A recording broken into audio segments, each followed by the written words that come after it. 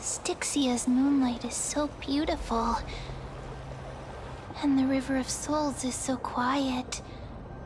It's like everything that happened was just a dream. I wonder if Cass is doing okay on the other side. If I write a letter and put it in a drift bottle, will she be able to read it? You're right. We promised Cass that we'd continue the flame chase journey, so we can't let her worry. Now's not the time to feel down. We gotta pull ourselves together. By the way, It was Miss Cypher who asked us to come here. But where has she gone? Huh? I don't know. This aura feels so familiar. Let's go check it out together. Be very careful. I have a bad feeling about this.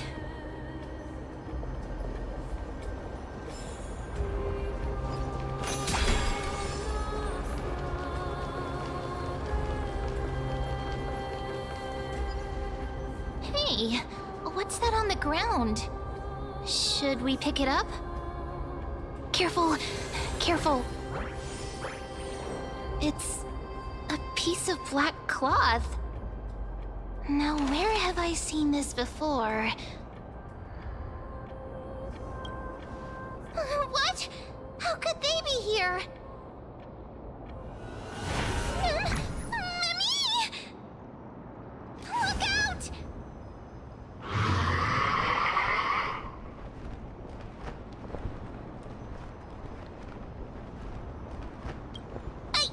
What? Now I'm sad. This isn't the time for jokes. Let's try our best to deal with them for now, and we'll slip into the past with time's power as soon as we can.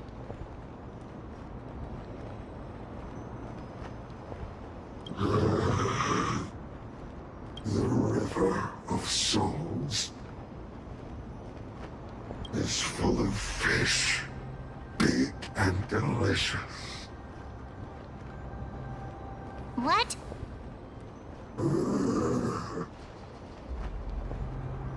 The flame chase journey stops.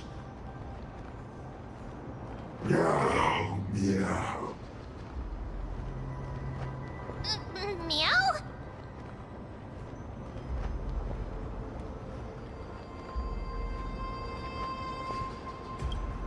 We already knew about the mad part, but are we still in danger?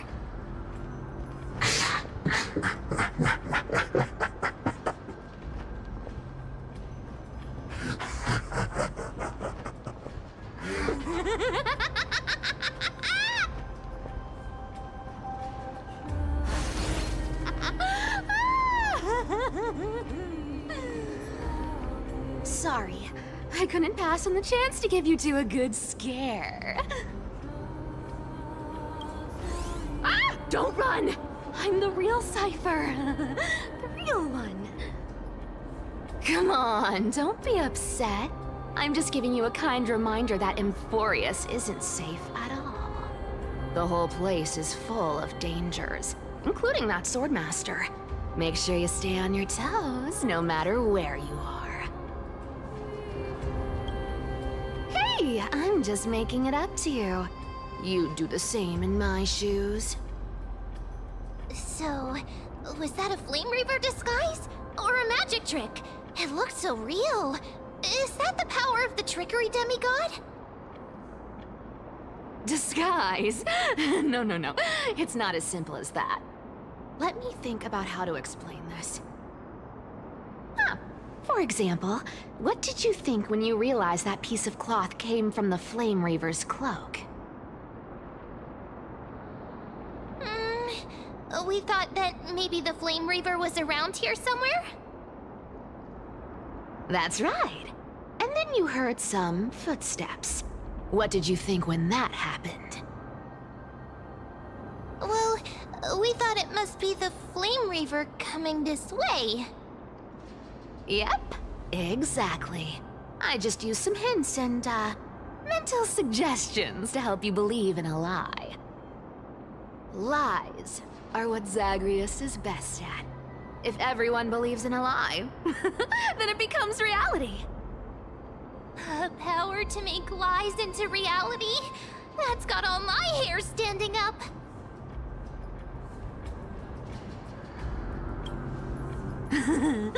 I sure love your arrogance, Grey Mystery.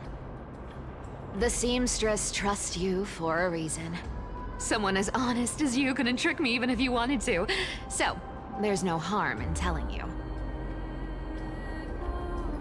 Besides, we still need to team up to go treasure hunting, right? Let's wrap up here. It's time to get going. Oh, was that your teleslate?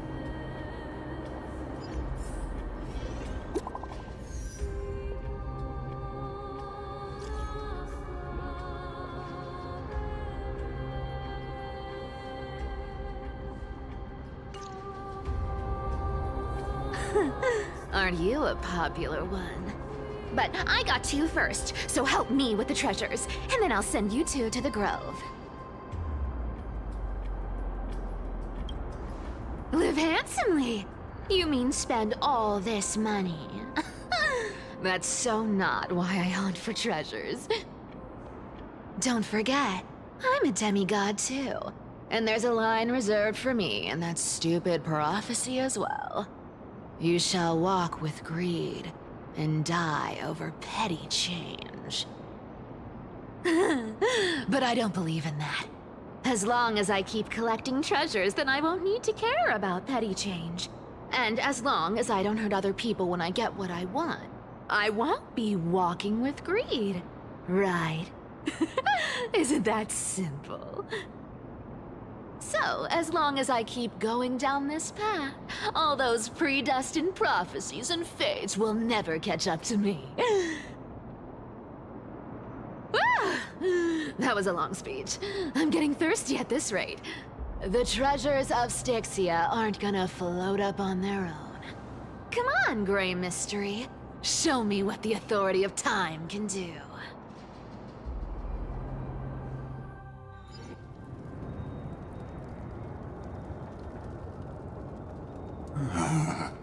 So, this is the car of the Astral Express you've spoken of. My repository of memories has been enriched with another fascinating piece of information. Thank you for leading me here, Lord Dan Heng.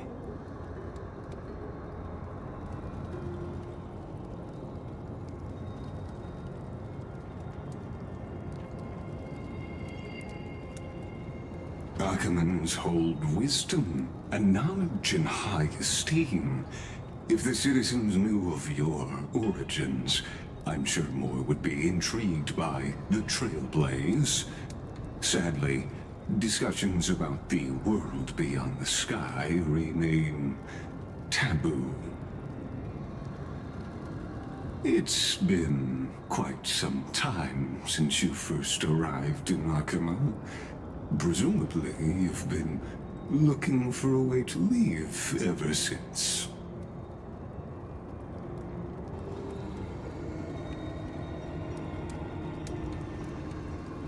Don't be too hard on yourself, my lord. This puzzle has stumped Emphorius' scholars for centuries. It isn't something you can solve overnight, even someone as gifted as yourself.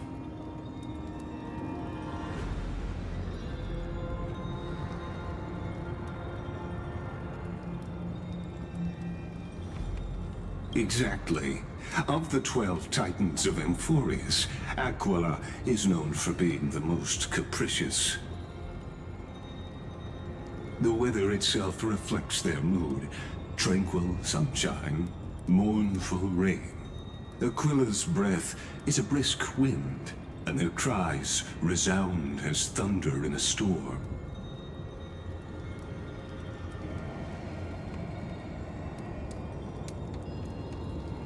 The sky above affects every citizen. It's clear that Lady Aglaya's decision to confront Aquila at the end of the Flame Chase journey was a carefully considered strategy.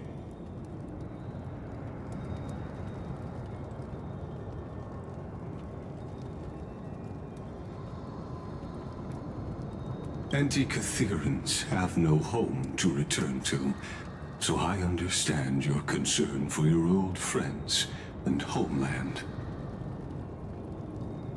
I used anti-Catherian technology, or scanning, as you might call it, to assess this car. Assuming my judgment is correct, I might be able to conduct a thorough overhaul of its power systems. Of course, that's only a few, my lord. Permit me to interact with it.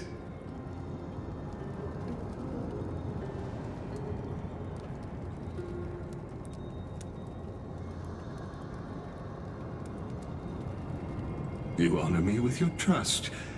I will be very careful.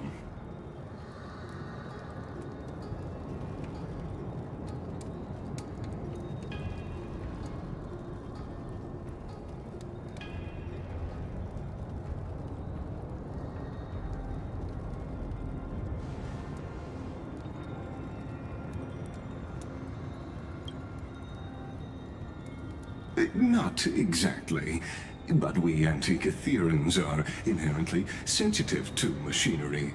Carefully endowed our kind with a unique advantage for analyzing and learning. If you give me some time, I might be able to fully restore this damaged car to its former glory.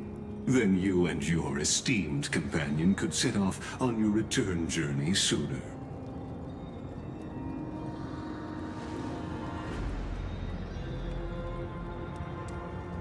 Hypothetically, Lord Dan Heng, if I could open up a path out of Amphorius that circumvents Aquila's divine punishment,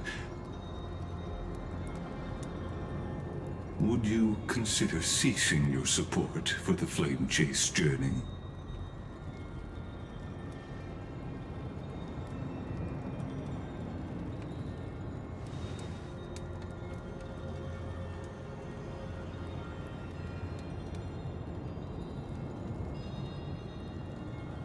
It's best if you don't delve too deeply into that question, my lord. All you need to know is, I can make it happen.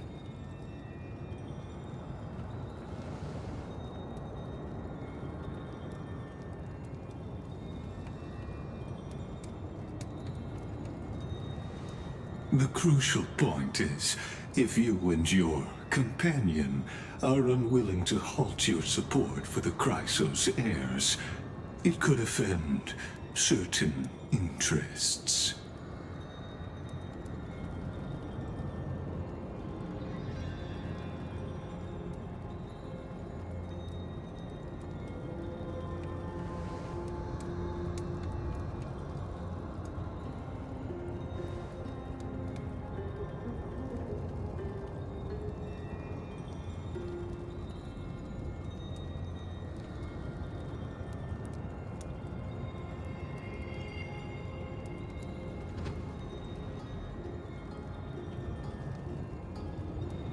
Your prudence impresses me, just as expected.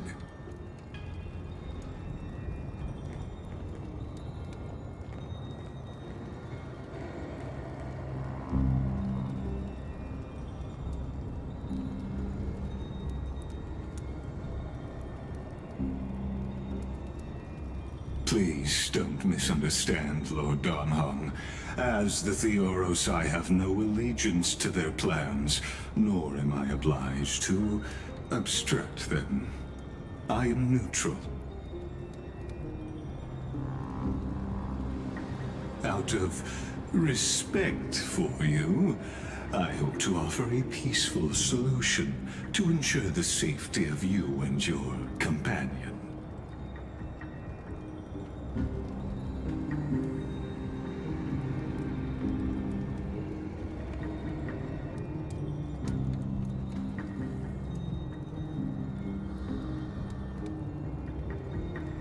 I will not.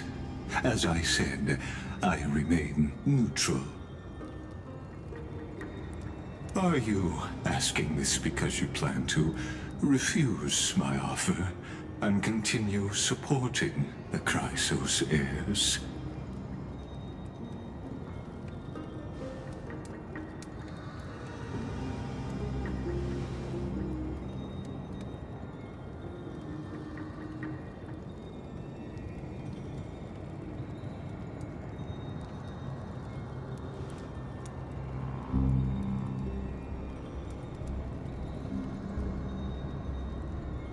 So I see.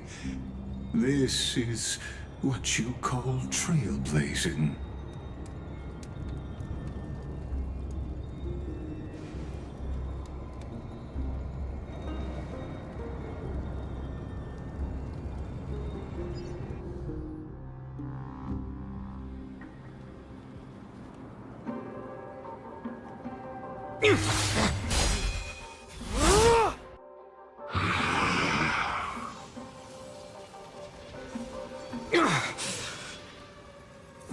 You have such overwhelming power, so why?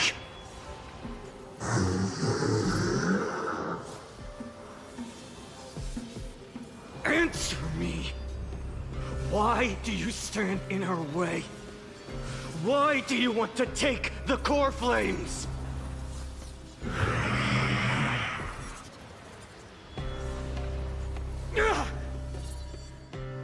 Oh no! He can't hold on anymore! Drag him back here, friend!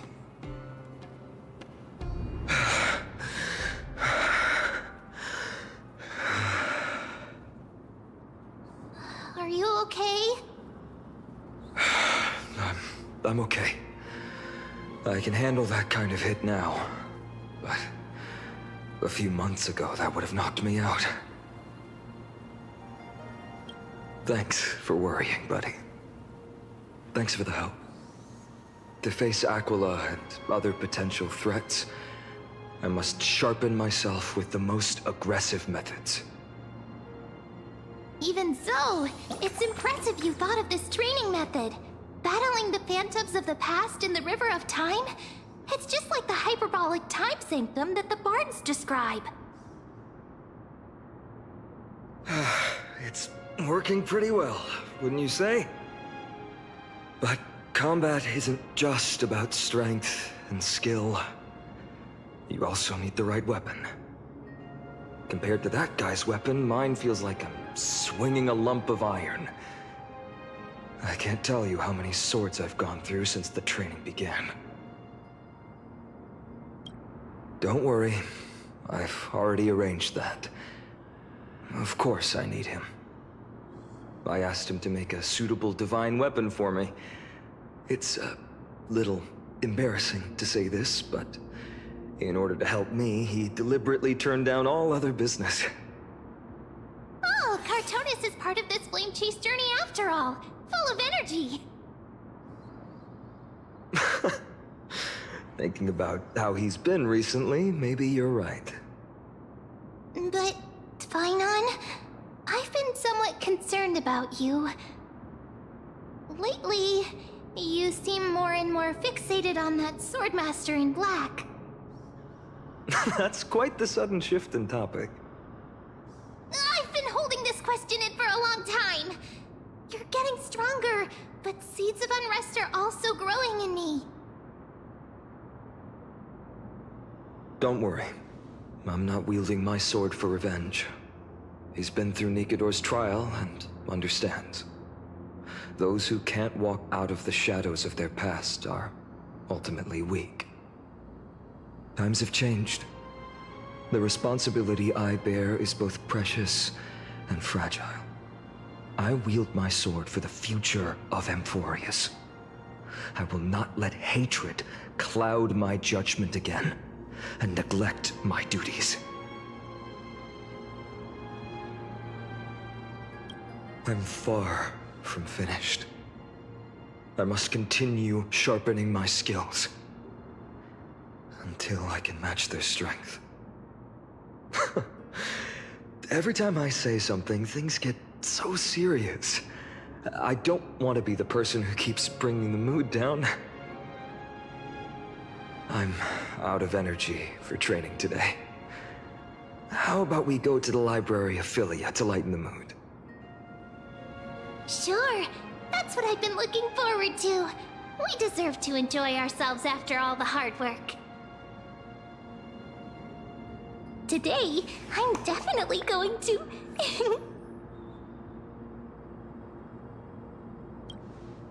A girl's little secret. Don't pry.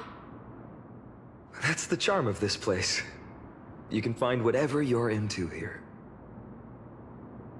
The three of us might not be into scholarly books, but we could still spend an entire day at the Library of Philia.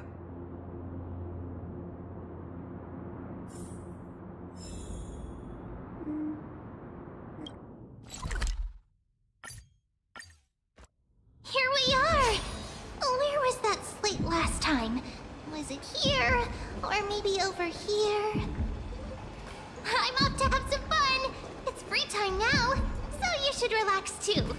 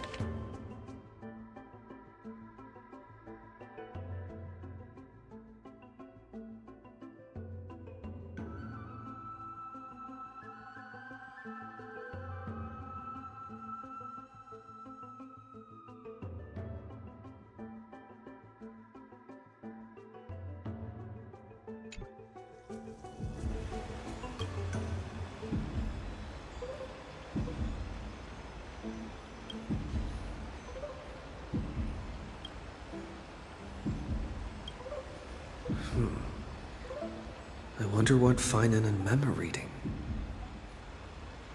Let's take a closer look.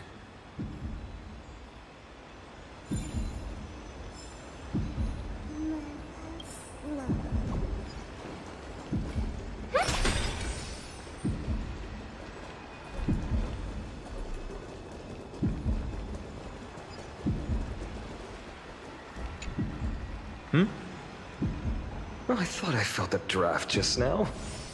Peeking isn't polite, my friend. You could have just asked. There's nothing embarrassing about it. Here, look, I'm reading this. Antiques Appraisal. How to Make a Fortune. Whew, your comments cut deep. It's tough to find a good comeback. I've spent a lot of time pondering how Aglaia became such an effective leader. Beyond the intangible qualities like personality and ethics, a major reason is her family wealth. That's the perk of growing up in a big city, isn't it? For those of us in the sticks, luck doesn't come as easily. It's 30% grind, 70% fate. Oops, I talked too much. As a leader, you need both integrity and integrity and skill.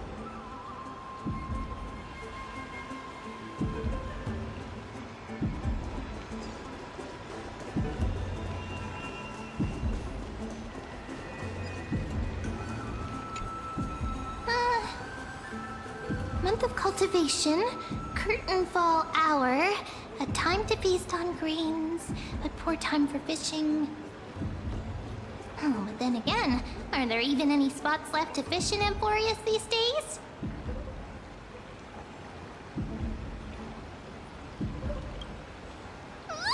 You scared me! Bursting into someone's world like that can really catch them off guard. Well, no more jokes. There's nothing here. I'll go look elsewhere. Something's odd about Mem. What are they flipping through?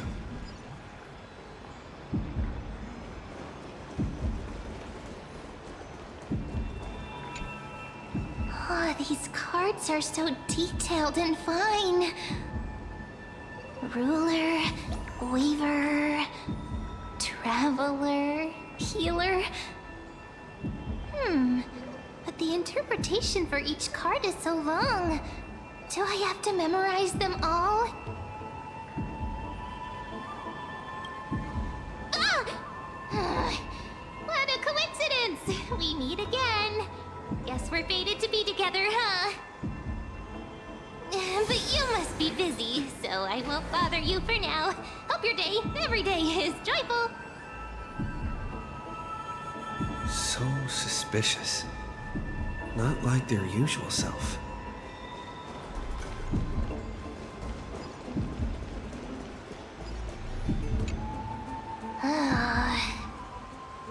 You sure are persistent.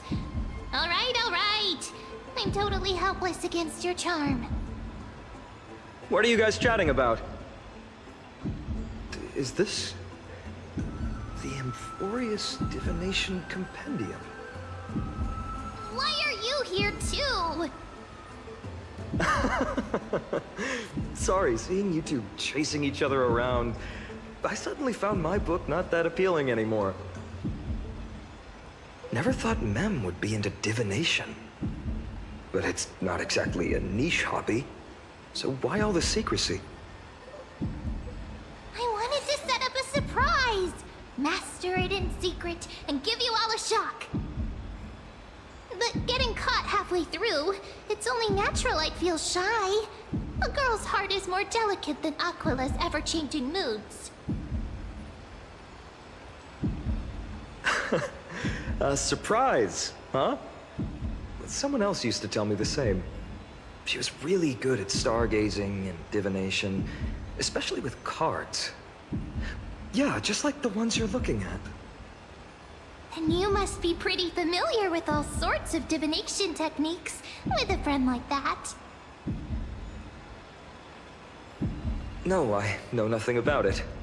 I've never really believed in using cards or bones to predict the future. If the good omens foretold by divination were true, my hometown, Heidi's Elysiae, wouldn't have disappeared. Don't forget, we've got Lady Trina. Every other form of divination is just smoke and mirrors or cleverly rehearsed tricks compared to her flawless prophecies.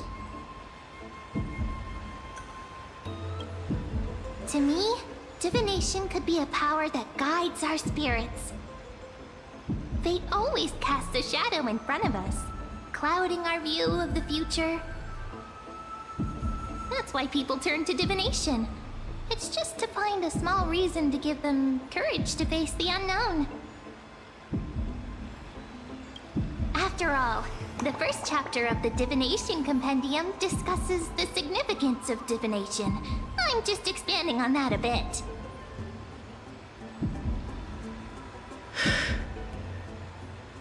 Strange. That person I knew used to say similar things. Looking back, whenever she interpreted a card for me, I couldn't help but feel uneasy. Even though I never believed in the outcomes. Maybe it was her tone. Cyrene. She could paint a complete fantasy so vividly, it utterly captivated me as a child. Right, I still carry a card she once used. Do you want to see it? Oh, wow! It's so exquisite! I'd love to have a card like that.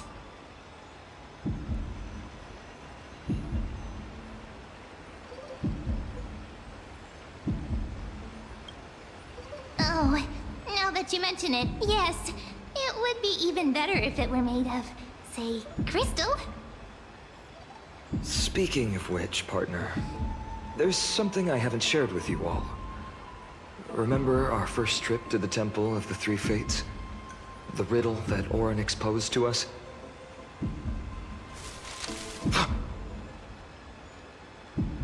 Who's there?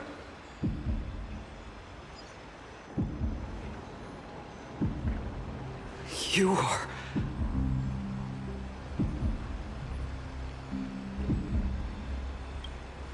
These folks are up to no good. Black clothing, masks decorated with golden blood. Are they cleaners? To directly call us by our name, it seems you Lord Phainon, have studied the forgotten history of Amphorius quite thoroughly. Your friend seems quite interested in us. Perhaps you could explain, Lord Phainon. It would be the polite thing. We can't let our esteemed guests pass away without understanding. During the Chrysos War, to combat the Chrysos heirs, several cities formed an underground assassin squad called the Cleaners. Their task was to erase anyone with golden blood from existence. Assassination, poisoning, political persecution. They would do anything to achieve their objective. Well, this historical perspective seems biased, glossing over the Chrysos heirs' abuse of divine powers and their blatant initiation of war in order to defame our predecessors. Could you disclose the name of the author behind this popular legend, Lord Phainon? I'd hate for the innocent children of Akama to be tainted by such slanted narratives. You should have stayed buried in the dust of history. The Citizens' Assembly has once again legitimized the mission of the Chrysos heirs. But as for you, not one citizen would cast their vote for you. Executioners lurking in the shadows. What does it matter? We've long since stopped expecting to be understood. People have become too accustomed to peace, and they've forgotten the disasters that arose from allowing generations of the Chrysos heirs to rule. Complete nonsense. Did you really travel all the way to the Grove just to have an argument? I enjoy dealing with people as straightforward as you, Lord Phainon. You've probably figured out why we've come before you.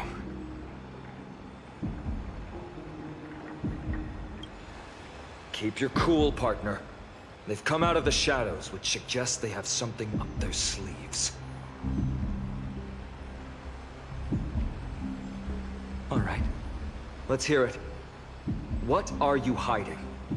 But watch your language and don't say anything you might regret. My shoulders might be sore and my sword a tad dull, but it's still enough to slice off your tongues.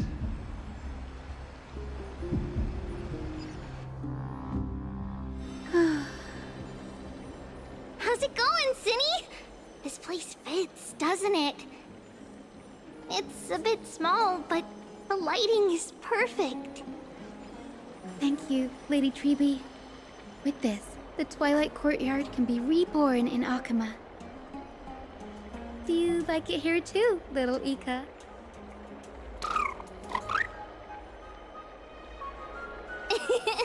It's so bright here. Maybe you should rename it? How about Luminous Courtyard? Lady Treeby makes a good point. But Twilight Courtyard carries the long history of the descendants of the sky, and I'd like it to continue. Right. How does the legend go again? Even Lady Treeby forgets things. We just haven't prepared lessons in a while now, so we're a bit rusty. Just give us some time and we'll remember. Ah! Now we remember. Kremnos and the Firmament, Volume 3, Section 5. With Seliosi, the Day Thunder Knight, striking down the Eye of Twilight, the divine war between Nikador and Aquila, which spanned centuries, came to an end. Thereafter, the Skyfolk gradually declined. Numerous sky fortresses were abandoned, and their descendants began to establish themselves on the land. Finally, those descended from Seliosi the Day Thunder Knight were welcomed by the scholars under Circes and established the Twilight Courtyard in the Grove. The historical records seem slightly at odds with our memories. But the details from that time have become somewhat hazy to us. Oh, I forgot. For a Lady Treeby, history is more than just words on a page. It's something you've personally lived through.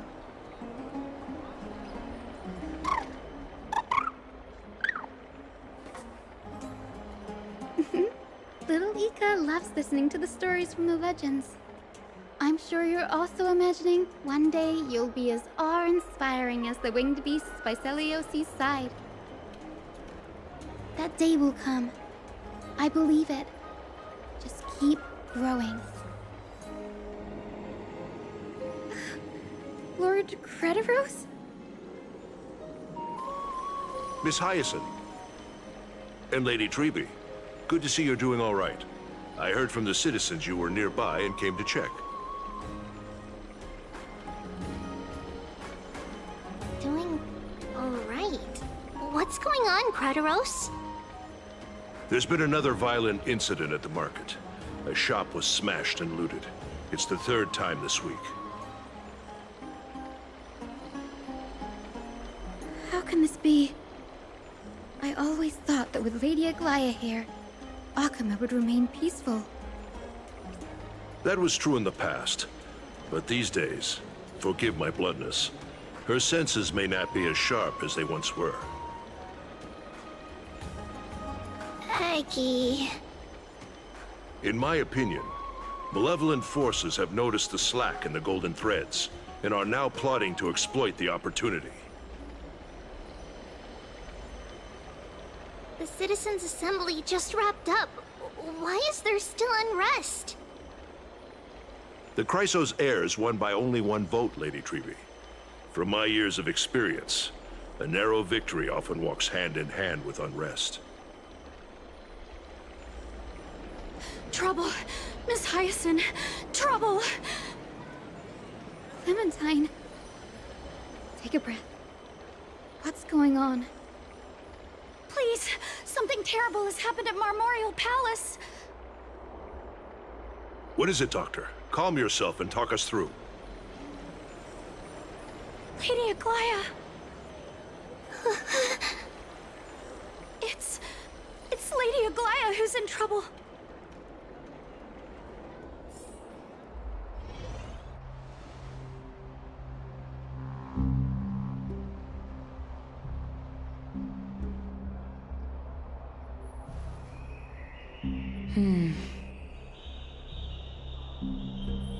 I still remember. This bath that overlooks the entire palace was built by the Council of Elders 900 years ago. Its purpose was to commemorate the first Flame Chase journey, and to remember the heroes who made great sacrifices for Amphorius a millennium ago. Rules were set then. No one was allowed to enter, apart from guests invited by the Goldweaver. But, I guess, you're no longer pretending to follow the rules, are you, Lady Kindness?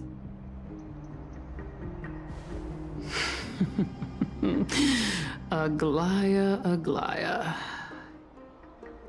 You ageless witch, hiding behind a divine facade to deceive mortals. We've been far too kind with you. Kind? There's no need to use such a word to cover up your incompetence. Anaxagoras humiliated all of you before the citizens. If you still had any shred of shame, you'd throw yourselves from dawn cloud at the curtainfall hour to salvage the last fragments of your dignity. Demigod, why not gaze into the water's reflection and see the wretched face you wear now? These days you're not only blind, but also deaf. The cleaners were born for this moment. When all orders, rules, and laws fail to restrain you, it's time for the dagger to pass judgment. If you're in such a hurry, give it a try. Going toe-to-toe with a demigod? We're not that foolish. The dagger isn't at your throat, but...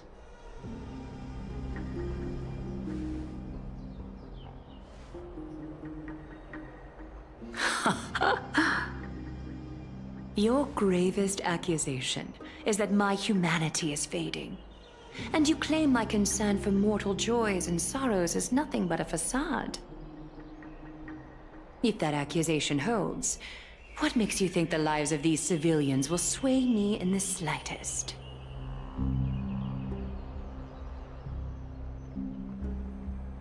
Fine.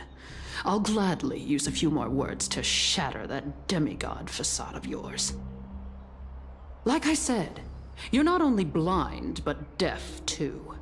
Lately, your control over Akama has weakened. You failed to notice the thefts we arranged in the market, nor did you catch wind of the meetings happening in the Tromas workshop. Plots are unfolding right under your nose, yet you remain indifferent. Humanity? Fading? Aglaya, why not use your precious golden thread to peer into my thoughts? See if the gift we've so meticulously prepared for you can move that cold demigod heart of yours.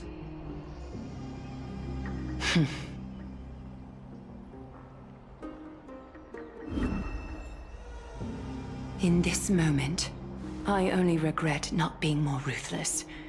Because your evil is beyond cure.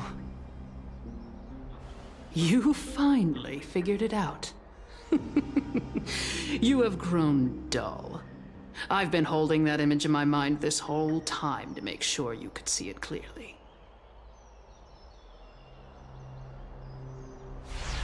I want you to have this knucklebone talisman, Big Sis. I hope it brings you luck every day and keeps you safe from bullies. That girl who can't speak or hear. What if she accidentally lost her eyes too? You know better than anyone what it feels like to lose your sight. Imagine if 1,000 years ago you, already blind, had also lost your voice and hearing in your youth. Would you still have become the Aglaya you are today? Look at those broken, pleading eyes. How disappointing. We overestimated your cunning. If this plan fails, we still have dozens of splendid parting gifts prepared. Demigod, would you like to hear about them? I thought I could buy some more time. In these 1,000 years, I've witnessed the fall of 10 titans. From my naive arrogance at the beginning to slowly learning how to guide others.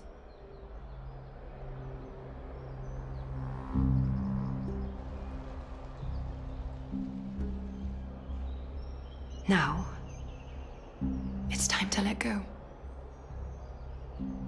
I should be grateful. Grateful that I've reached this moment. To let my departure become a path for others to follow.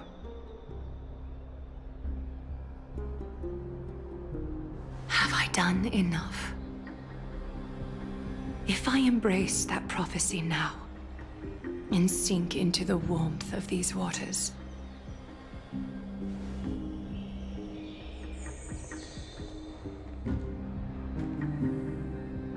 will the wandering wind stop to mourn me, Cyphra?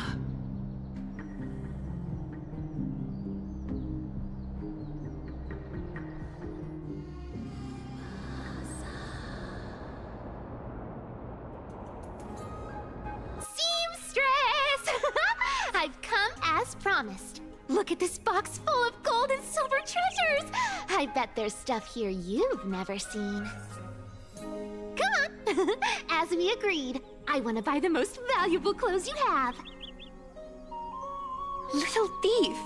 You've got some nerve, barging into my shop dressed in those tattered rags. What have you brought? Let me see. Here, take a look. Only the finest goods. See the sapphire? It's even more blue than Fagusa's eyes. Such exquisite luster. I've only seen an ocean's tear of this quality in my mother's treasury. Wait. You've seen one before. And here I thought I'd leave you speechless. What a letdown. It's just an old memory. My family estate all burned to ashes long ago. This workshop is what I built from scratch. Wow, a daughter rebuilding her family business. How admirable. Enough with the jokes. At least you did get to enjoy those luxuries. Mind your manners, kitty.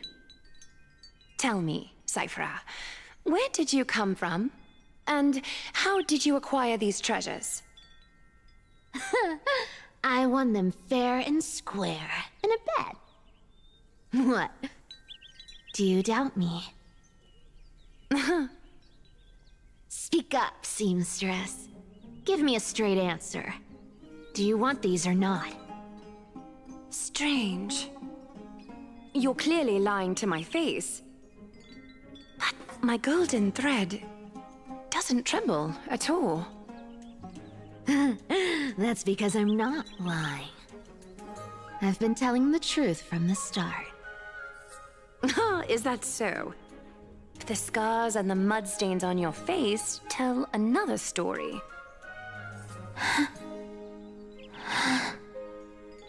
Oh, come on. Can't we just do business without all this chatter? Don't worry. I didn't leave any evidence, so no one will bother you. How can I trust a word you say when you're so skilled at lying? Dealing with you rich people is such a pain. Always wasting my time. Fine, if you don't want it. There are plenty of others who do. Hold on. Your treasure? I'll accept it. But these alone aren't enough to purchase the Gold Weaver's finest clothes. That said, I do have something that would suit you perfectly. Oh. What do you have in mind? Look. Come a bit closer. Oh, it's shimmering gold. Absolutely stunning. These golden boots are the Gold Weaver's greatest treasures. Though not as valuable as the most precious gowns, they hold a magical power. Legend has it that Zagreus blessed these boots, allowing anyone who wears them to move swiftly and silently. Put them on, Cyphera. Then don't get caught again. A face as lovely as yours deserves better protection.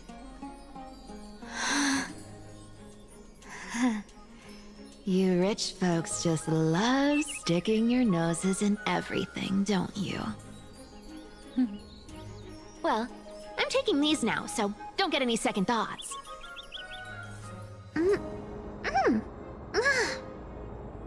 What's wrong? Do you have a smaller size? These are way too big for me. Well, I suppose you'll have to grow into them.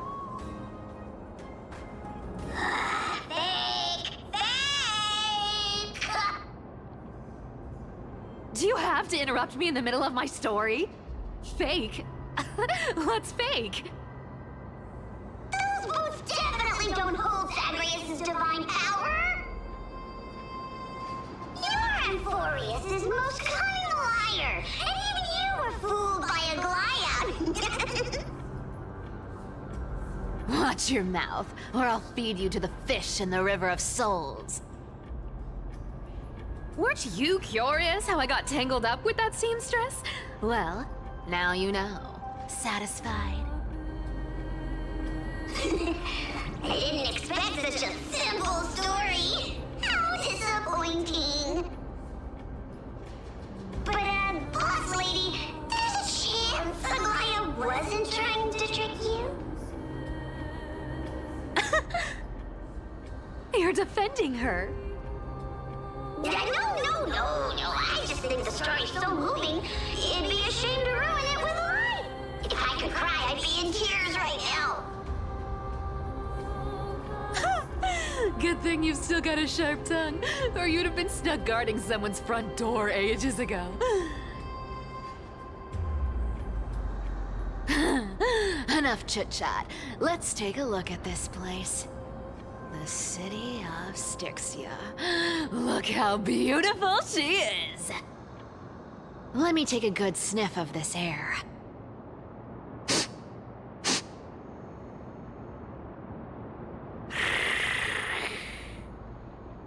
This air, it's filled with the scent of treasure everywhere.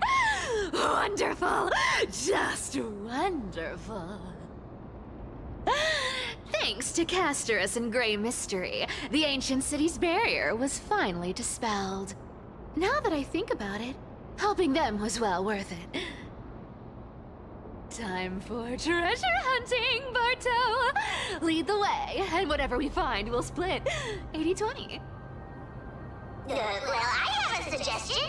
How about 70-30 instead? Listen closely. Do you hear that? The gnawfish in the River of Souls are growling with hunger. 80-20 it is! How generous you are, Boss Lady Cypher! Anyway, what's with all this water? It's damp, cold, and miserable here. I hate it.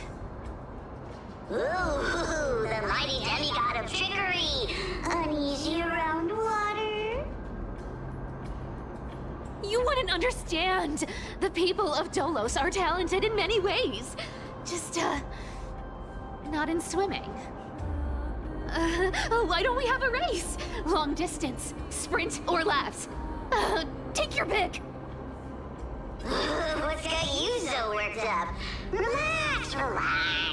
Who would have thought the fearless Lady Cypher was afraid of water? Cats hate getting wet. What's so hard to understand about that? Now, hurry up and figure out a way across, or I might have to reconsider our split. Don't rush me! Let me take a look around! Got it! Let's use that thing! Come on! Follow me, boss lady! Not a good imitation. I'll play along. Let's see where this goes, Bartolos. Tell me, how did you hunt for treasure when I wasn't around, boss lady? Trying to trick me into saying something. Not a chance. You're as sharp as ever. Ooh, interesting. Very interesting. Was this device designed by priests of Ornyx? Do you think you can handle it?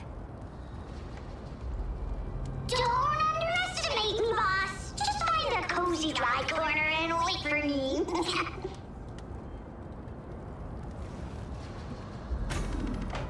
Mission accomplished. Now you don't have to worry about your tail getting wet.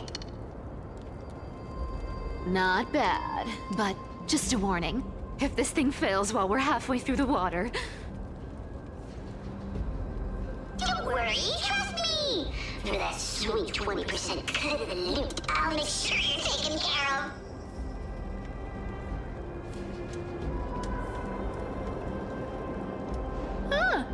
This feels truly magical.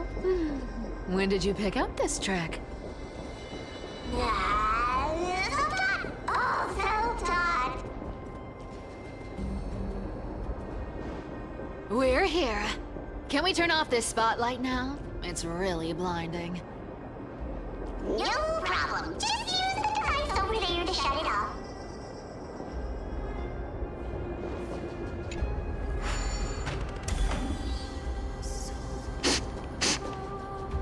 The scent of gold coins, gems, and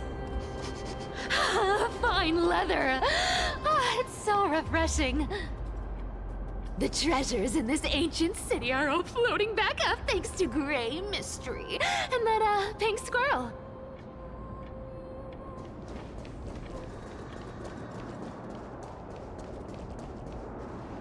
Yes, right here. What are you waiting for? Start digging. Roger that! Watch me!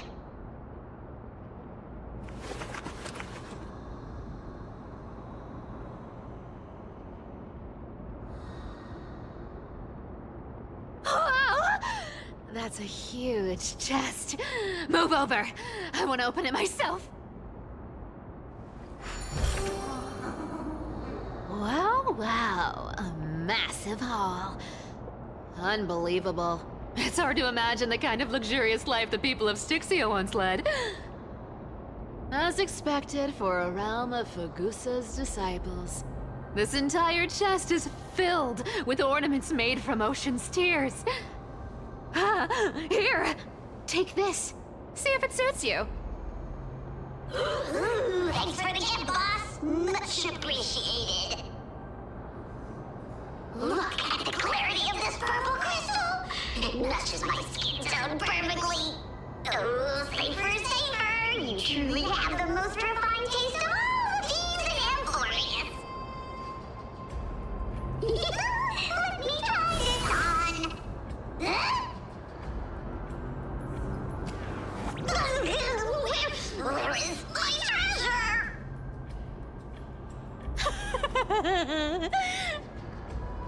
How long have we known each other?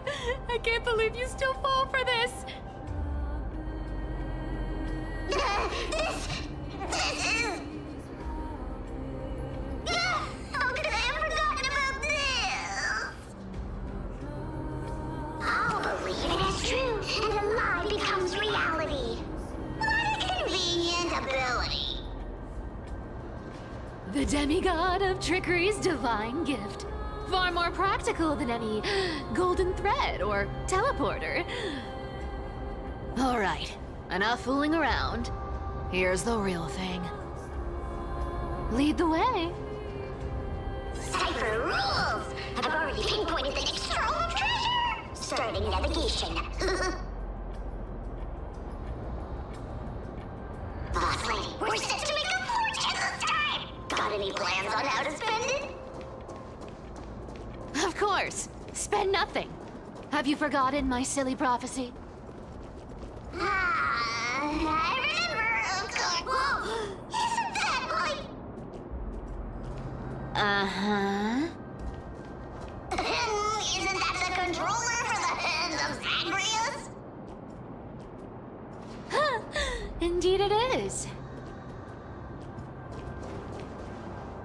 Once activated, this thing makes a racket that can be heard for miles. It's just too stupid.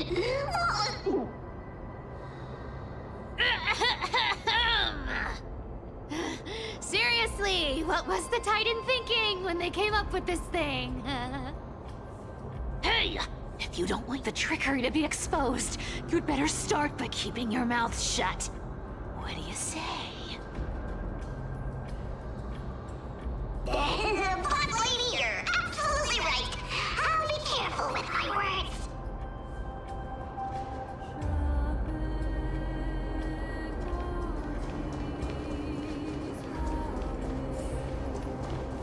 Here we go round the river of souls.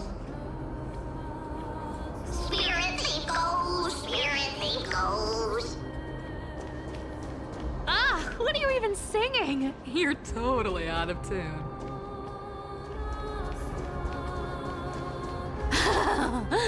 There's a big guy guarding this place. Yeah, big and dumb. Just a pure lump of stupidity.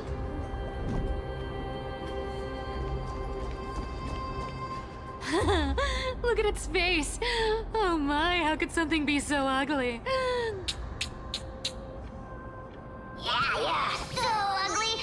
Ugly enough to make even me, a little imp without a digestive system, feel nauseous. If that ugly brute messes up my face, even the stoic Talantin might end up shedding a tear. Indeed, that would be heartbreaking. Clearly running away is the sensible choice.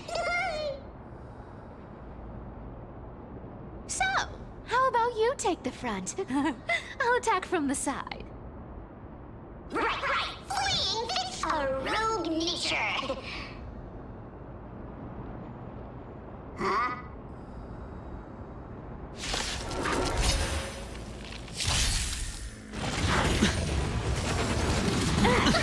Resonate all together. Open sesame. Watch your head. Time to twirl. Store's echo. Expand your thinking. No dirty. Oh, Time to twirl. bust. Or maybe I'll take it all. This big diamond, it's all yours. Endless riddle. Nothing but a void. Time to twirl. Watch your head.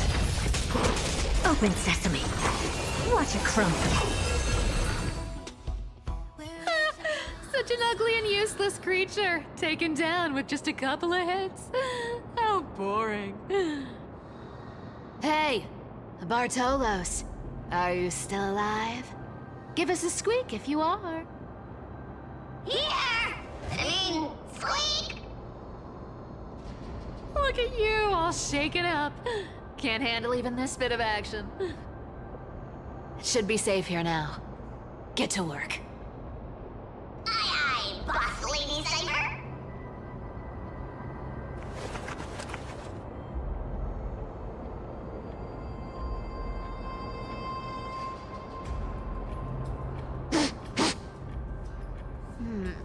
It doesn't smell like anything valuable this time.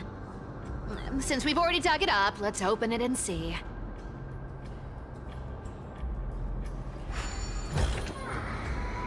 Huh. Is this?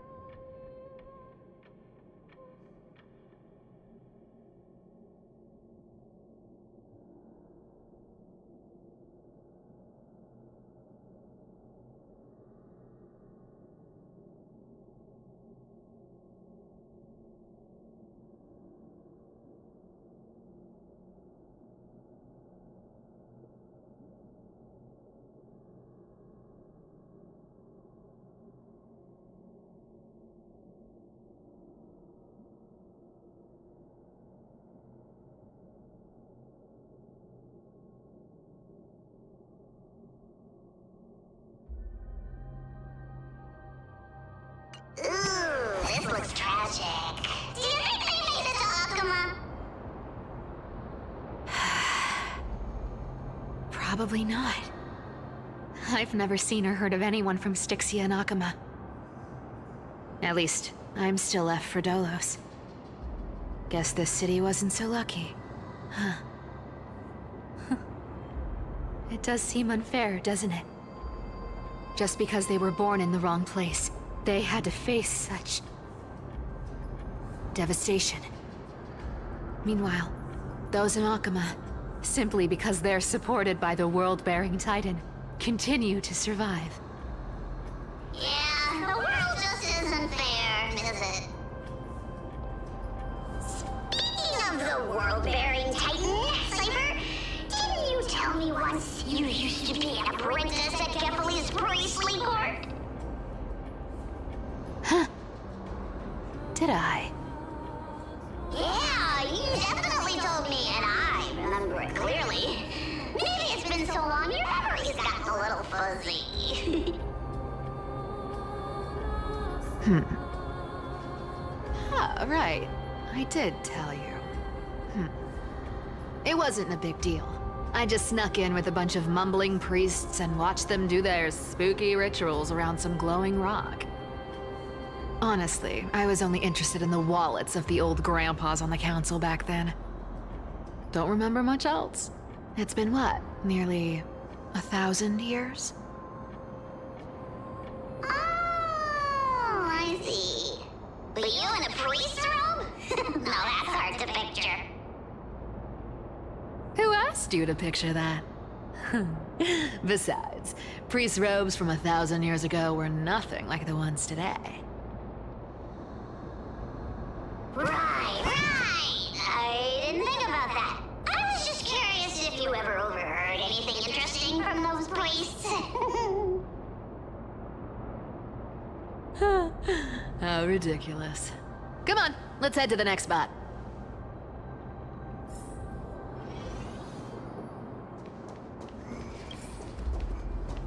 Where did this roadblock come from? Ugh, this is so annoying. The treasure is right in front of us. Oh dear, we're stuck here. But I have a plan. Should we call on that big, noisy, cumbersome hand of Xandrith? Never thought that thing would actually come in handy. All right.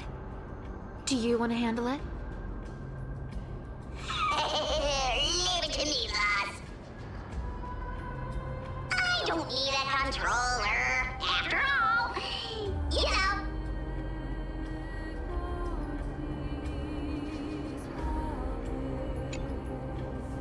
Hand of Zagreus, my darling. Activate!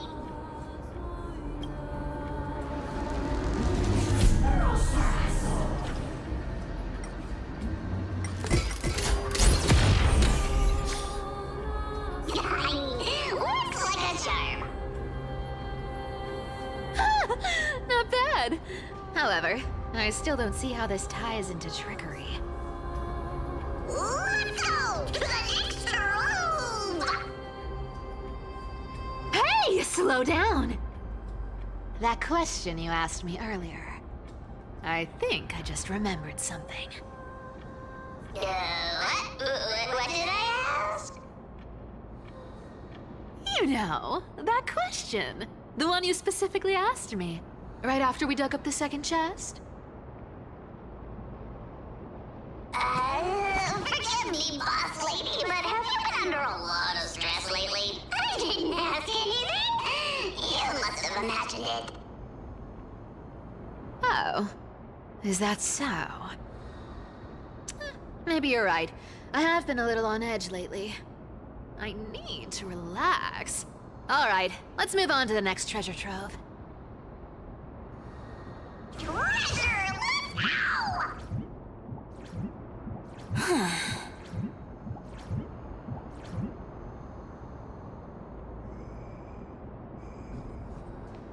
Twinkle, twinkle in my chest, how this core flame is the best.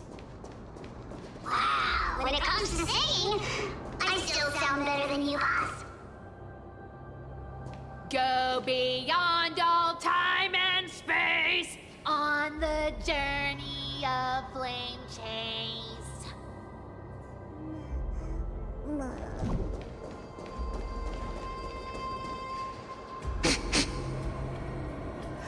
This scent feels like something incredible is buried here. Incredible indeed! If even Boss Lady says so, how could I not be excited? Do I need to give instructions here? Get digging.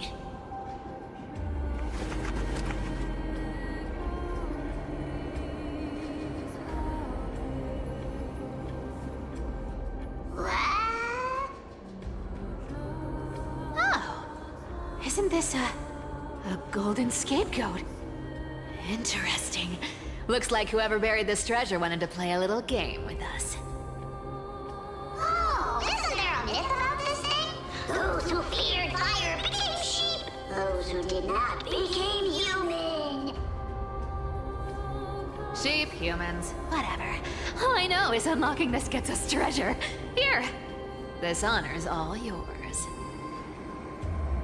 Puzzles and tricks are right up my alley. Just leave it to little old me.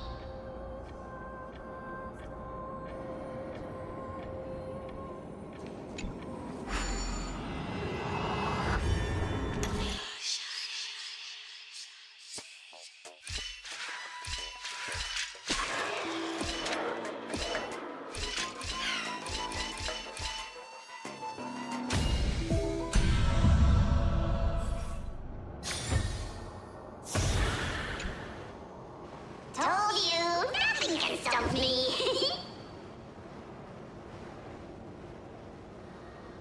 Cypher, it's your turn now. Stop! Stay there, and don't turn around. Huh? What do you mean?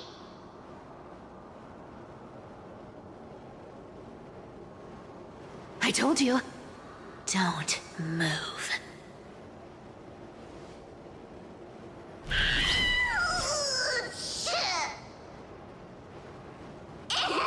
My poor old back. What are you doing? Shh, quiet. Don't say anything unnecessary. That seamstress. She's listening. What? Boss, do you mean? Stay put and keep quiet. I'll handle her. Whoa, whoa! Seamstress. Getting sneaky, aren't we? Did you think I wouldn't notice your little spies lurking around me?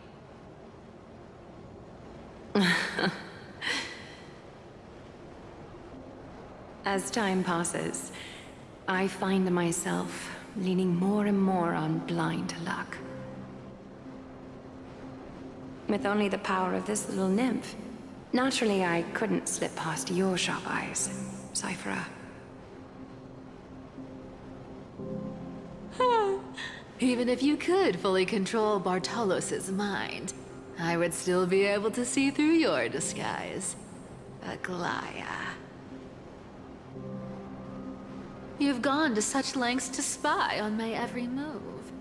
What exactly are you after? I've told you before, you don't need me to succeed. Why don't you just let this go?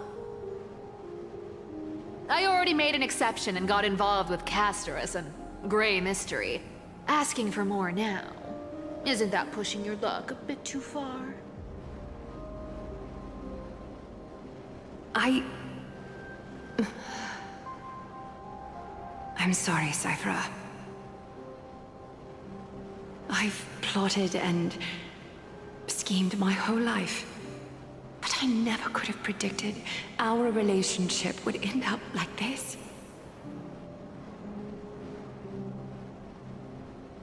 I've spent centuries trying to figure out where I went wrong, replaying every moment over and over.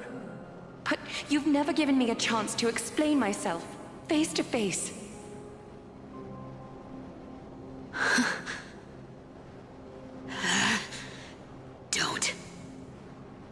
Don't talk to me like that. You know I can't take it.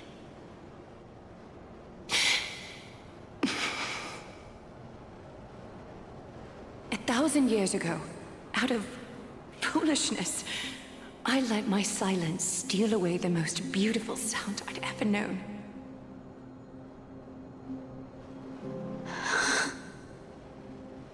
Nice humans. So this time, I must say this to you, even if it's all in vain. I need you, Cyphera. The Chrysos Heirs mission needs you. The finale I've delayed for far too long. It's finally here. Whatever resentment you still hold against me will fade once I'm gone. Please, come back to Akama. I'm begging you. Without you, they don't stand a chance.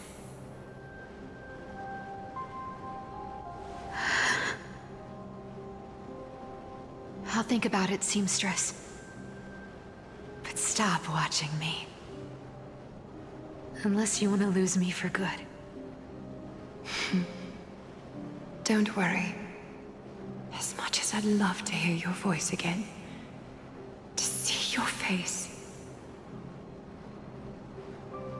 it seems that chance will never come. Goodbye, Cyphera.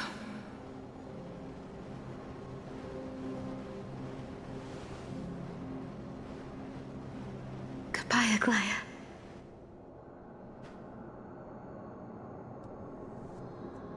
Ah, what a shame. I thought there'd be some real treasure under that goat's head.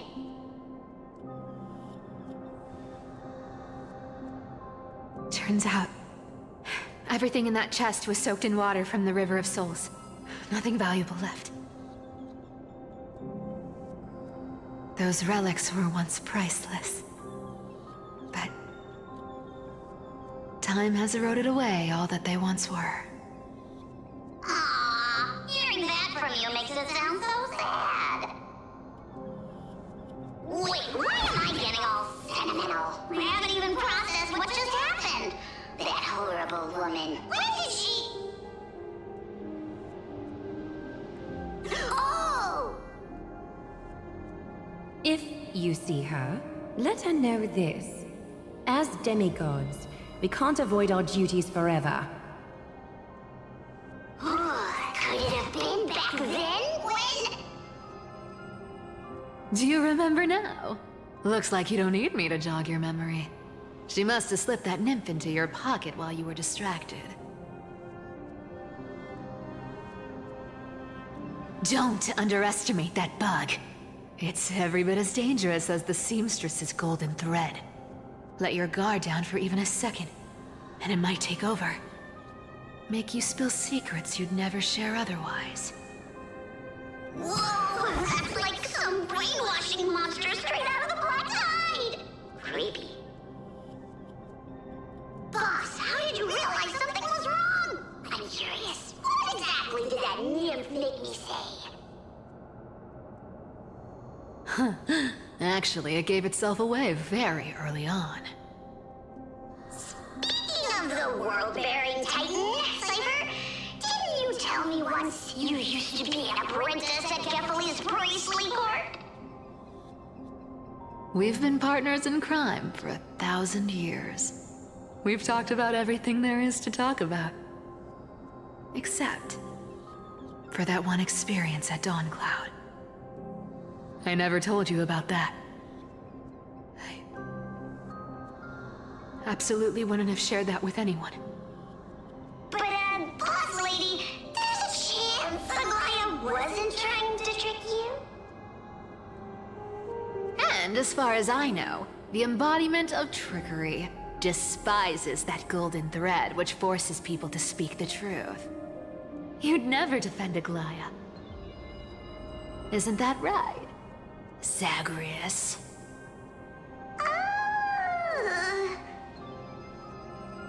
You have a terrifyingly sharp mind. After all, I'm the only one in the world who knows you're still alive. To make sure you survive the Titan trial, I had to fool the entire world. If you want to keep that lie from falling apart, you'd better keep playing your part in the days ahead.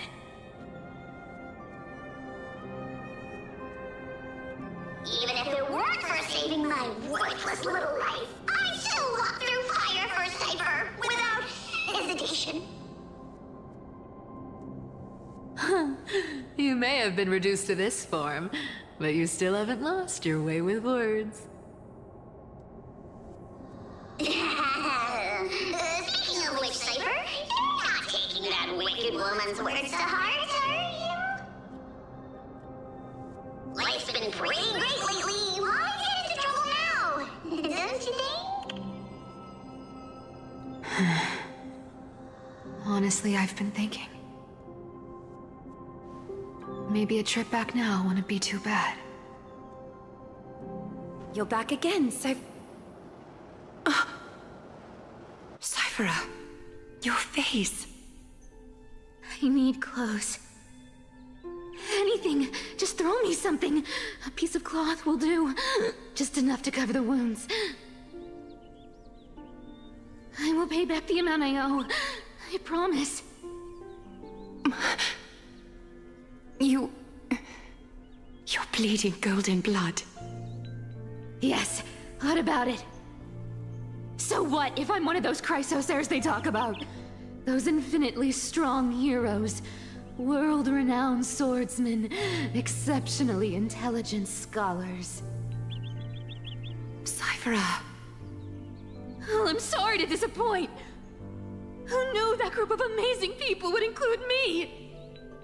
A pauper, thief, con artist. Maybe I should just make another cut to drain all this yellow stuff out of me and... Stop it, Cyphera. I'll give you clothes, warm you up, and stay here. Stay in my workshop until you're healed. Aren't you going to ask me how I got these wounds?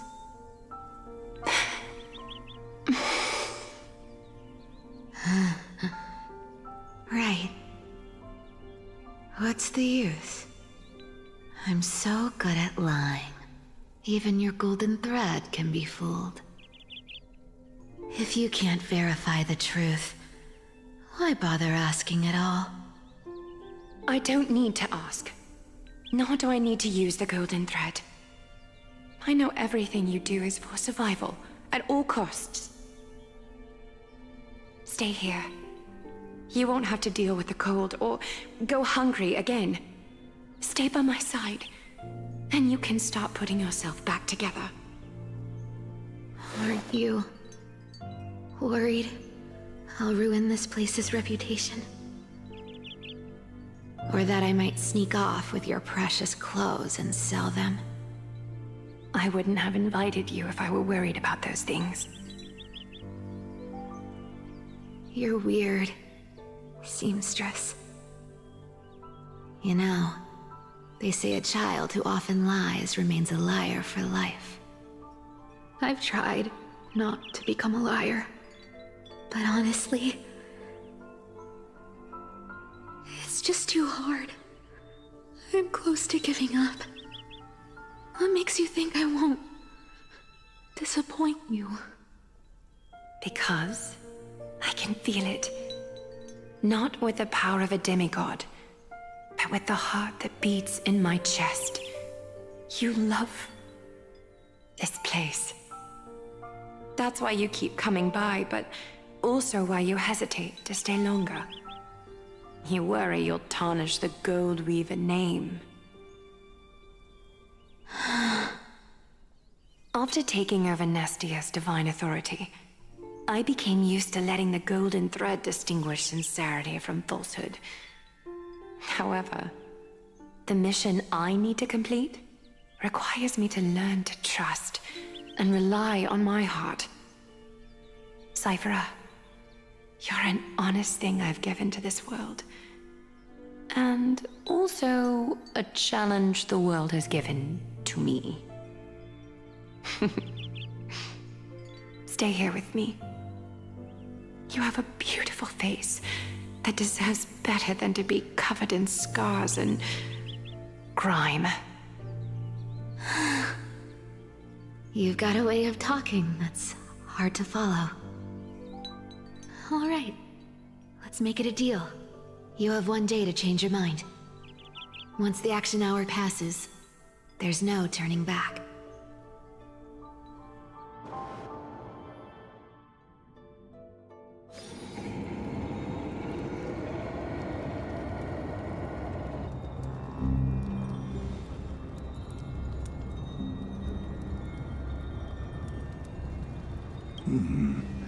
Pressure. Fear. Planting seeds of anxiety. It seems this is the strategy they've chosen.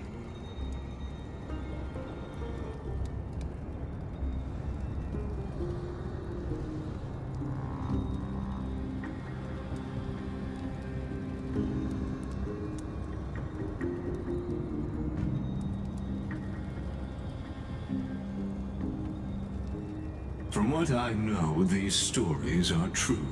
The kindness we know today, strictly speaking, is the 27th kindness. Objectively, the rise of the Cleaners was both inevitable and necessary. Yet, their ruthless and twisted methods earned them nothing but disdain and condemnation from history.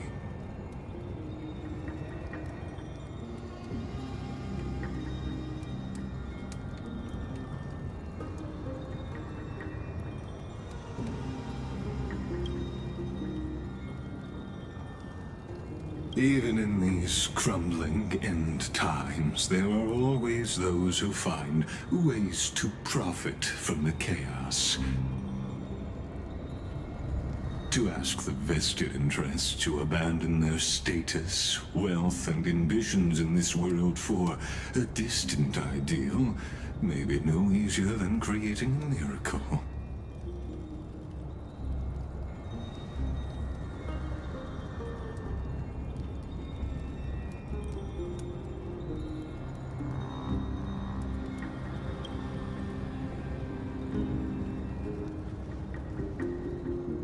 There you are, Lord Dan Heng. We couldn't reach you on the teleslate, so the Holy City Guard almost assumed you two had met some terrible fate.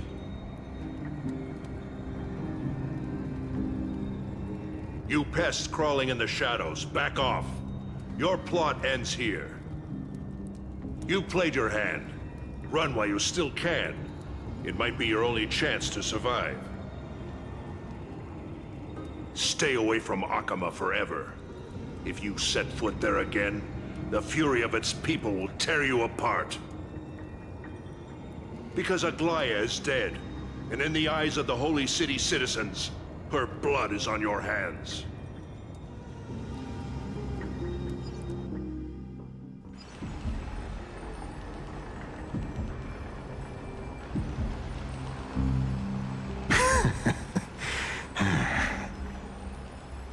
Looks like she was wrong about you.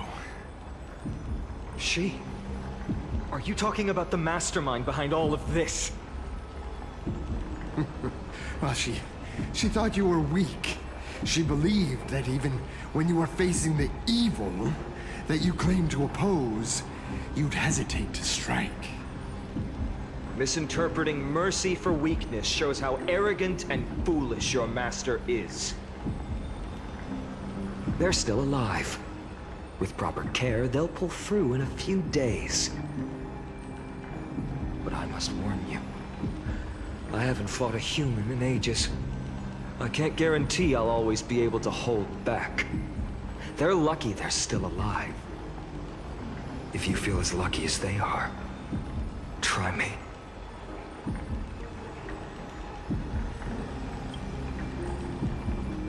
Phainon is seriously upset. Get out of here. Don't show your face around us again. If your master wants to stop the flame chase journey, she'd better bring an army that makes Kremnos at its peak look like child's play. I've said it more than once, Lord Phainon. We're not here to start a fight. We came only to ensure you weren't anywhere else.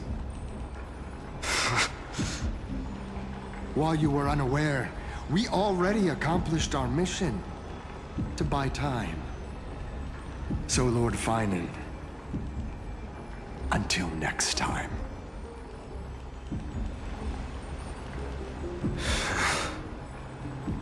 Are you okay? I'm fine. Anyone who uses innocent lives as bargaining chips has gone too far.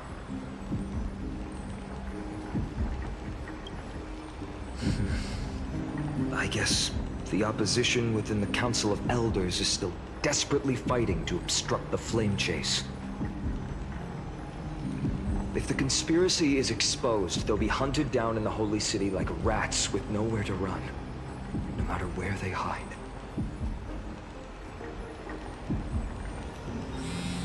Martellosley.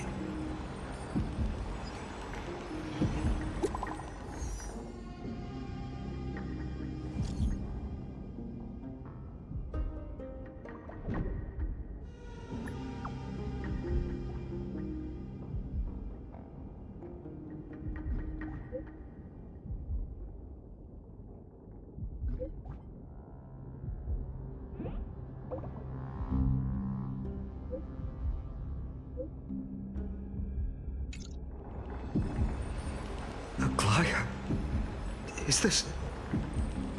blasted? Those guys... But how could they possibly... Stay calm. This could just be one of her schemes. I won't believe it until I see it for myself. Phainon, what should we do now? Stay on course. I'll contact Treeby and ask her to keep the citizens calm. We'll hurry back to Akama as fast as possible and assess the situation in the city. If we run into any enemies along the way, I won't be merciful this time.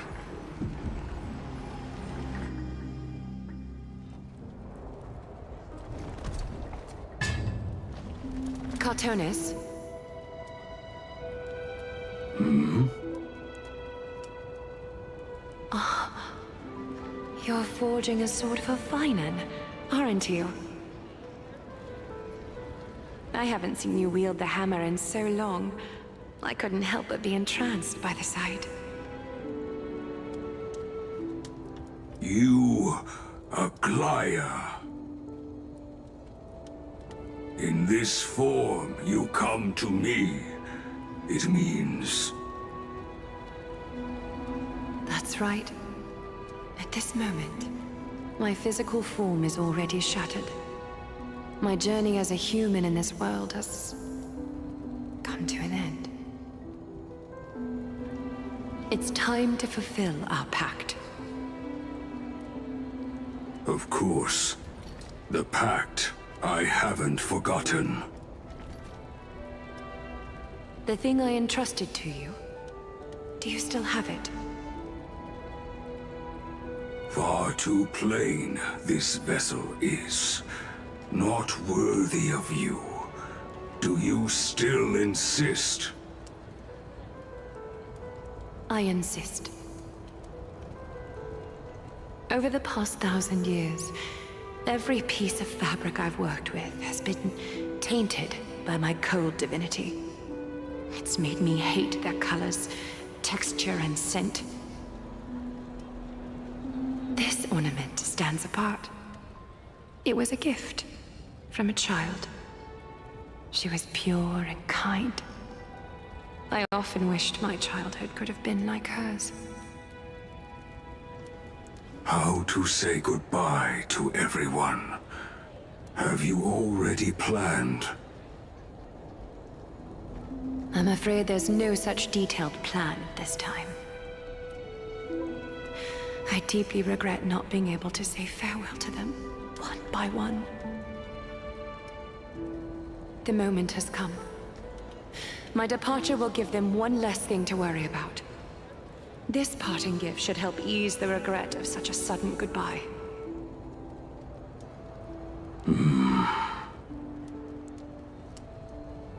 Invented for the Titans, Kremnos' soul-forging technology was.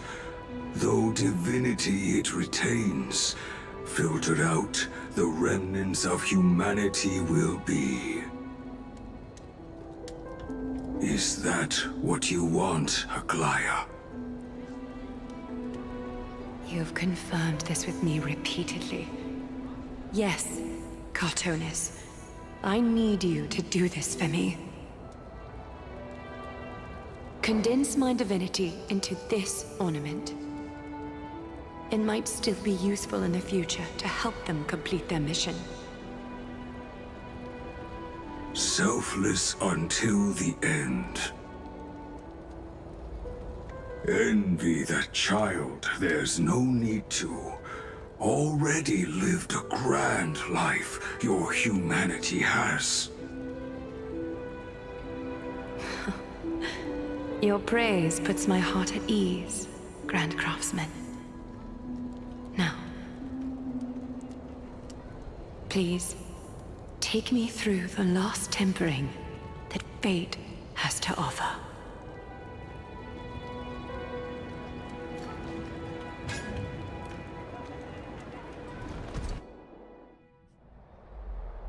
The city is silent, and tension is building with every passing second.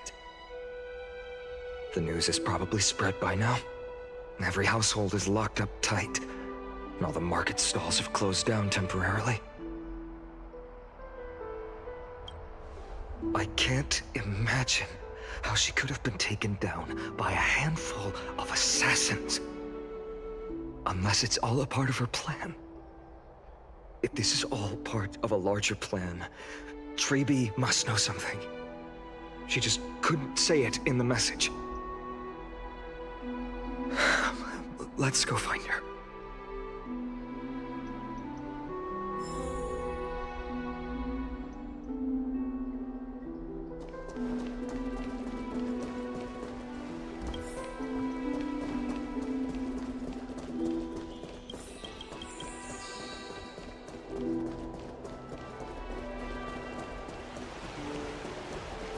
Dan Heng came back before us.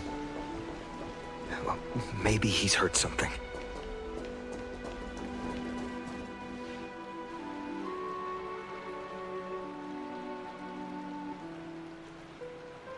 Don't worry.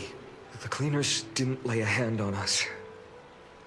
Lord Kratos, were you in the city when it happened? What exactly went down?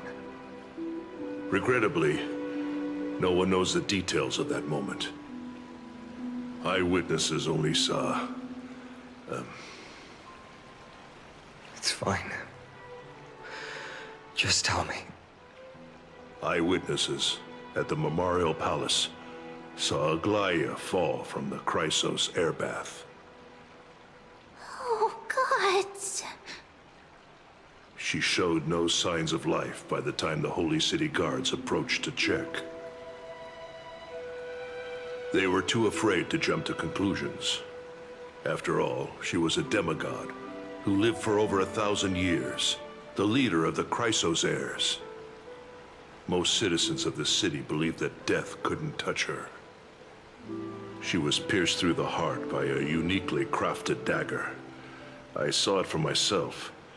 It's one of the weapons carried by the cleaners.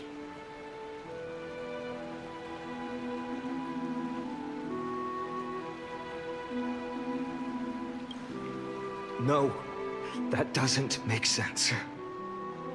The ones who appeared in the Grove, and those who confronted Dan Heng in the Abyss, didn't immediately resort to violence. They were just watching and trying to intimidate.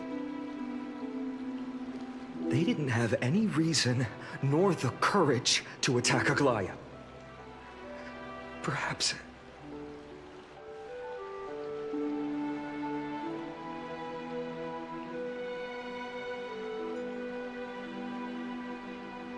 I'll stay here to lead the guards and maintain order. Find out what happened, but don't take too long. With Aglaya gone, someone has to take her place and lead Akama. Also, Miss Hyacinth was the one who declared Aglaya dead. You might want to speak with her. Thank you, Lord Craterose.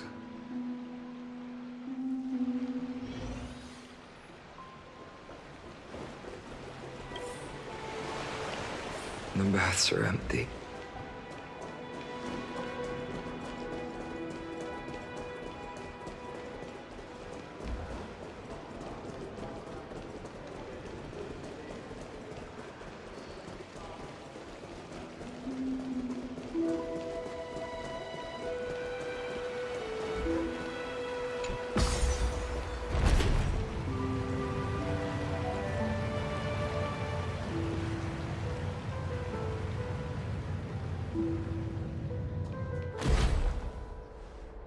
Hyacinth.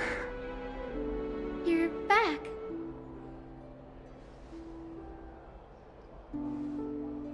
I'm fine. I've been staying close to Lady Treeby and Lady Phainon after the incident.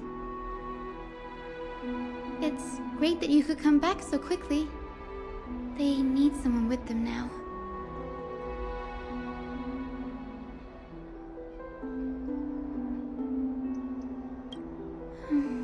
Not well. After all, we witnessed Lady Aglaya's last moments.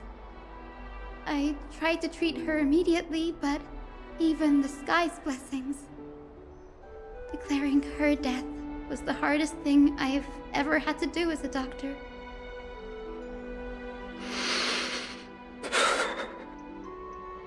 Lord Phainon, don't push yourself. You're carrying a heavier burden now. Please, don't fall. It's fine. I can handle it. What I've lost is a mentor and a comrade in arms. But for Treeby and Phainon, they've lost a 1,000-year-old bond.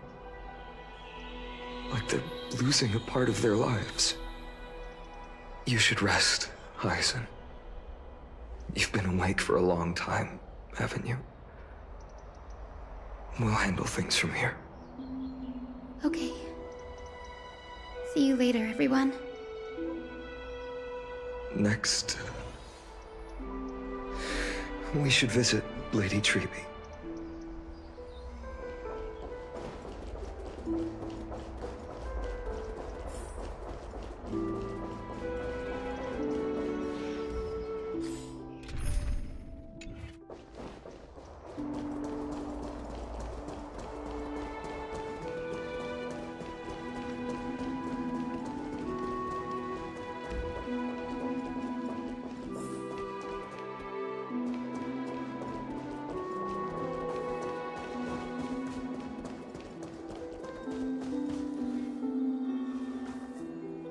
Snowy.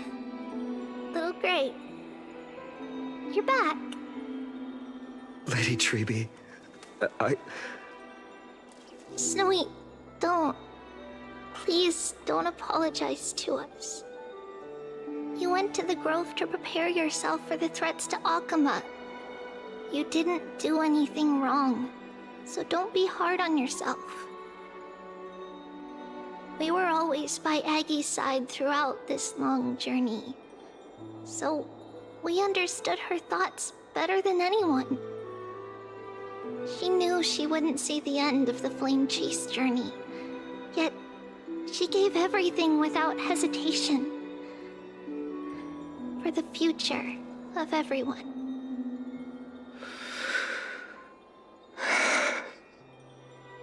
I know what Aglaya expected of me. Right now, the last thing Akama needs is a leader wallowing in self-pity. The scroll over there was entrusted to us by Aggie. She instructed us to hand it over to you when the time was right. I think now's the right time.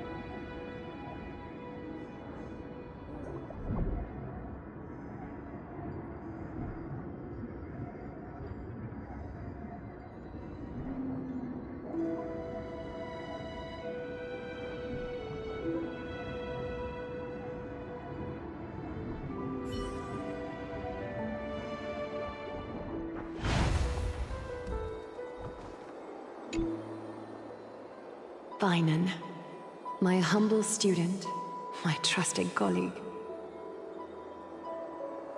As I write this, you are locked in a battle of words with the Council of Elders, fighting for the survival of the flame-chased journey on a battlefield where the smoke of war is invisible.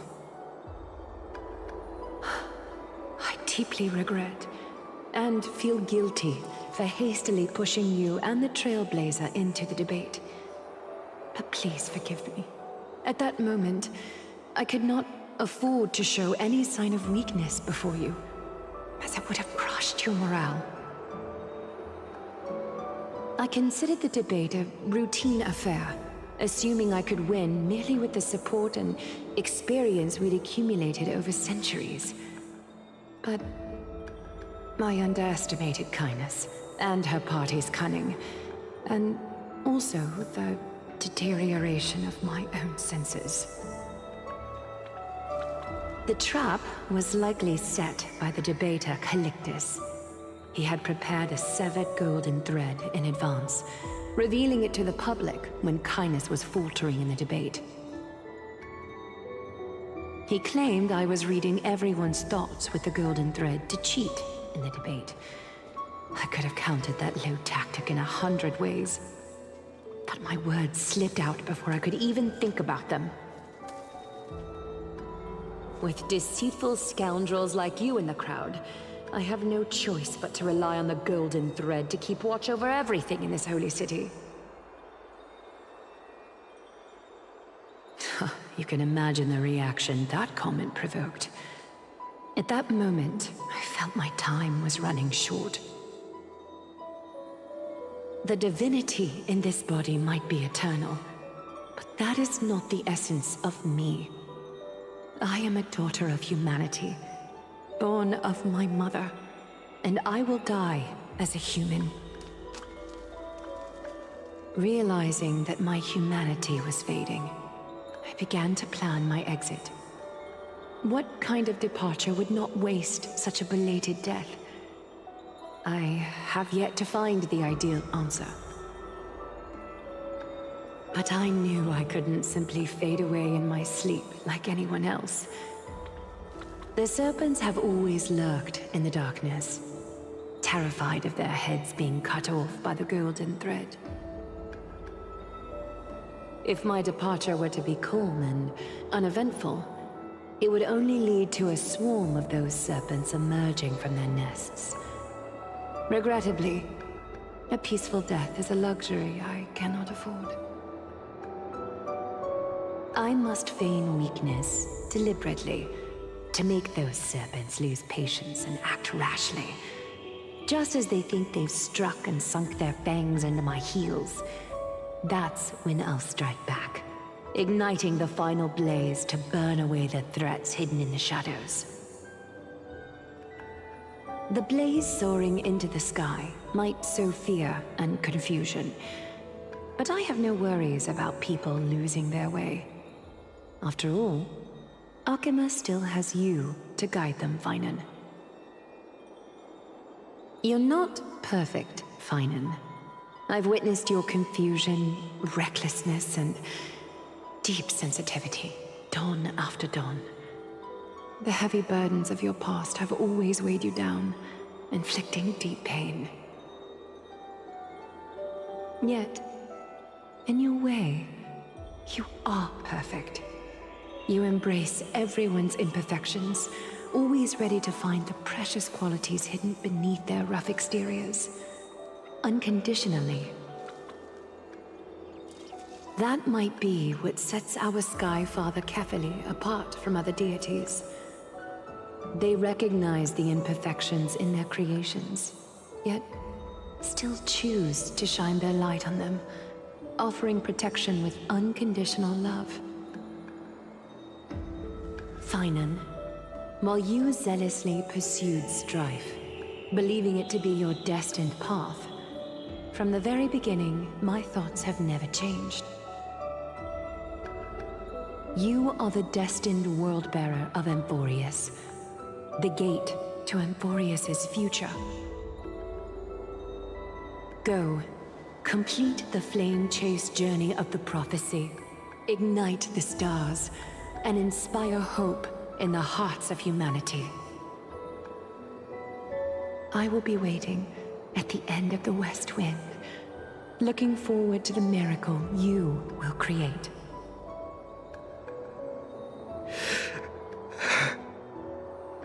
Aglaya, how could I possibly be worthy of the burning torch you've passed into my hands?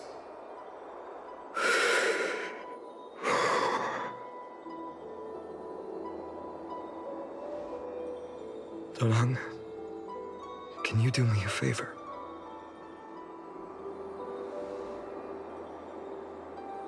Please deliver a message to Lord Krateros. Have him gather the Holy City Guards and the Kremnoans to spread the word from door to door. At the lucid hour tomorrow, Phainon will speak at the Marmorial Palace. Urge everyone who has concerns about the Holy City's future and the Flame Chase journey to attend this gathering. Tell them Aglaya has left Amphorius the seeds of hope. Thank you. It's been a harrowing day for everyone. Please make sure to rest well and collect your thoughts. I need to prepare.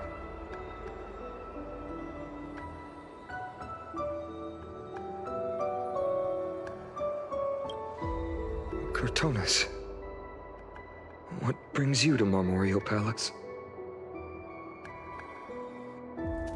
I plan to get everything settled before coming to see you. Is there something urgent, Cortonis? How are you holding up, I wanted to see. Better than I expected, you seem. There's no room for doubt anymore. It's time to take action and show everyone that the leadership of the Chrysos heirs is still strong. Right, your assessment is. Now, here. Take this. Is this it? You've completed it. Dawnmaker. the name I've chosen for it. Before dawn, prepare for battle. For tomorrow, wield your sword. Befits your stature, it does. Chrysos heir. Dawnmaker. Unbelievable. You've never seen that black-clad swordmaster. Yet you've recreated this so precisely, just from what I described. Precise, your description. Imbued it with the power of dawn I already have. Guided by your will, gleam with golden flames, its blade will. Wield it, may triumph always be yours. Thank you, Cartonis. I will use this sword to protect the beings of Emphorius. Another thing there is. What's this? Stored here, the remnants of Aglaya's divinity are.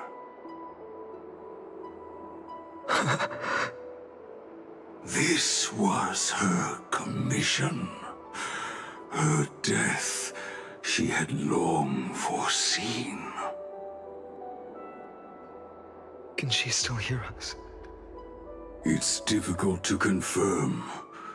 About divinity, we know very little. In this way, she wanted to be with you. Always. I understand. Let me keep it. With this, I'll have another constant companion by my side. May this world never have need for a deliverer. Someone told me long ago. But when the world dashed her hopes and fell into disarray, if she could see me now, leading from the front, rallying people against their destiny, she would surely smile.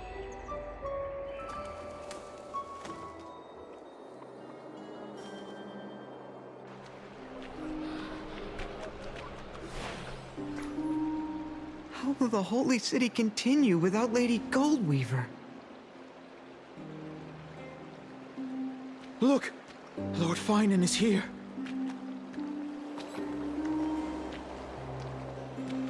Will he step up to lead Akama?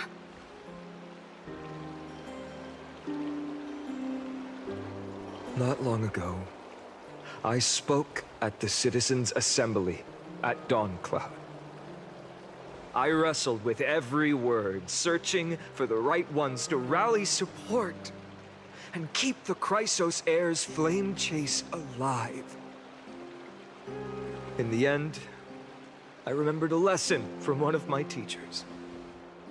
In battles where words are weapons, outrage and blind passion often overpower reason. I followed his strategy. I painted my opponents as nothing more than pests, tore apart their character, and laid out their crimes. The strategy worked. I secured enough votes to achieve my goal, but afterward, there wasn't even a flicker of joy. I realized that apparent victory masked a deeper failure. In my pursuit of success, I fueled division and strayed far from my very purpose that led me to the flame chase journey. This journey was supposed to unify, not divide, to strengthen us, not weaken us. It was the gold thread that mended our rifts in the past. Some saw it as a means of surveillance, a tool of control. But no one can deny that it was Aglaya who held this city and even this shattered world together. Now she is gone. Yes, as you have heard, the demigod Aglaya, who guarded the holy city for a millennium, has indeed fallen.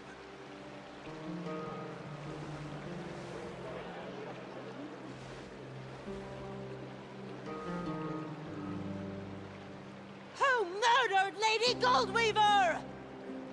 Find the murderer! Make them pay!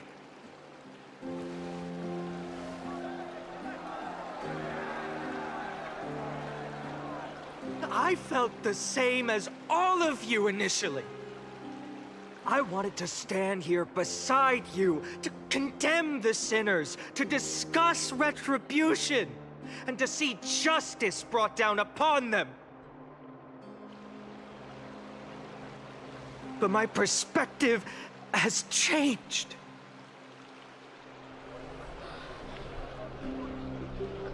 The golden threads that once bound this city have unraveled. Yet no one is celebrating their freedom from control. In the empty markets and bath chambers, one feeling lingers. Unease. Deep down, we all know the last safeguard against the harm we may do to each other is gone. No divine power will protect us from the malice in our hearts. From now on, only the moral code we choose to uphold for ourselves will stand between us and the abyss. Phainon has a way with words.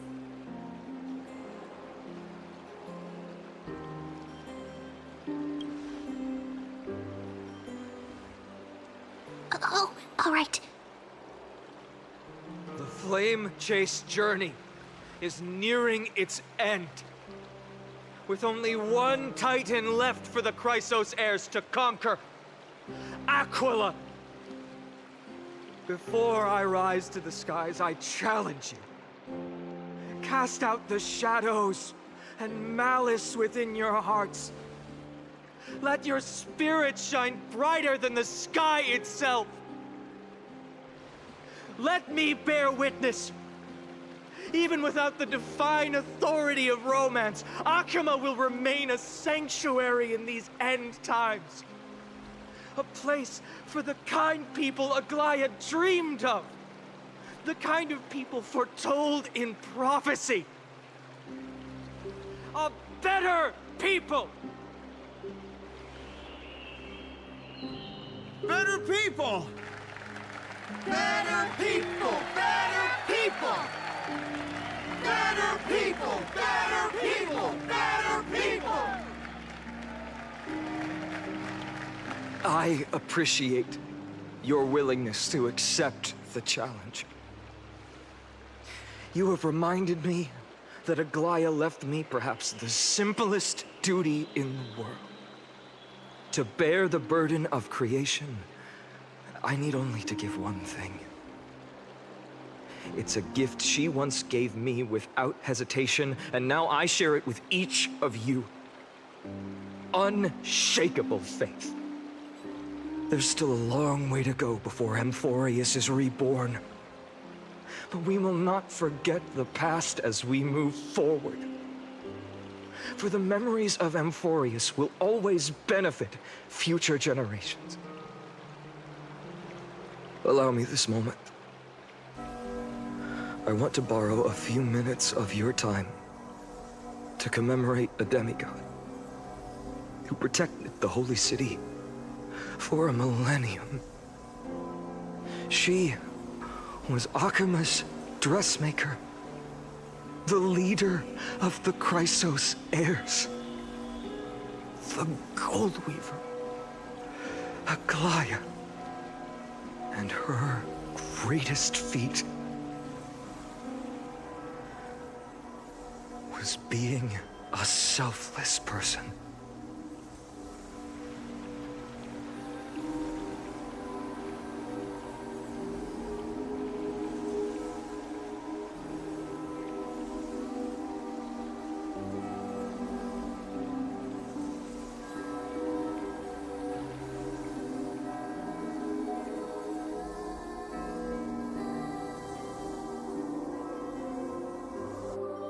That singing sounds so familiar. That's our song, and Snowy used to love it! Yes, Lady Trian. For that child filled with anxiety. Your songs always dispelled the clouds in my heart. Even if for just a moment. Snowy was so cute and kind when he was little. Now... you've grown so much. Maybe not as cute, but still just as kind. Time spares no one, so there's nothing we can do. But kindness, you helped nurture it in me. Don't mention it. Your light is as bright as ever. Keep it up and stay strong. See you, Snowy. Goodbye, Lady Trian. I heard what you said. Are you suggesting the debate tactics I've taught you are nothing but sleight of hand? Not at all, Professor Anaxa. Honestly, without those techniques you taught me, the Flame Chase journey might not have survived. Good thing your head's still clear. The Chrysos heir of Kefali. I had no idea you had it in you while I was drilling those formulas in your head in class. Who could have thought, Professor? By the way, I've completely forgotten those formulas now. Some things never change. In our next lives, I'll teach you how to truly embrace your divine duties.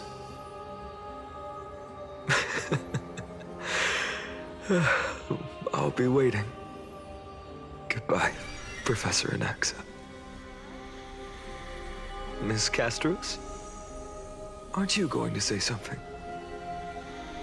Lord Phainon, you have always been so approachable. Ever since we first met, you've seen me as a friend. It was the first time I understood what everyday friendship was like. But that's dangerous. Dangerous? Laughing and chatting with you, I sometimes forget who I am. And for someone with my kind of power, that's a real hazard. I hadn't thought of it that way. Sorry, I forgot to consider your perspective. Please, no apologies. Despite everything, thinking back on the times we spent together makes me really happy. I feel the same. Goodbye, Phainon. Goodbye, Gastras. Aglaya. Remember, Phainon, after completing the Flame Chase, leave the decision to initiate the Miracle of Genesis to the Amphorians. The Chrysos heirs are the executors of the prophecy, yet they, the people, are the true masters of this world. Rest assured, I always keep your teachings in mind. The difference between a presumptuous hero and a tyrant is a fine line. Well said. You've got a good memory. It's late. Anything else you'd like to add? Anything else? Even in your imagination, I'm not one to show my vulnerable side. No worries. I've long understood how difficult it is for you to open up completely. Thank you for bringing me here, Aglaya. You saved me. Maybe what I wanted to say wasn't you, child, but this crumbling world. Goodbye, Phainon. Goodbye, Aglaya. Did you forget me? Forget you. Like I'd ever. We aren't parting ways forever. You're just off to guard the gates at Castrum Kremnos. Let's not make this a tearful farewell. You know just how to make a person uncomfortable. I have a feeling we'll meet again in this lifetime. Let's have another showdown then. Deliver. That's very confident of you. I've changed since then. Have you seen this sword? It's a masterpiece freshly forged by Cartonis. A bold statement for a mere mortal who hasn't yet claimed the power of a titan. See you around, Phainon of Ides Elysiae. It's a date, Mightymoose.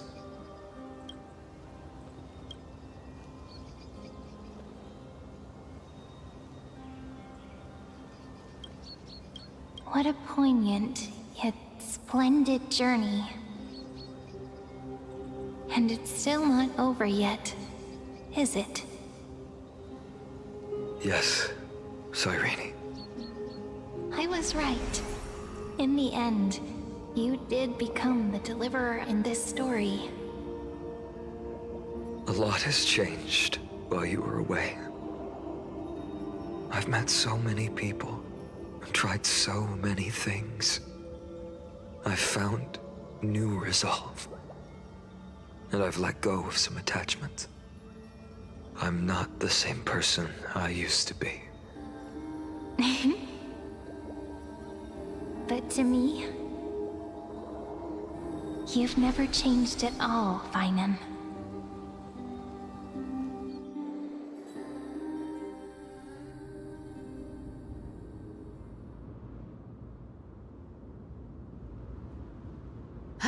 Dawn Cloud. This place holds so many different kinds of memories.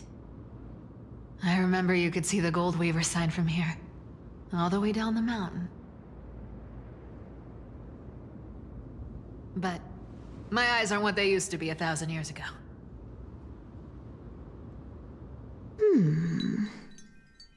Cyphera, you... Seamstress. Tell me, does Akama have any treasures so rare that not even your... I mean, our shop has seen?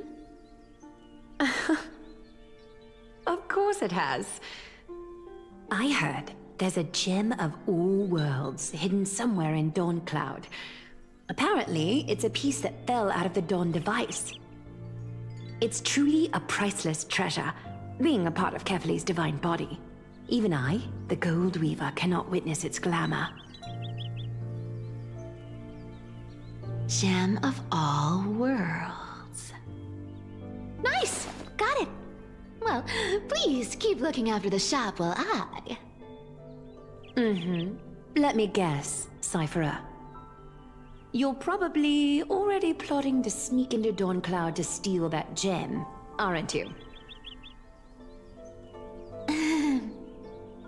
And your next move is probably trying to sell it to the highest bidder, then distribute that money to the poor and the refugees in the Holy City? Look, seamstress. Are you sure you aren't peeking into my head with your golden threads? You might be skilled at covering up lies, but your compassion is all over your face, plain as day. Don't lie to yourself. Do you honestly think this is the right thing to do, Cyphera? What else am I supposed to do? That's the only thing I can do with my power. You keep talking about how I have the potential to become a good person. Or even what people call a hero. But I don't know what I need to do to get there! I can't weave golden dresses like you! I can't sing as well as Miss Hyceelens! And I definitely don't know as much as Big Sis Treeby! The only things I'm good at are the underhanded street smarts that no one even respects. But I still want to be worthy of you. I want to prove that you've made the right choice. Even thieves can dream. Right?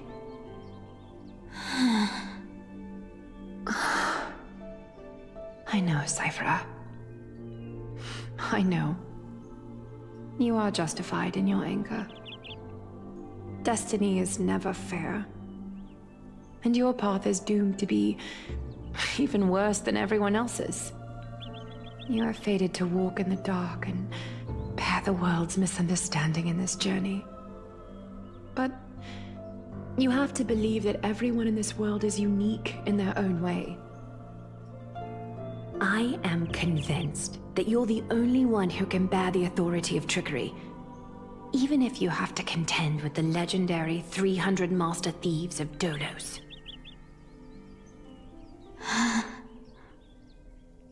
Aglaya. I just want everyone to believe that the world is beautiful.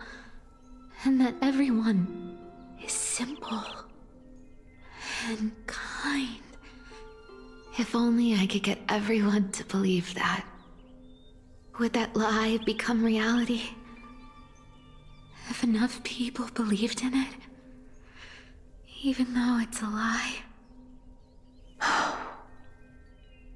Lies will always be lies, Cyphera. But sometimes they can be more noble than the truth. Huh. Are you really planning to just stand there forever? Honestly, sneaking around doesn't suit you, Deliverer.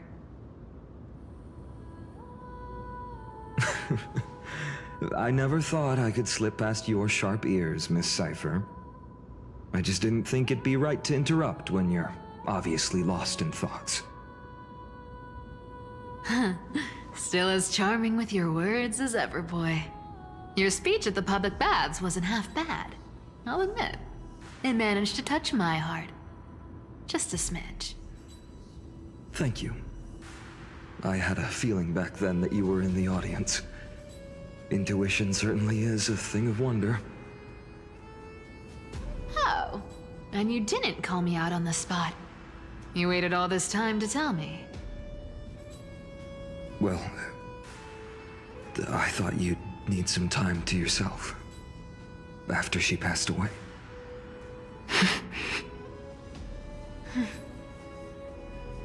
None of your business. Enough small talk. Tell me, what kind of trouble did you run into that you need me, the super old-timer, to step in?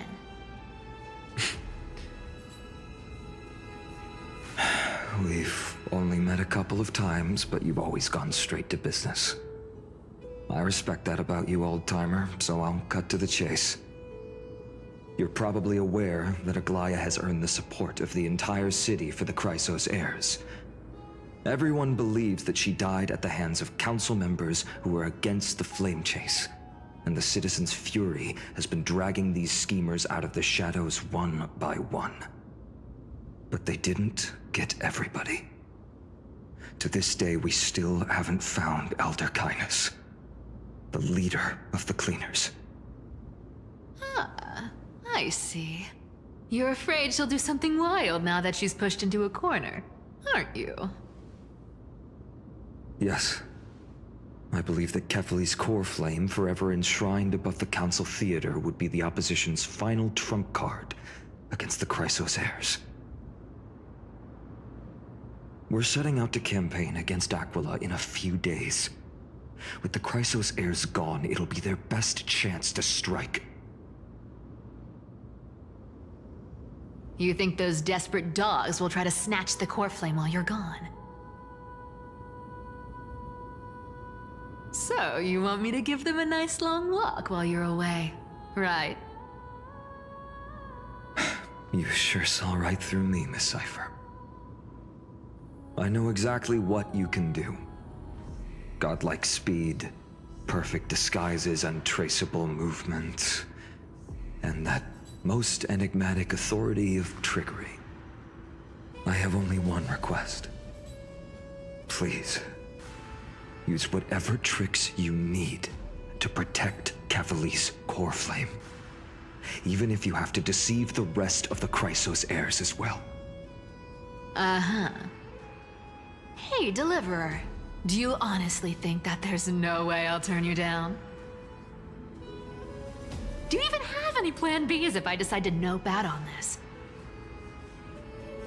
As the demigod of trickery, there are no other trump cards in the world that can outrank you. I'm sure you know the answer to your own question, Miss Cypher. What confidence. You talk as if you have everything in the palm of your hand. Huh. So you did learn a thing or two from her. I'll give you that. Then let me tell you something you don't know. The Flame Reaver. They've been watching Akama closely. You mean... Bet you didn't expect that, huh? I've been tracking them all this time. And this is my conclusion. That lunatic may have lost their mind, but they're no fool. Why do you think they haven't made a move on Akama yet? Professor Anaxa once analyzed this. He thought it was probably because Kefali's core flame was protected by the Council of Elders' secret arts. Ha! Sacred art's my foot! I could break those mechanisms with the flick of my finger. Allow me to let you in on the actual secret. They probably held off from attacking Akama because the Seamstress's defense network was way tougher than you thought. Now that she's gone, and you're heading out to the Eye of Twilight, with the city's defenses in shambles. What a dangerous situation we find ourselves in. But since you're the one who brought it up, I'm guessing you already have a solution in mind. Just look how ridiculously calm you are right now. But you guessed it right. Consider this a 2-for-1 deal. I'll keep that lunatic entertained on top of protecting Kefali's core flame. You owe a big favor after this. You have my deepest gratitude. That Flame Reaver's power is truly unfathomable. Please be careful. Don't forget, Deliverer. There's a fundamental truth in this world. Cyphera will always get the last laugh. No need to worry about a demigod. I'll do my job. So you need to make sure you don't die before you pay me.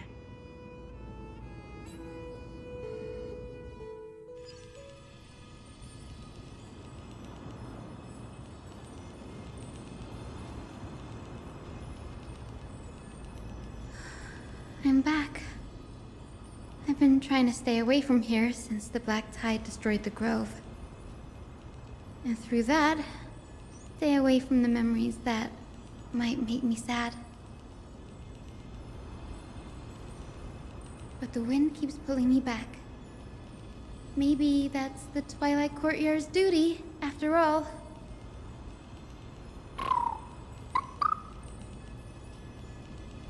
I know, little Ika. I know. I too miss the days when we all studied together. But we have an even more important mission this time round. Lord Phainon has already set the date to campaign against Aquila. Being a descendant of the Sky People,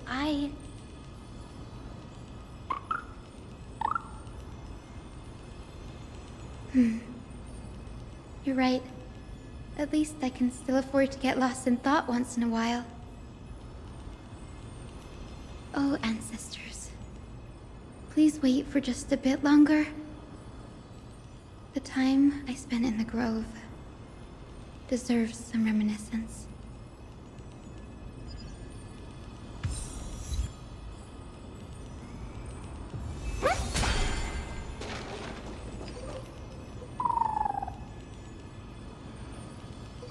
This was where Professor Anaxa gave us the lesson. I can still see that day in my mind. And that was your last lesson in the Grove. Now, each of you will head off on your own path. How much the Grove's teachings can help you in the real world depends on how well you can put knowledge into practice. However, heed this warning. If you ever do anything disgraceful out there, don't ever claim you were the student of Anaxagoras, one of the 7 sages. Professor Anaxa, there are still other classes scheduled on the calendar. Are you sure you didn't... Firstly, call me Professor Anaxagoras. Secondly, to clarify, the last lesson means the last lesson I will teach you. I will be entering seclusion from today onwards to research ancient alchemy, and all my teaching activities will be put on hold. Ah, I see. So you're saying that the lessons taught by all the other teachers aren't good enough to be considered lessons?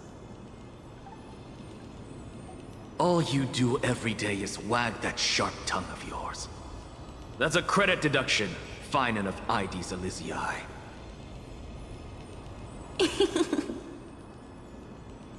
I have nothing left to say. Next. Please wait, Professor. According to the Grove's protocols for a cohort's final class, the lecturer should take some time in that lesson to discuss the students' post-graduation aspirations with them and guide them toward a solid path. Surely you can't skip such a crucial step, Professor.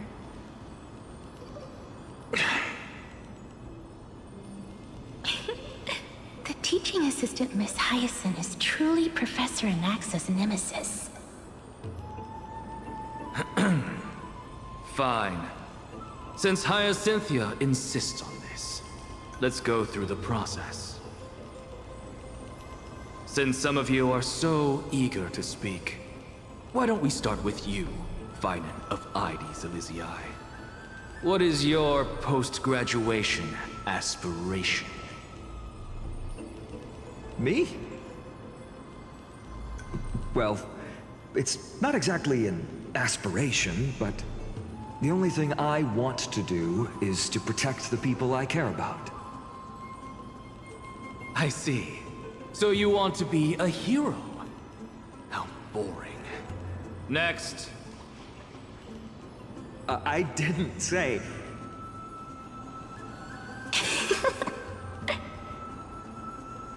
Castoris, you've been giggling for quite some time. How about you go next?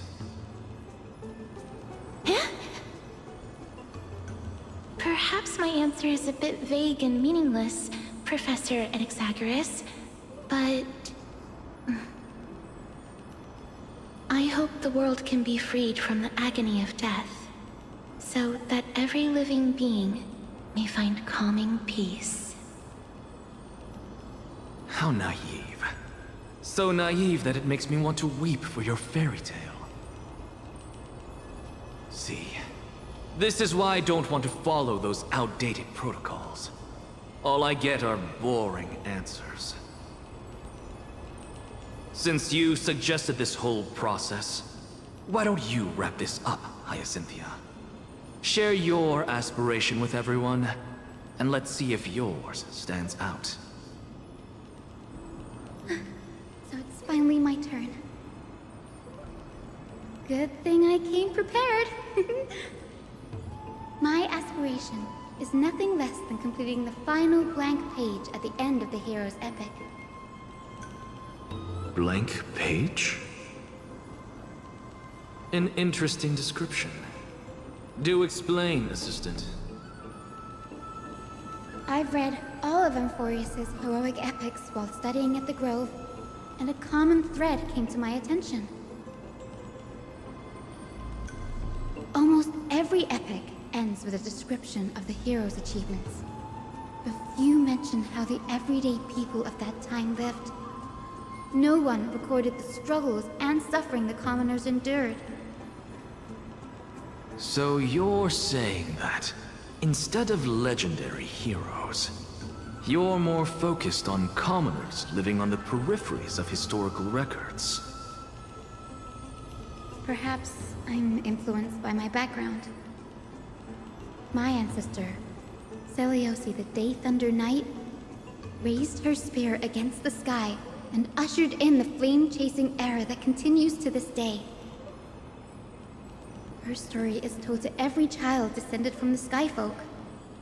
We have no doubts about Seliosi's greatness, yet her towering figure overshadowed every record from that entire era. What about the Day Thunder Knight's family, allies, and friends? What about the survivors and those who died in the great battles?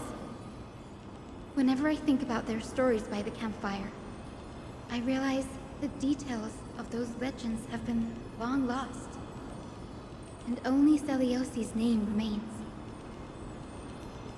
Her brilliance had become as blinding as Aquila's, lording over everything on the ground.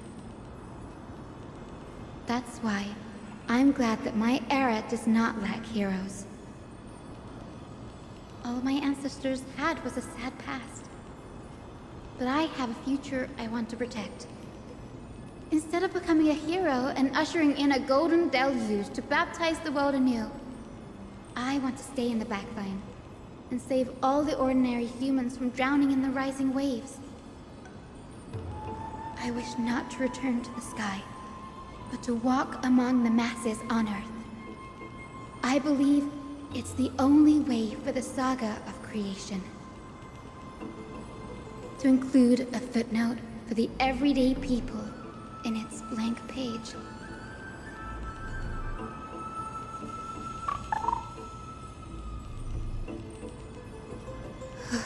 I'm getting embarrassed from remembering how I said all that. But my beliefs have never changed. Now I really have a chance to stay behind the hero's front line and realize my dream.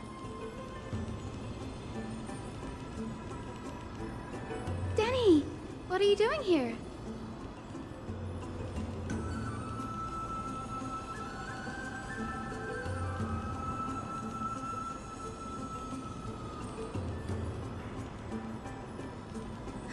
You guessed it.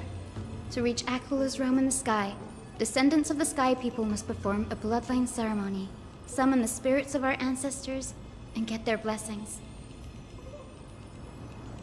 That's the only way for creatures on Earth to forge the rainbow bridge to the sky. And the soul of the first ancestor I want to see is here in the Grove.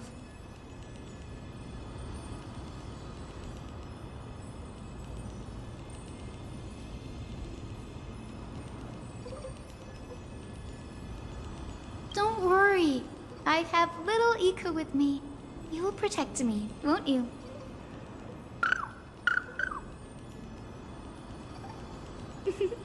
Good, Ika. Well, what brings you here, Danny?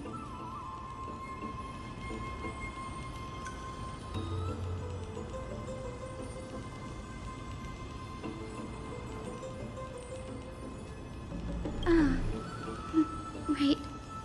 If all goes as planned, you and Gray will be able to go home after this mission, won't you?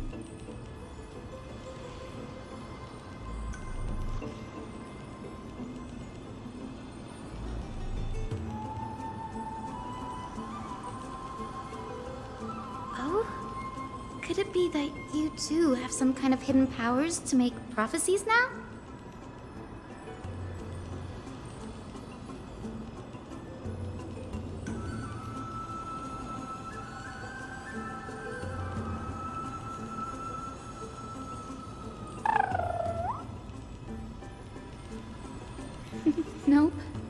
didn't understand that either, little Ika.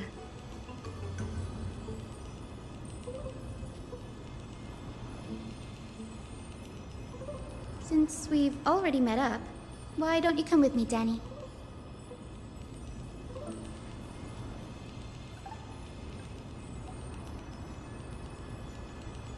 That's the dependable express guard for you. So, shall we get going?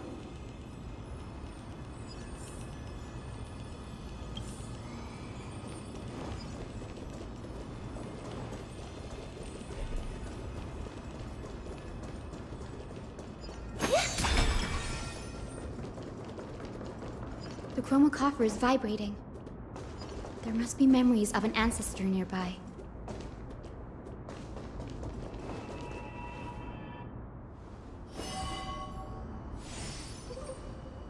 This is the divine object of the Sky People, the chroma coffer.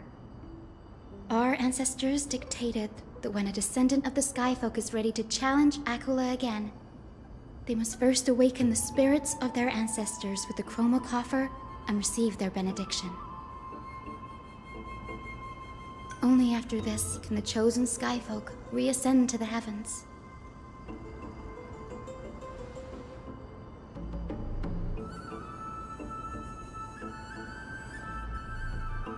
Very prudent, wouldn't you say? The soul of an ancestor slumbers here. Now, I will awaken them.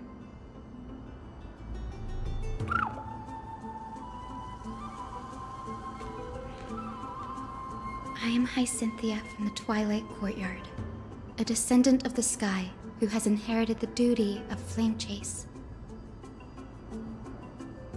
The time has come to fulfill our clan's destiny.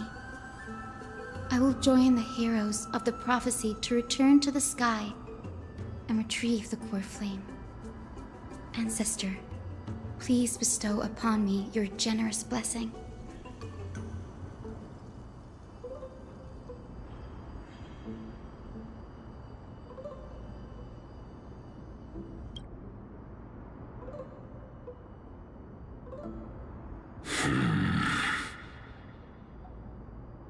Who has awakened me? It's Hyacinthia, a descendant of the Sky People. I apologize for interrupting your slumber. You are Lord Crispus, aren't you? I've read your story in our family tree. You were a righteous judge who vindicated many who were wrongfully accused.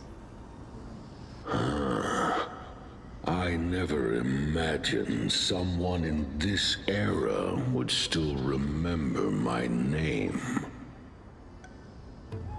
So, our bloodline and duty have continued to this distant age.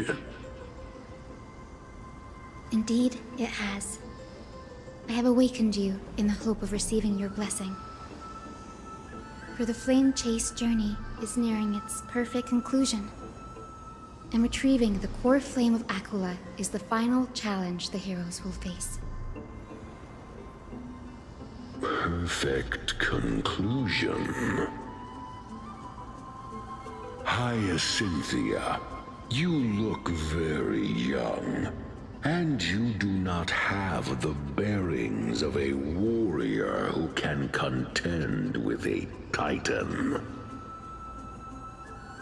How can you convince me that this blessing will not turn into a curse, leading a child like you to your demise? 1,000 years ago, Seliosi, who conquered the skies, left behind legends and a will, entrusting the mission to return the Sky Titan's core flame to her descendants, to people like you and me. Though I'm not a warrior, I will not turn away from the mission that has flowed through our blood for 1,000 years.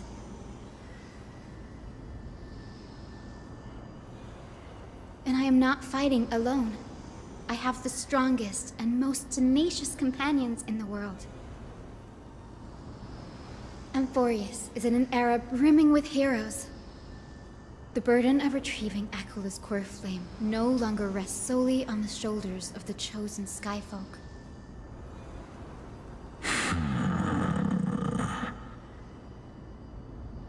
I now wield the power of healing. I aim to mend the fissures in the sky and heal the wounds of the people.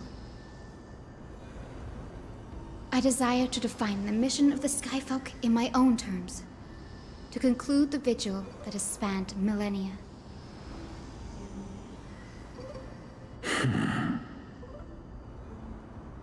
I sense resilience in your words. Not an outward resilience, but something deeper within. Receive my blessings, young Hyacinthia. May you gain wings to return to the sky via the bridge of rainbows.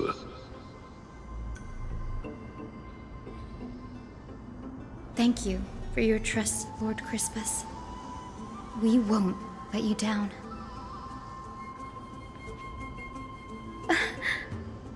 Thank you. My ancestors were all pretty strong-willed people. It won't be easy convincing them. I've run through these upcoming conversations in my head more times than I can count.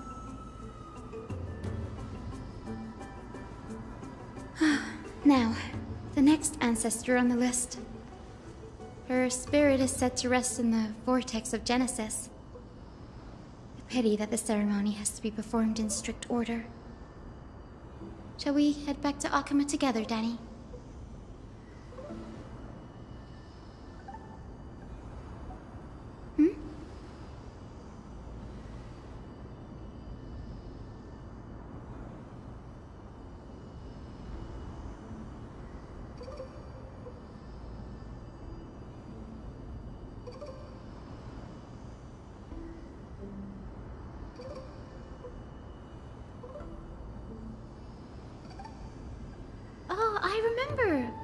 I didn't expect you to keep at it this long. That's so like you, Danny.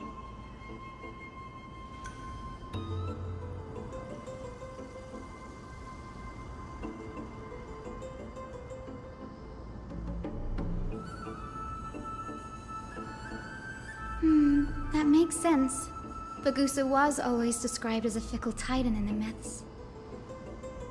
Since you're offering, then let me put your skills to the test, Danny.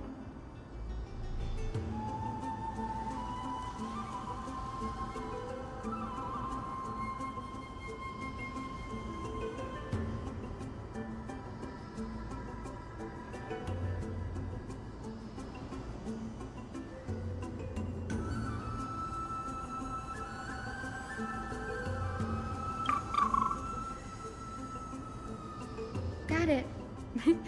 I'm counting on you, Danny.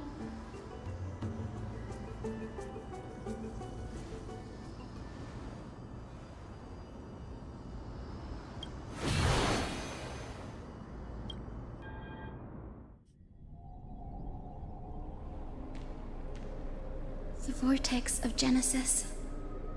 Unbelievable. Danny is full of surprises. But this does feel way more disorienting than the ritual basin. Wait, is Lady Treeby here too? And who is that next to her? Oh, I think I know who that is. Do you have to go already, Syphi? It's been ages since you were last in Akama. You could have taken some time to rest, and we could have caught up. That's all right, big sister Treeby. I've gotten used to life on the road. Staying in this bustling city actually feels off. Besides, your prize student gave me an incredibly tough mission to handle. Cut Snowy some slack, Syphi. He's still so young, yet He's shouldering all the responsibilities Aggie left behind. Besides, Snowy's not the kind to ask for help lightly. Since he came to you, it means you're the best person for the job. You really spoil him, Big Sis Treeby. Guess I'm past the age for someone to look after me. Syphie. Just kidding. I get it. That deliverer boy does have a certain charisma about him. It reminds me of Aglaia in her prime. Anyway, I'm about to head out. Oh, Big Sis Treeby, before I go, got a little gift for you. Well, didn't expect you to be so thoughtful. What's in it? That's a part of the game too. If you want to see the full picture of what's inside, you'll have to wait until nightfall. A gift with a mysterious twist? Seriously? Huh? Looks like we have company. Lady Treeby, and this graceful lady must be Miss Cypher. I'm Hyacinthia from the Twilight Courtyard. Everyone calls me Hyacinth. Pleased to meet you. Bright and cheery as a lamp. Well, hello there, pink child. I'm Cyphera from the long-fallen city-state of Dolos. As for the rest, it's all in the history books, so I don't need to repeat it here. So, you're from the Twilight Courtyard. Does that mean... Yes, I'm a descendant of the Sky People, the Chrysos heir about to take over the authority of Sky. Whoa! That's unexpected. I figured Celiosi's descendant would be, I don't know, taller, stronger. Don't judge a book by its cover, Syphie. Zinni is a master of her craft. She's the most skilled and dependable physician in all of Amphorius. Don't worry, Lady Cypher. I may not be as strong and warlike as Lady Celiosi from 1,000 years ago, but I'm confident I can carry out the mission of the Skyfolk. All this talk about missions, you're making it sound way too serious. You've got to look out for yourself, girl. Don't push yourself too hard. I'd hate to see that cute face all scratched out by Aquila's claws. Syphie cracking jokes? Looks like you haven't forgotten what Aggie said all those years ago. Anyway, I've got a mission to handle, so I'll get going. Good luck, Miss Hyacinth. And if things get tough, just let that deliverer take the lead.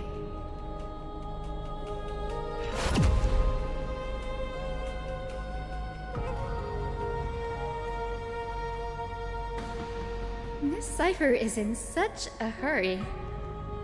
Don't worry, she's always been like that. It's good to have her back in Akama lending a hand. Well, enough about her for now. You're here because of your mission, aren't you, Zinni? It's the perfect opportunity for me to go and tuck Syphie's gift away somewhere safe. The Vortex of Genesis is all yours.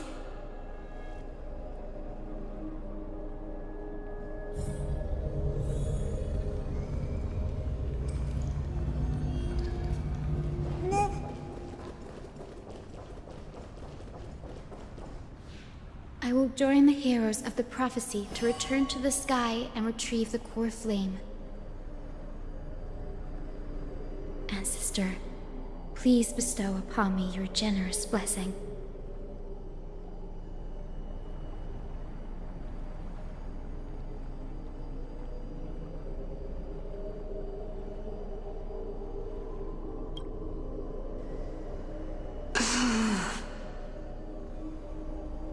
Child, what brings you before me? Could it be you're a descendant of the Sky People? Yes, I am Hyacinthia of the Twilight Courtyard, the successor of the Sky People's flame chase duty. You must be General Electra. Legend has it that during the Chrysos War, you led our people to ally with Akama and held back the Kremnoan forces. It was your victory that earned the Sky People a place in the Holy City. Hyacinthia, you seem well versed in our clan's history. And this is the Vortex of Genesis? It is.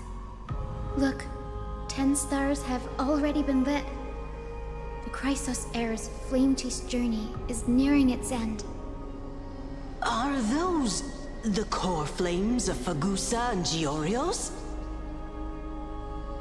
Does that mean Hycelans and the Mountain Dwellers successfully carried out their duty? As fellow pillars of Amphorius, who would have thought that Sky's duty could only be fulfilled after 1,000 years? It's because Sky shelters all beneath it. If it were to shatter, the world would fall apart with it. That's why Lady Aglaya made the core flame of Aquila the final step in our campaign.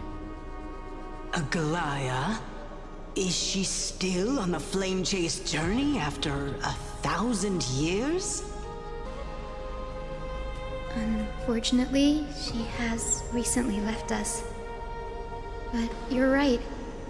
She was indeed still guiding the Chrysos heirs forward.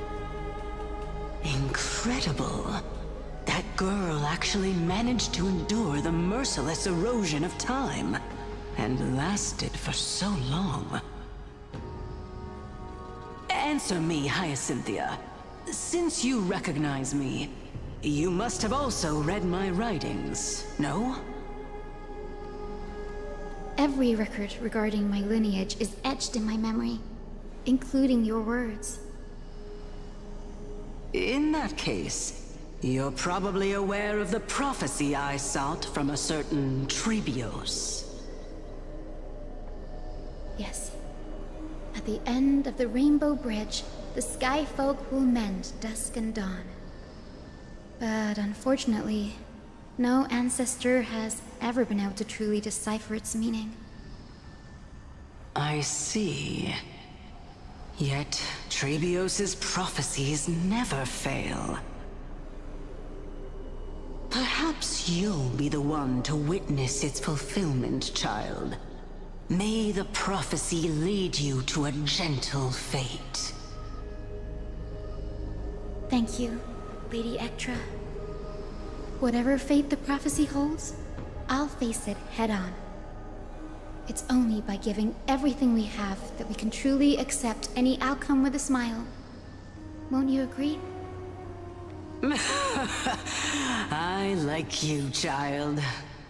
I wish this conversation could go on a little longer. Take my blessing, Hyacinthia. When I first saw you, I indeed had my doubts. But your resolve has touched me. If Sky's divinity is fated to pass on, I hope it incorporates your optimism and kindness. Your blessing is a treasure beyond measure, General. Rest well. I'll make sure your gift is put to its best use.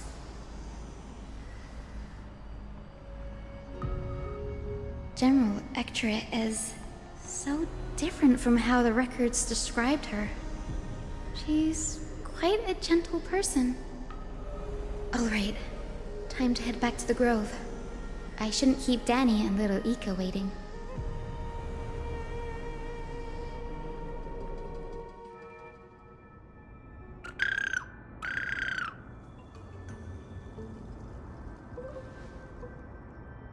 It went great.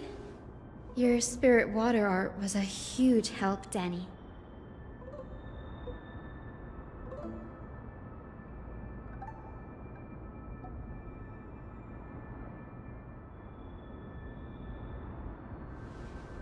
What's wrong, Danny?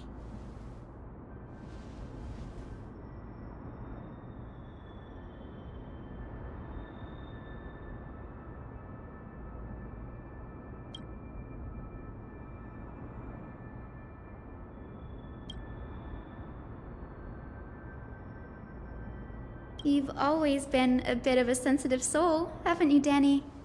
Lady Phainon deciphers countless prophecies every day, and this one's just another among many. Don't worry too much about it. Come on, Danny. Don't look so gloomy. We're gonna have to take a long trip for the final visit to the ancestors.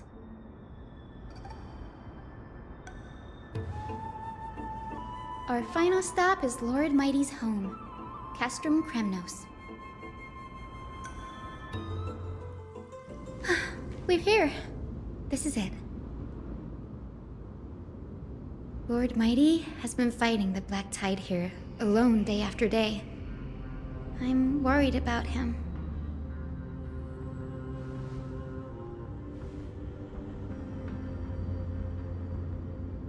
That means he hasn't been consumed by the Black Tide's madness yet. We're here to complete an important mission. We shouldn't interfere with this battlefield. Don't you agree, Danny? There. That sleeping spirit is my grandmother. Yes, my grandmother Jacintha was a warrior. She represented the Twilight Courtyard in the Kremnos Festival. She fought her way through every challenge and reached the final stage of the Kremnos Festival. She was just one step away from securing a peace treaty for the Skyfolk, but was ultimately defeated by the champion warrior of that time. I've never looked too deeply into the details of such ritualistic violence. The scroll simply described it as a glorious duel. But behind the glorious duel was a tragic end. Not long after the festival, my grandmother's injuries worsened, and she passed away far from home. This prophecy tablet was left here by the Kremnoans to honor her final wish. Her death marked the final collapse of the Twilight Courtyard, already fragile under the shadow of war.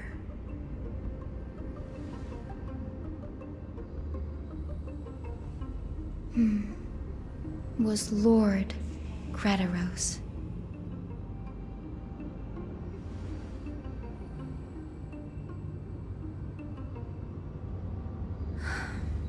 Seeing him lying there, gravely wounded, bleeding out, I can't put what I felt at that moment into words. But when I heard Lord Kratos took that fatal blow to protect Lady Trianne, all those tangled feelings faded away. To quote Lord Phainon, Kratos must have done that to become a better man.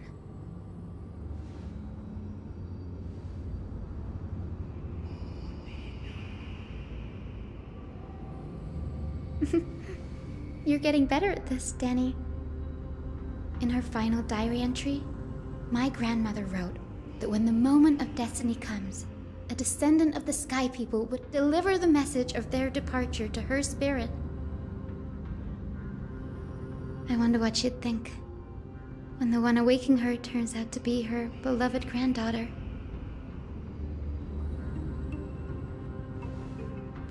I will join the heroes of the prophecy to return to the sky and retrieve the core flame. Ancestor, please bestow upon me your generous blessing.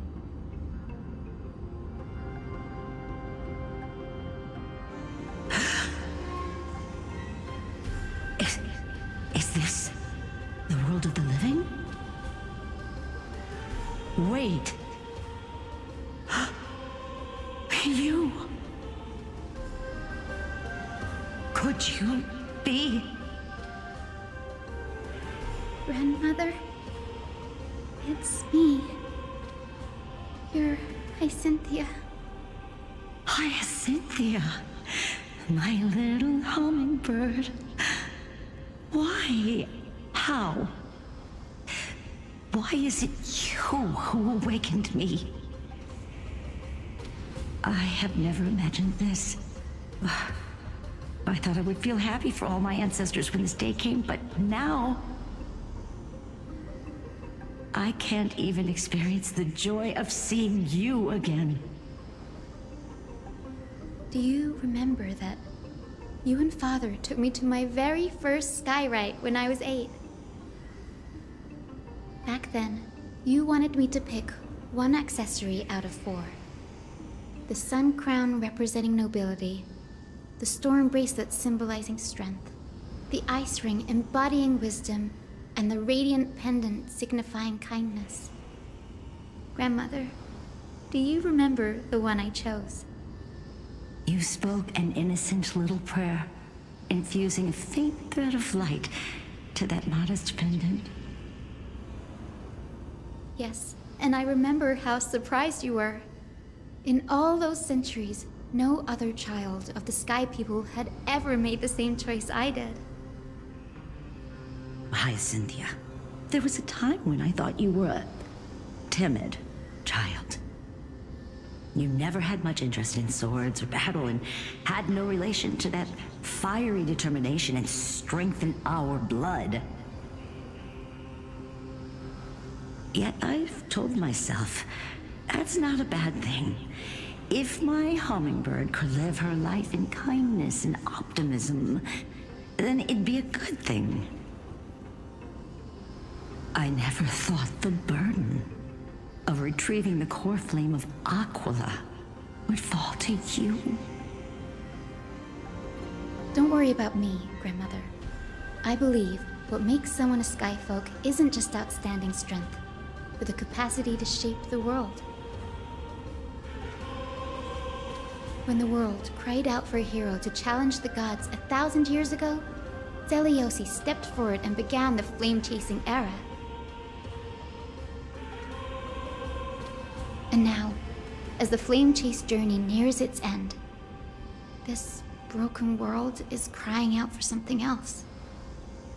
Healing. Isn't it poetic? A saga that spans 1,000 years, began with Sky, and will also end with Sky. You're still as optimistic as ever, just like when you were a kid. If your mind is set, Hyacinthia, then carry your resolve through to the very end. Return to the sky with my blessing, and watch over this world on the threshold of salvation. Grandmother, thank you. But I have one last request.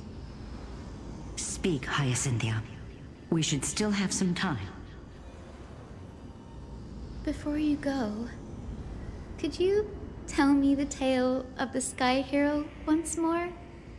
Just like you used to?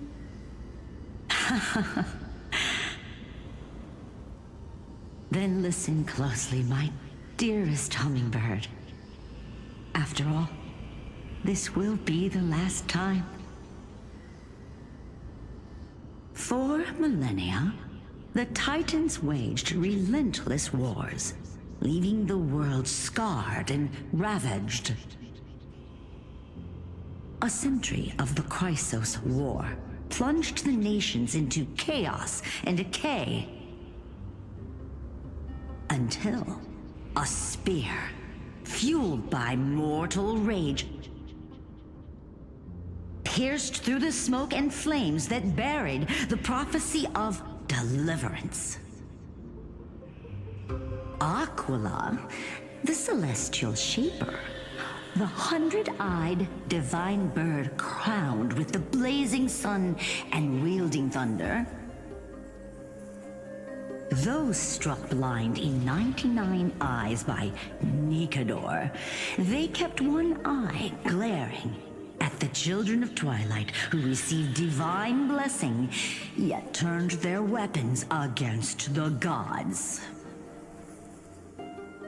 The Chrysos heir of the sky, Seliosi, the Day Thunder Knight, ascended the forbidden lands of the Eye of Twilight at dusk, clad in wings.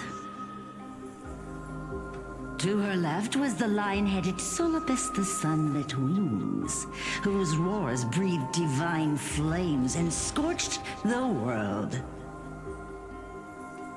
To her right was the horse-bodied Lunabus, the Moonlit Plume, whose graceful steps trampled the stars in the heavens. The one warrior and her two beasts challenged the ruler of the sky, determined to seize the divine core flame through plunder. The Titans' every roar summoned lightning bolts, and their every movement stirred cyclones. The wounded Titan's blood poured down like boiling rain upon the world and converged into scalding torrents. In the final moments of battle, the Sunlit Wings set the Titan's wings aflame, while the Moonlit Plume sealed the divine body. The battered hero of the sky, with her wings broken and her body covered in wounds, struggled to lift her spear and pierced the last monstrous eye. The Titan's divine body crashed to the ground, and with it, the sky tore apart like fabric, about to fall with its god. The fear and pleas of mortals urged the hero of the sky to rise again. Seliosi, the Day Thunder Knight, the first of the Chrysos heirs to slay a god in this world, charged into the crumbling body of Aquila with her two fearless winged companions.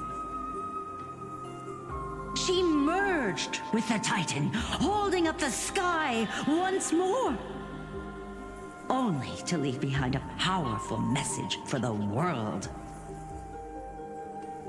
My descendants will be blessed and cross the Rainbow Bridge back to the sky. At the end of the prophecy of Genesis, they will reclaim the core flame from my hands.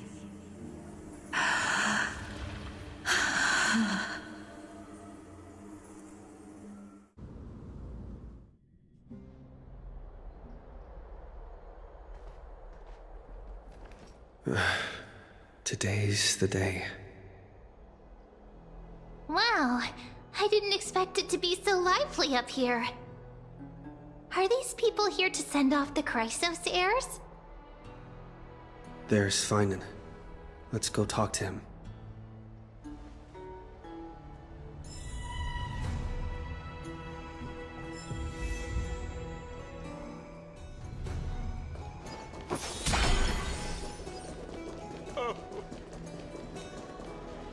I know this is a big ask, Namazumi. I hope you understand. Please don't say that, Lord Phainon. It's an honor for us to be entrusted with this task.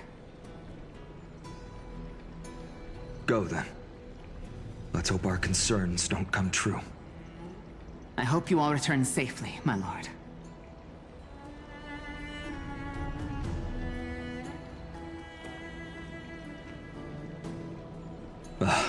There you are, partner. You didn't oversleep this time, did you?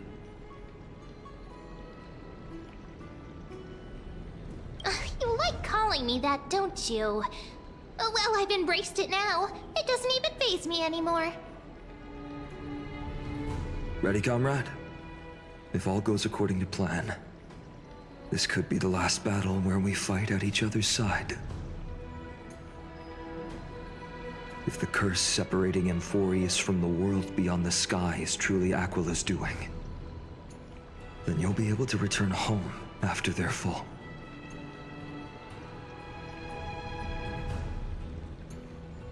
Really? That's the first time I've heard that.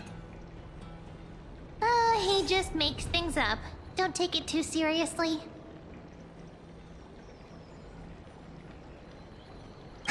Sorry, I'm no help there. Don't worry.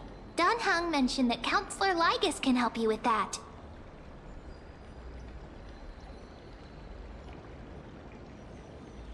You sound a little insincere there, buddy. That was totally insincere, partner. That would be a problem. We'll need to get you home before Aranova. Let's leave the emotional goodbyes for later. That'll give us some time to figure out what we should be feeling at that time. Besides, when we were playing the Seal Slammers, that bumping seal game, didn't you teach me something back then? Crack the champagne at halftime to watch victory slip away.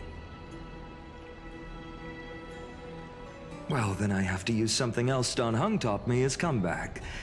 The last mile is the hardest.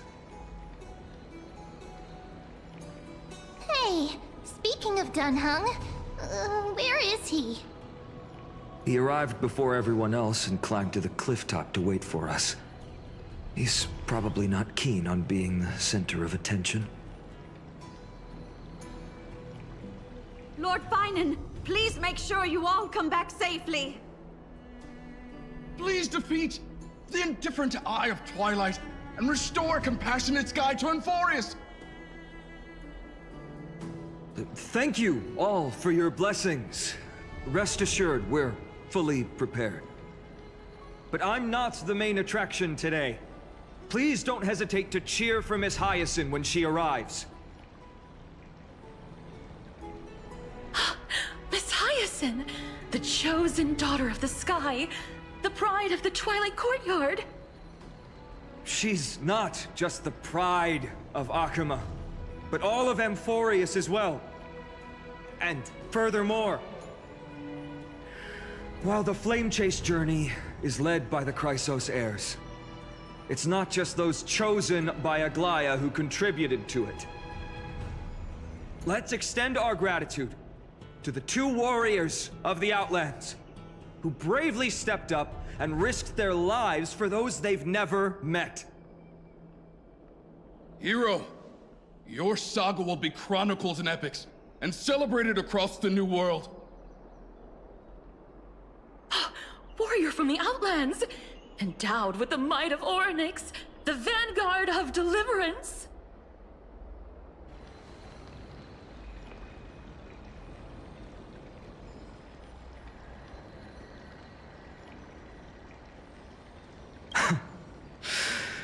After all this time, you should know when I'm just being polite and when I'm genuinely speaking from the heart. That praise was heartfelt, partner. Had I not trusted my instincts and put my faith in you and Dan Heng, it's hard to imagine what might have become of Ak. The guest of honor has arrived.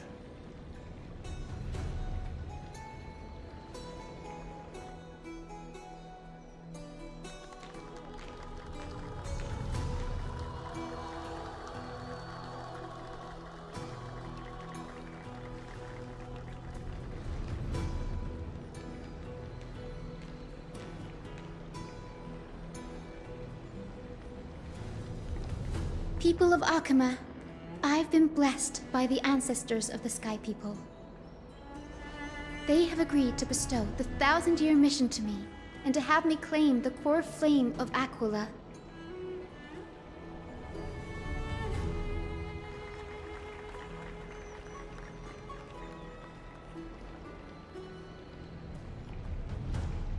Today is the year 4932 of the Light Calendar. 1,062 years since the hero Seliosi initiated the Flame Chase journey. I, Hyacinthia of the Sky People, am prepared to lead the children of humanity back to the sky. History doesn't breathe evenly. At times, it suspends its breath for millennia, as though time is frozen. At other times, it pants rapidly, as if poised to topple the world and our civilization in an instant. Its hurried gasps have sparked a tempest, sweeping all of us along. Hyacin, as an observer, you've witnessed the return of 4 core flames. And now, it's your turn to fulfill your duty. Please, guide us into the heart of the storm as the executioner of this mission.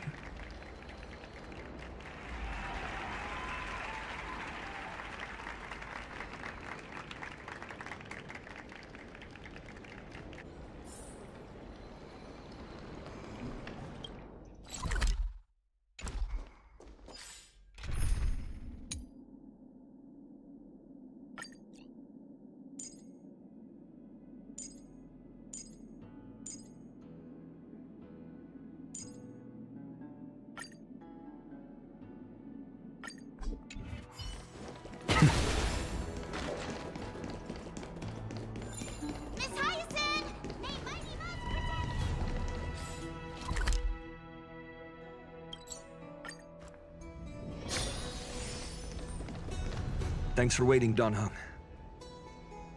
The team tasked with conquering Aquila has finally assembled.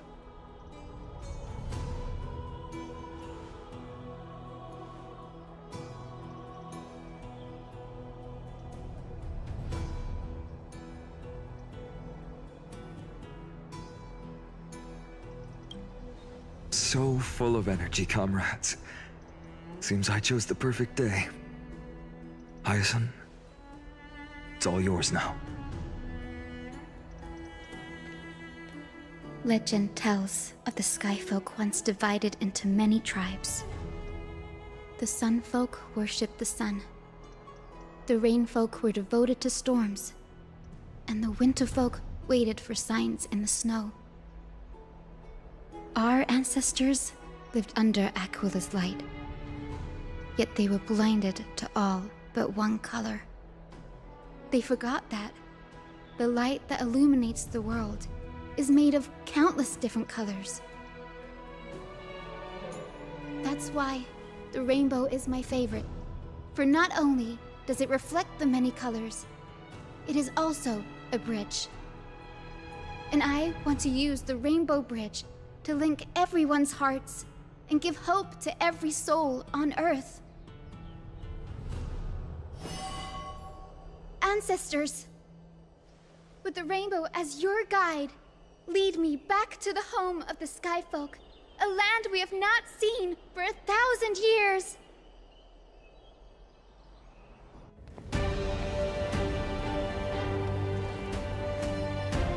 Oh, Rainbow Bridge, please guide us to ascend to the skies once more.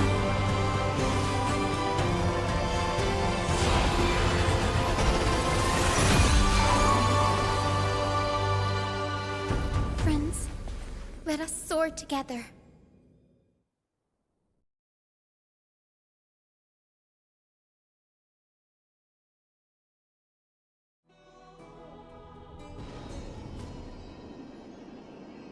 Flying along the Rainbow Bridge is truly an amazing experience. The Eye of Twilight. It's the legendary sky fortress of Aquila. I never imagined that one day I'd be able to step foot on it.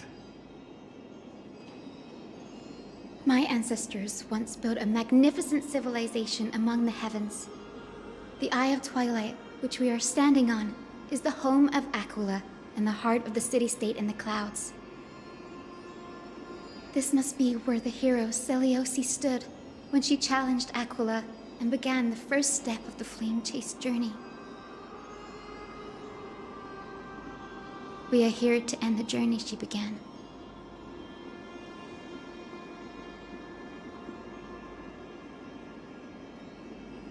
Even legends are corroded by time, but that won't change what we must do.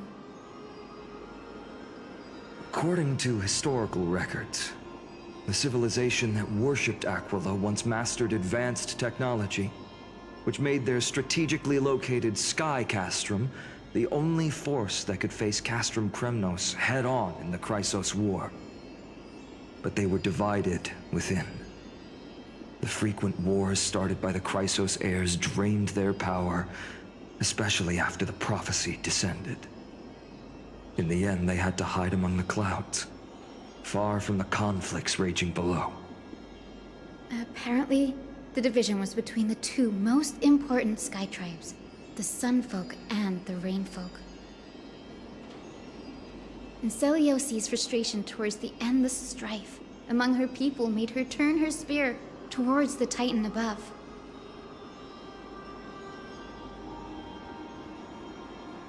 After driving the enraged Titan to the brink of defeat with her two-winged companions, they all vanished somewhere in the sky. Her achievements were unparalleled, even if later legends exaggerated the details. Yet she still could not end Aquila, nor bring back the core flame of Sky.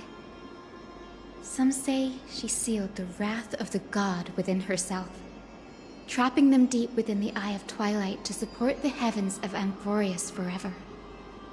In other words, she became one with the Titan. I would have considered it a fairy tale, but after seeing what happened with Professor Anaxa, not anymore. Has that Titan and that fused hero been looking down on the world from here for 1,000 years?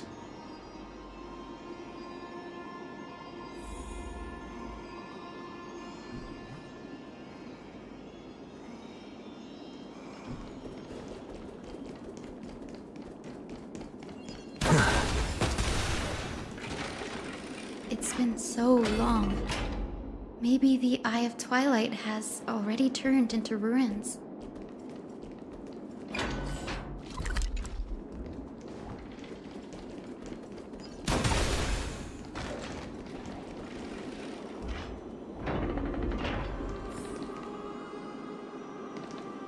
Something's not right. I can kind of feel how big and empty this place is, but all I can see is darkness. Maybe it's the Celestial Mural. The Sky City believes that mural to be connected to Amphorius' sky, and any weather condition depicted on it will become actual weather.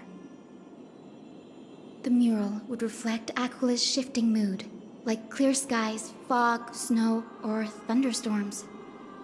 The Sky Priests would gather here during peaceful times and pray to the god for warm breezes and good harvests. To put it in words that Gray and Danny would understand, just think of it as a massive screen. In any case, exploring in the dark is never a good option. If we could light up the mural, it might just provide us with the light needed to move forward. That really conspicuous device might be part of the ritual. Let's go take a look. It's dark, so watch your feet.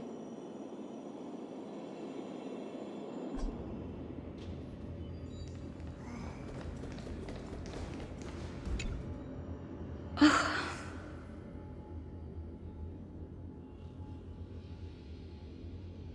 have no idea how to turn it on. If only we had help from the wisdom of those who came before us.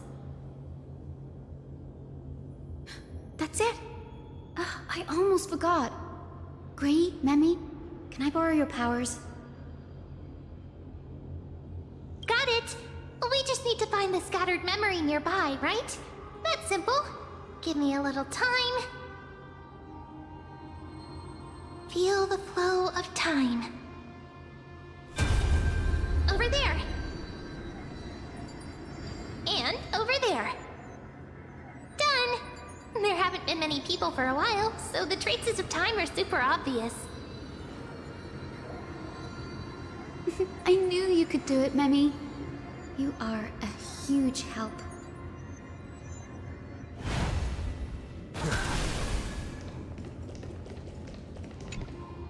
arrogant sunfolk. The Titan will condemn your brazen disrespect. But Aquila, you that shape the sky, why do you avoid the pursuit of dark clouds? Are not clear skies and stormy rains equally your creations? The Sunborn see your behavior as an act of favoritism towards them, and weaponize this reason to oppress my people. The Rainfolk will not suffer in silence.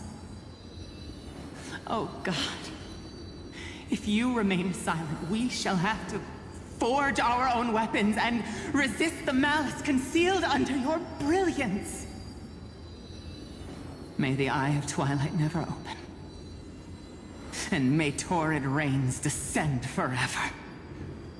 Avoid the pursuit of dark clouds. Aquila doesn't like rainstorms. It seems a little hard to believe, but we should write this clue down first.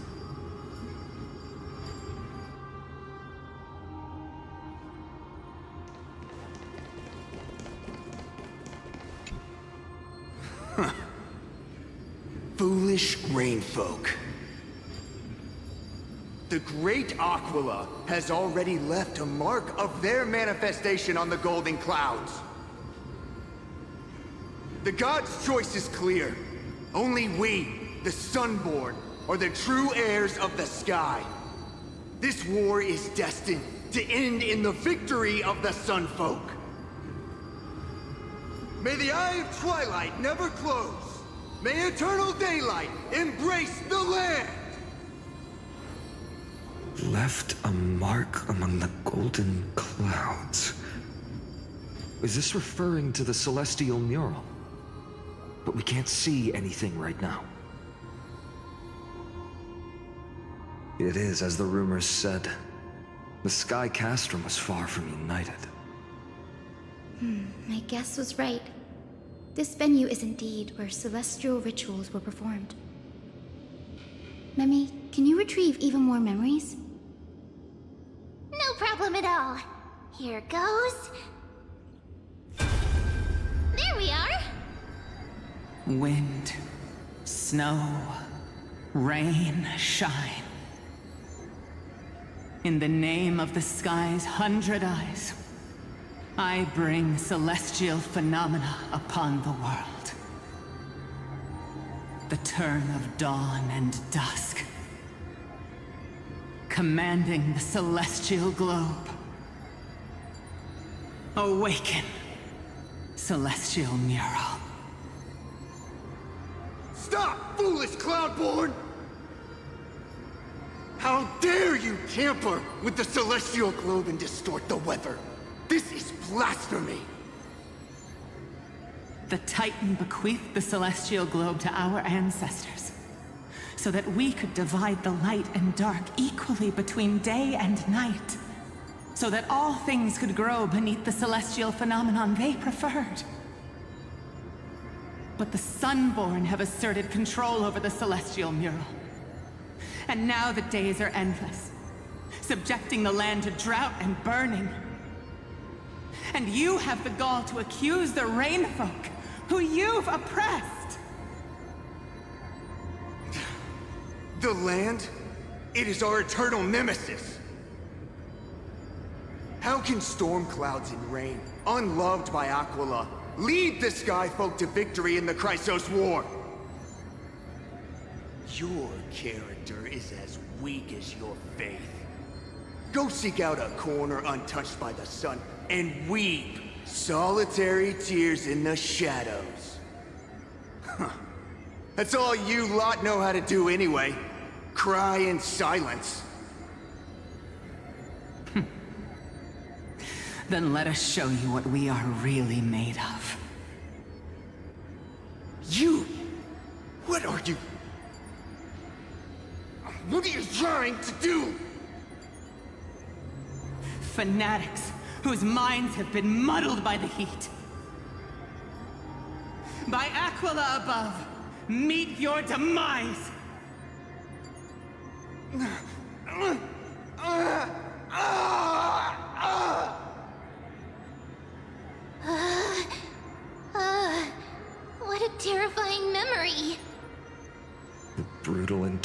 strife is sad to see. It appears the Sky Cities didn't fall to external threats after all. The proud Sun Folk saw themselves as divinely chosen, exacting long-standing oppression on other tribes. And the Rain Folk suffering beneath them began resenting the divine and plotted their retaliation.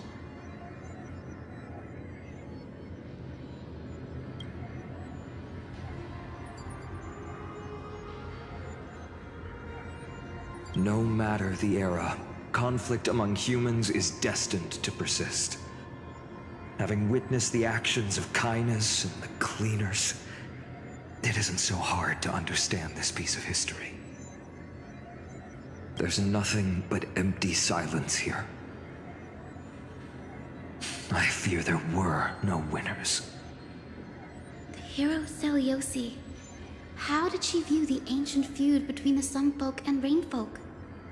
The legends focus on her god-slaying expedition, but are hazy on the fall of the Sky Denizens. Perhaps I can piece together the true face of history here. One step at a time. Do you remember the verse that Rain Folk sang, Hyacinth? Perhaps that's the key to unlocking the Celestial Mural. Yes, I already memorized it. Now, shall we try to wake it up?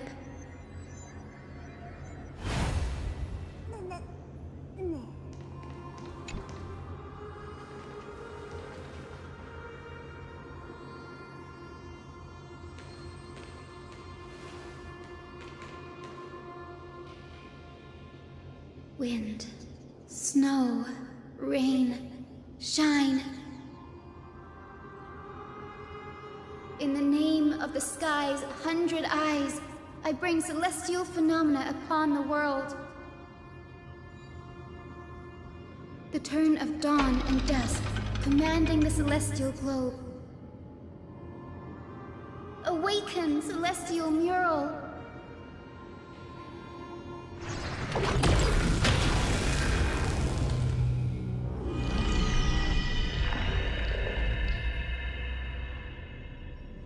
Golden clouds, blazing radiance. What a breathtaking scene.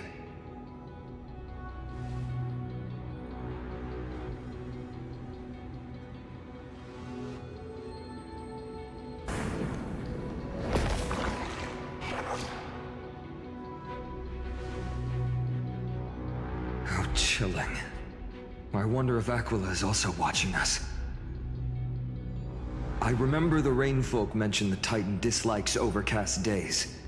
We might be able to use this to our advantage and change how the mark is behaving by changing the weather on the mural.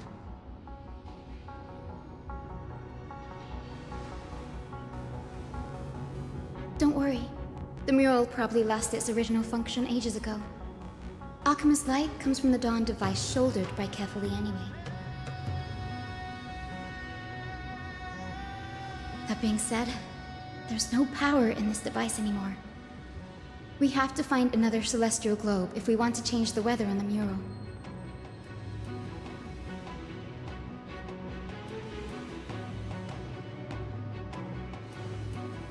Ah, there! That circular device. I'm quite familiar with it. That's a west wind compass of the Twilight Courtyard. We can use it to create a miniature rainbow bridge to walk on. Who knows? It might even lead us to other areas of the Eye of Twilight. Technology passed down from the Golden Age is finally proving useful. Let's go. Leave the adjustments and calibrations to me.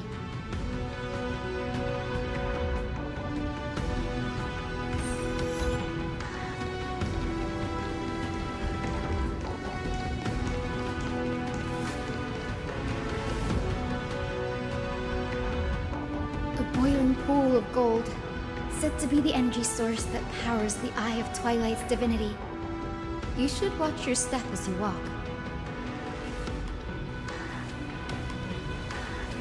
The mechanical structure is a bit different from the one used in the Twilight Courtyard. How should I put this? It's a little more complicated. Can you handle it, Hyacinth? This might take a while, but I think I can manage.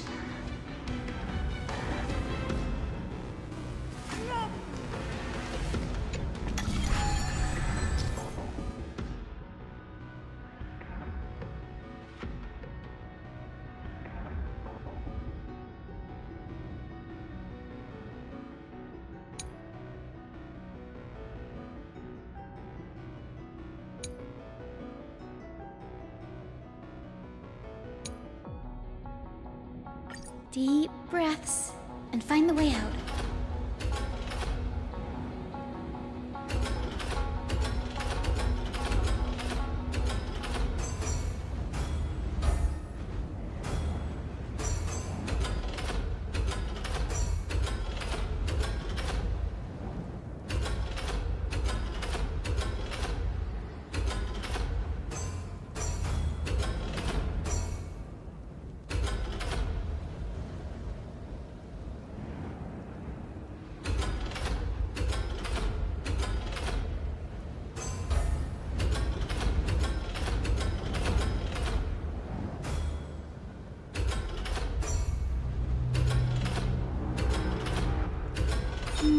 I think this should be right.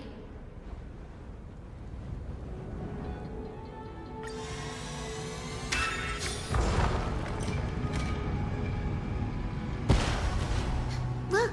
The Rainbow Bridge has appeared! Well done. Now we can cross. Hey, careful!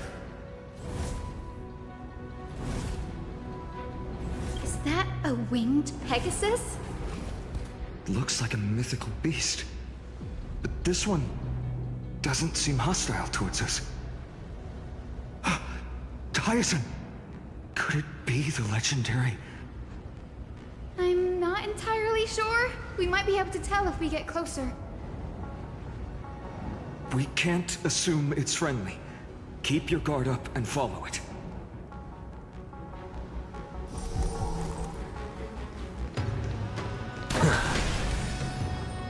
Legend has it that the hero Celiosi was always flanked by two winged companions. Solibus and Lunabis. They were her steeds and comrades. If they are still alive, they might help us confront Aquila.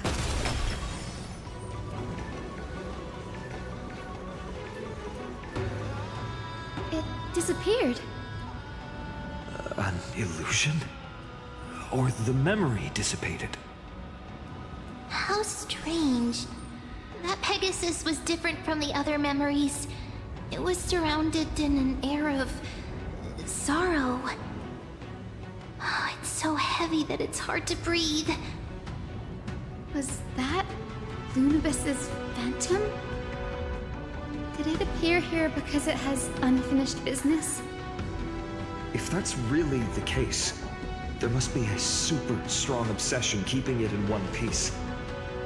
Could it be some remaining bits of Celiosi's will? We can't be sure of that yet. Let's take the elevator up to the Eye of Twilight's core first.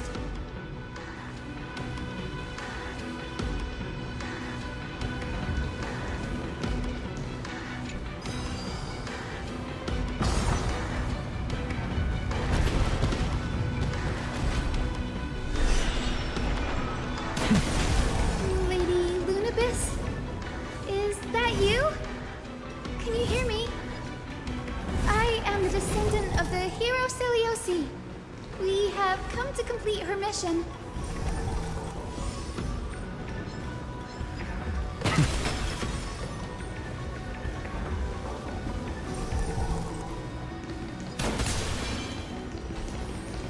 That's another one?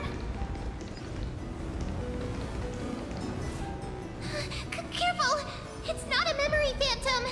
It looks like it's alive! But it's so twisted and very shadowy, like those black tide creatures. Hyacinth, watch out! So, you're Lady Lunabis, aren't you?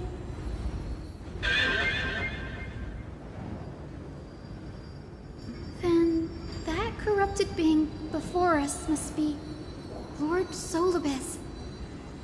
Did you lead us here so we can free your companion?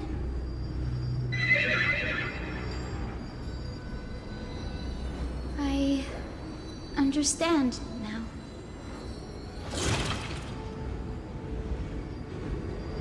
You must have been tormented by pain for so long. But you didn't give up. And you've held on to what little is left of your will with such tenacity. Don't be afraid.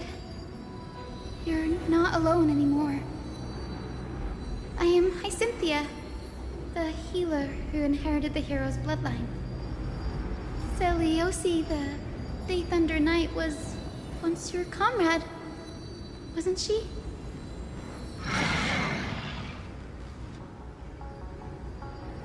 Lord Solibus, your body has been completely corroded by the Black Tide. But I can still heal your tenacious soul. Just like Lady Lunabis, even if you've lost your mortal body, your spirit remains pure. Please, keep holding on to what's left of your will, and I will reawaken you as a heroic soul.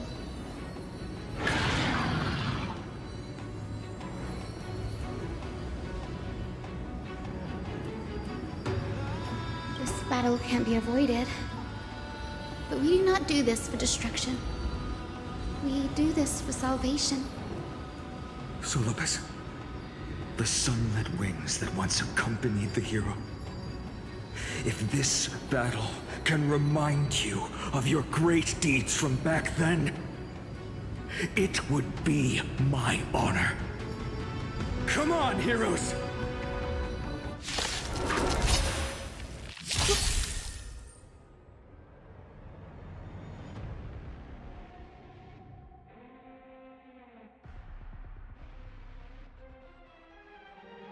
Lord Solibus, please break free from the control of the Black Tide and return to your senses.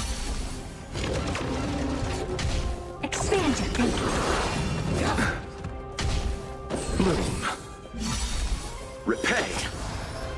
The dead return!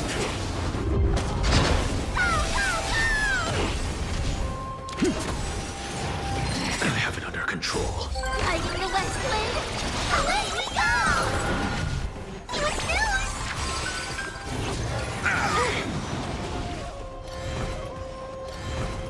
Endless riddles. Nothing but a void.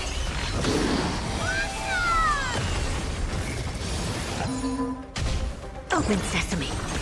Glimpse the unknown. It's over. Solibus.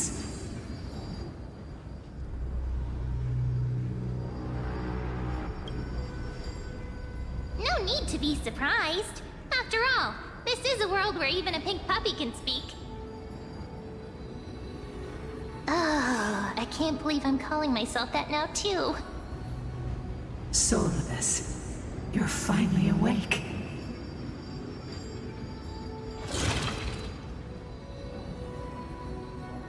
My consciousness has been lost for far too long. Finally, I have been released from the Black Tide's cage. Little girl, are you Celiosi's descendant?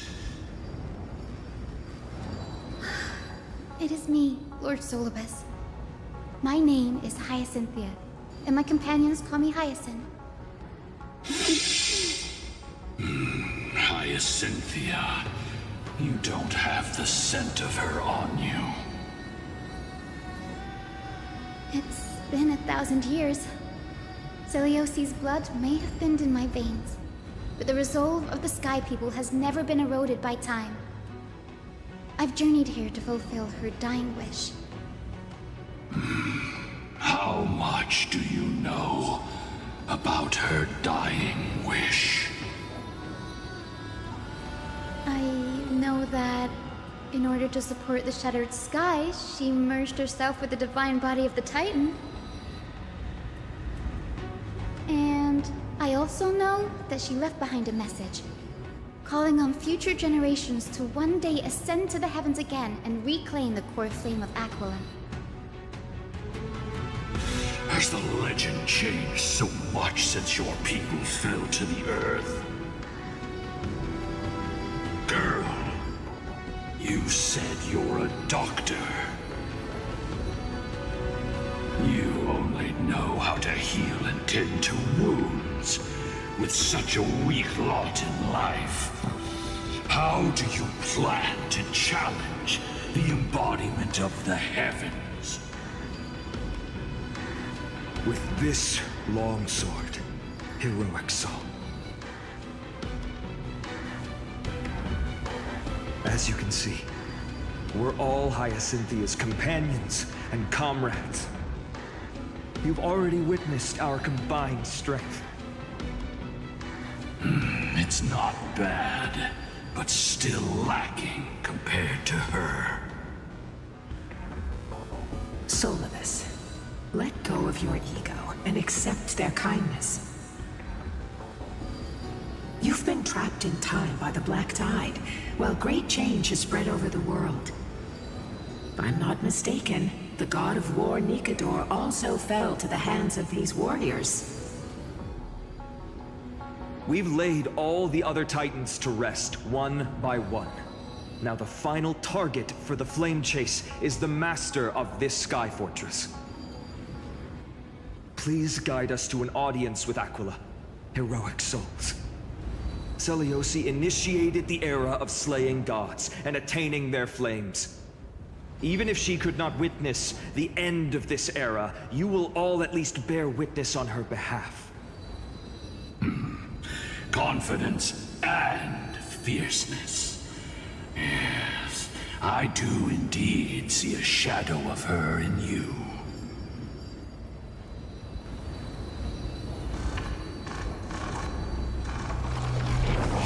Aquila's mirth flew away?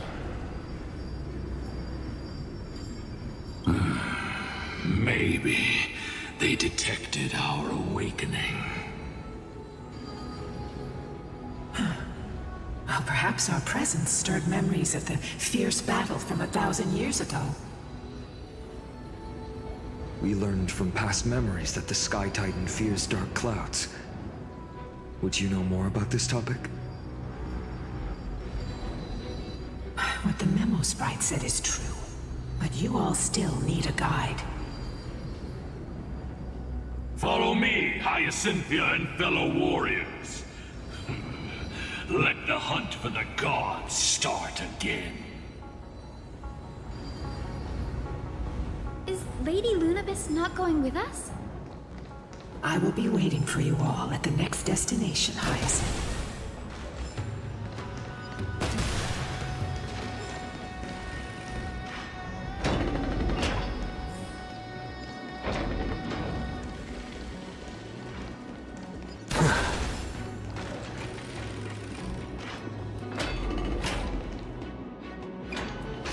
Thousand years have passed, and yet this place feels the same. Just that there is no more human clamor. This is the Hall of the Sunfolk, where the Sunborn once held grand ceremonies to give thanks for Aquila's gifts. So, did the Sky Titan really take the side of the Sunfolk? Everyone thought so until Seliosi's spear pierced through Aquila's wrath. Only then did we understand that Aquila wasn't hiding from the clouds and rain, but from the horror that lurked within the unlit shadows. The Black Tide's threat has forced the Chrysos heirs to complete our flame chase journey, heading toward the prophecy's miracle of Genesis. Chrysos heirs. In our time, that title used to stir up waves of outrage. But you all seem to be revered as heroes. It's all thanks to those who came before us. Trebios and Aglaya. You must have heard of these two names. So it was those two who made it to the end. What does that mean? Let's not elaborate on unrelated topics. You now know how to activate the celestial globe. So go, and force out the Titan in the mural. The road got sucked away by the wind fan? Did Aquila do that? You have nothing to fear. We can use the power of time to rewind it if we have to.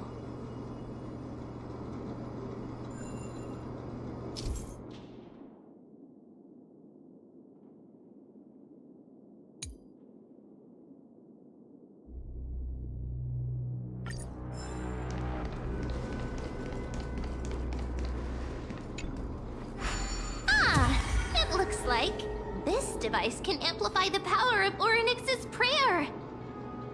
Why don't you try to change the wind's direction with this thing, partner? Now the prayer should rewind for even longer. Let's try to control the wind's direction with this thing, partner.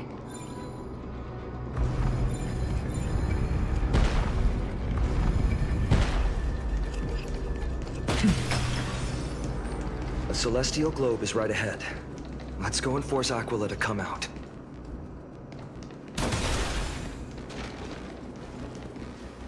The turn of dawn and dusk, commanding the celestial globe.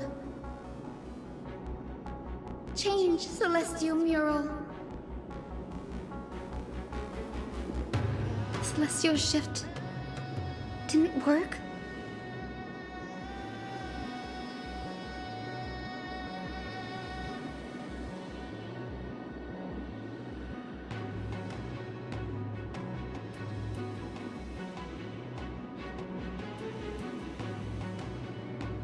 These circuits all seem to be corroded by the black tide. Here's hoping those two prophecy tablets can help us out.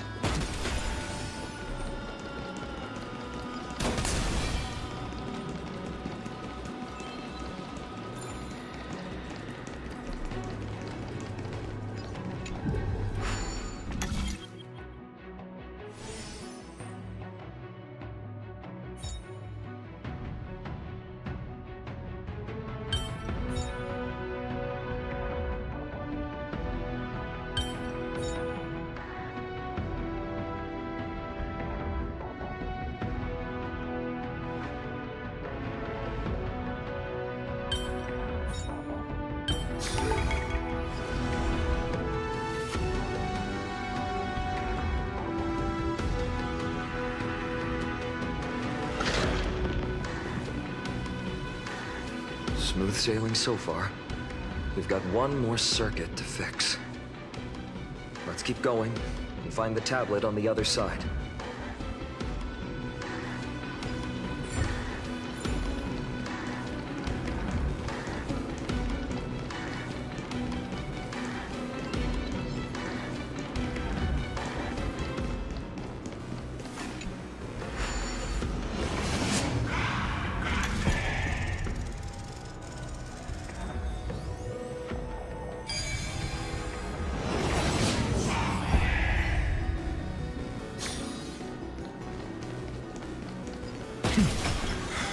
Finally made it. Hopefully, this is enough to fix the celestial globe.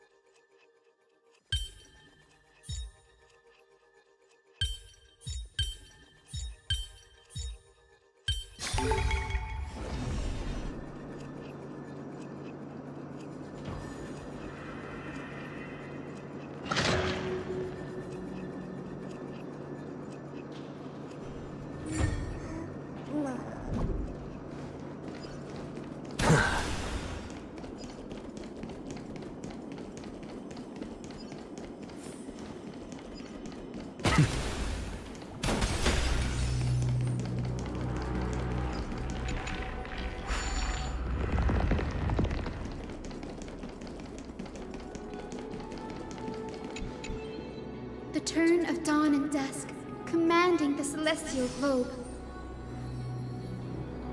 Change, celestial mural.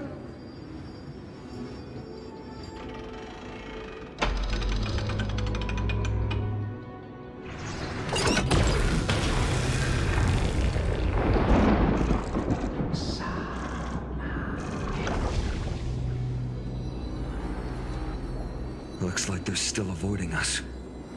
I wonder if it's cowardice, or if they have something up their sleeve. I fear the Aquila of present has long lost their sanity.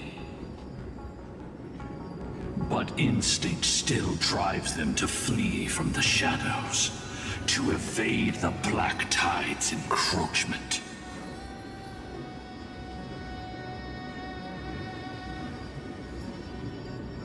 Do not mistake their behavior for weakness, warrior.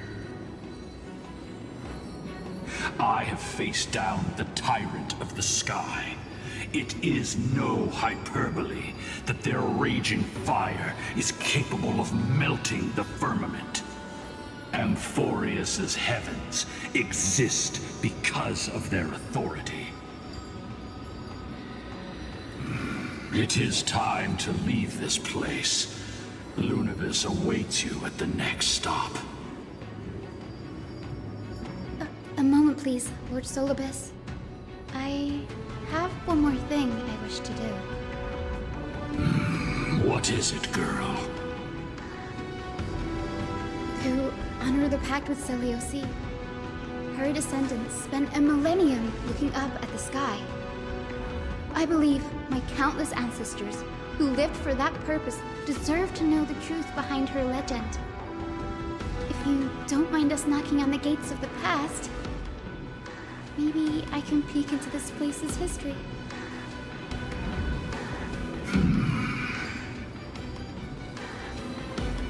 You are the ones who hold Orynyx's miracle.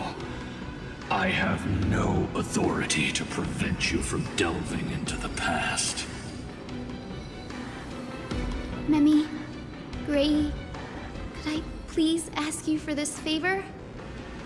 I want to show the truth to my ancestors waiting on the other side. Then there must be a reason behind its falsehood, right? The scene here and the previous memories gave me a bad feeling. What else did the Skyfolk encounter after Selioci challenged the god? I must figure out the truth behind the legend, even if it's for my ancestors' sake. Hyacinth, you're such a good child. Don't worry, I'm here. Oh, the memories surging here are even more intense than at the entrance. I'll gather them up now, and mold them, and mold them. Huh, all done! Thank you, Memi. Everyone, please, witness history with me.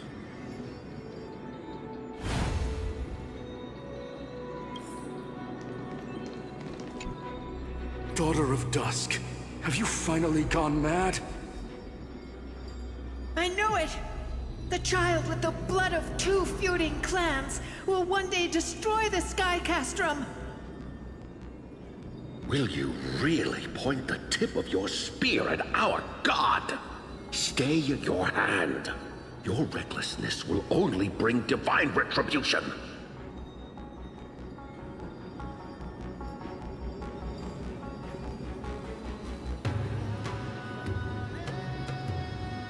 Divine retribution?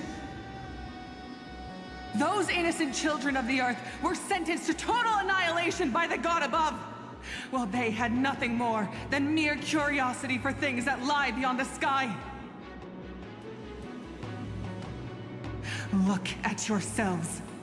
You call yourselves the Sunborn, yet you're unable to bear the blinding sunlight. You even consider sunburns and blisters as a gift from the gods. You declare yourselves the chosen ones, champions favored by Aquila. Yet you dare not even declare war upon the true threat of this world. Instead, you raise your swords and rattle them at your weaker brethren.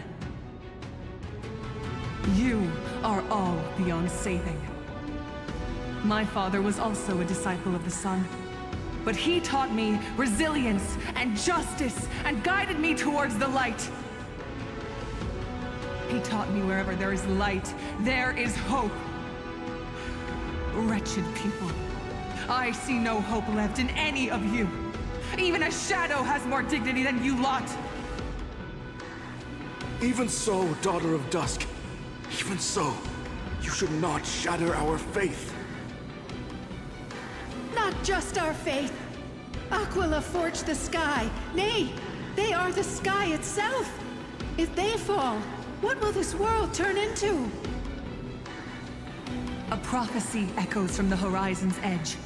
It heralds the advent of a new age. One not ruled by the Titans, but created by mortal heroes. I choose to believe in that prophecy. I must believe in any sign that promises to break the chains imposed on us by the old era.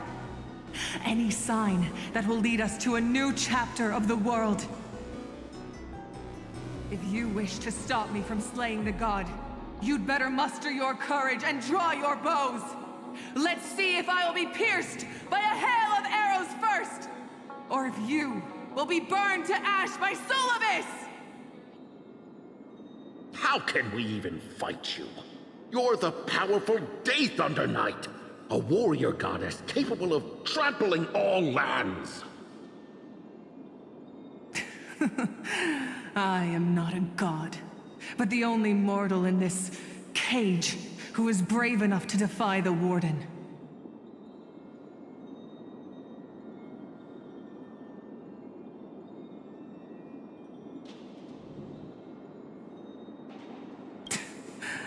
See, you are all truly weak beyond measure. The hunting ground beckons. Come, Solobis! The hero Celiosi, disillusioned by the Sunfolk's deeds, decided to sever the source of it all. The god they so blindly placed their faith in. She was brimming with compassion at that time. Her words were bursting with anger, but her heart had nothing but mercy for the children of humanity. At that time... We should get going, Hyacinthia. Lunabis is waiting for you all. Aquila has fled to the other end of the fortress. Let's chase after them. Lunabis will lead the way.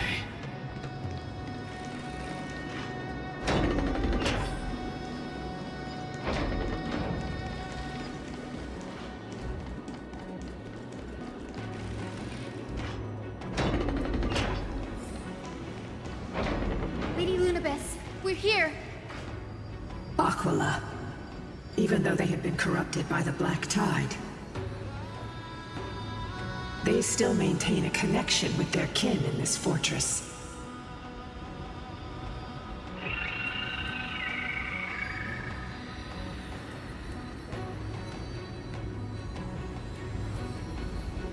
You think to hinder us, imprisoned Titan? Then we will make you understand that resistance is futile!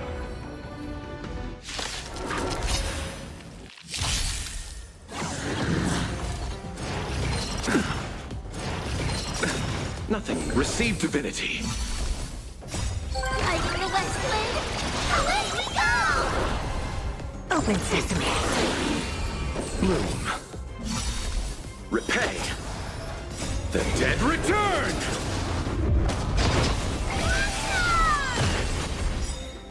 With this divine power, I reforge all things! Endless riddles. Nothing but a void.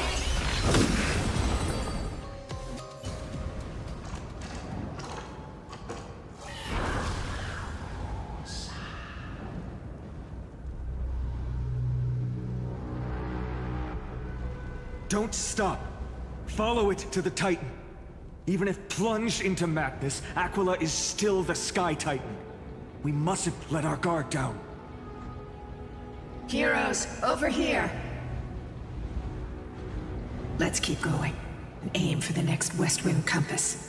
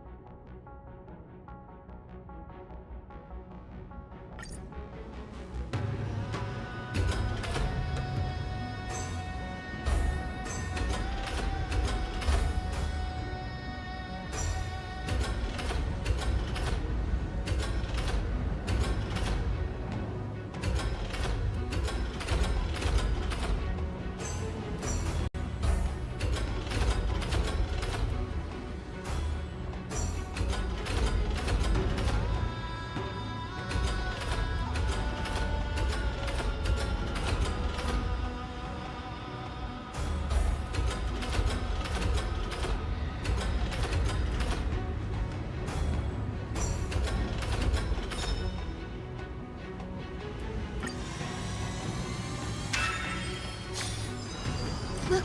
The Rainbow Bridge is leading us to our next destination. Let's hurry on. Follow Lady Lunabis.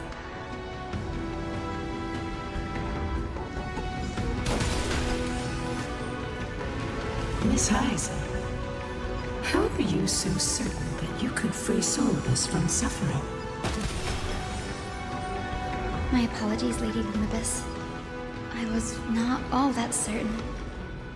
But if even the healer loses hope, then how will the patients repossess their hope for life? What a kind answer.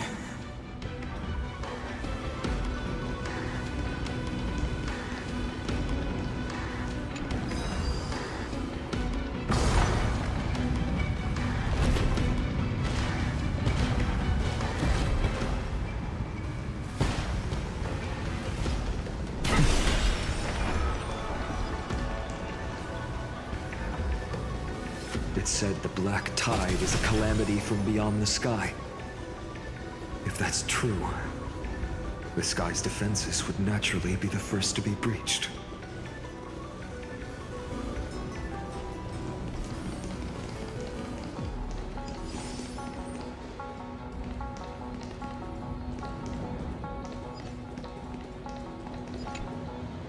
Megusa's Chalice of Plenty. This mural depicts its breaking.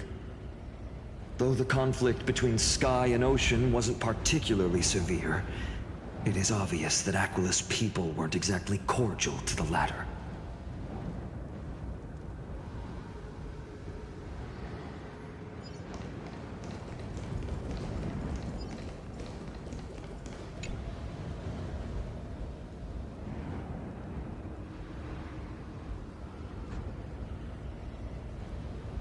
Maybe the ancient sky civilization had a completely different interpretation of the Titans from ours. But I agree with you. This figure looks way too alien.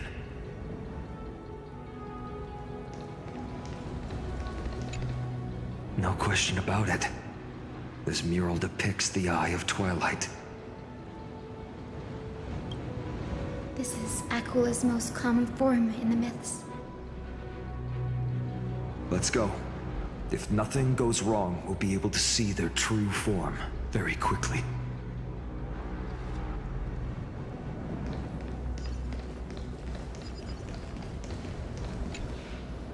Giorios, Aquila's nemesis. Unlike the three titans of creation that coexist in mutual benefit, the sky and the earth never ceased attacking each other. But when the Twilight Courtyard left the Sky Civilization and came down to the mortal realm to live, they discovered that the Earth also possessed a gentle, benevolent side. Whether between people, cities, and gods, I suppose that all conflicts stem from misunderstandings.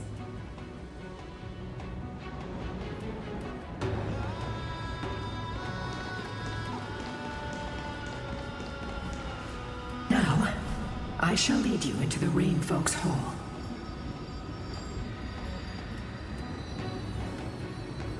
Legend has it Celiosi's father was a Sun Folk warrior who spent his years fighting and rarely returned to the Eye of Twilight. Her childhood was mostly spent beside her mother, a Rainfolk priest. Correct. That was true.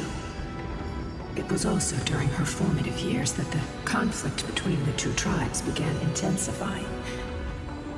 The Rainfolk feared the other half of Celiosi's bloodline, and never truly saw her as one of their own. Yet she bore no hatred for her people, and still grew into a passionate young lady. Until people discovered golden blood ran through her veins. That was the final straw that turned disdain into terror. What?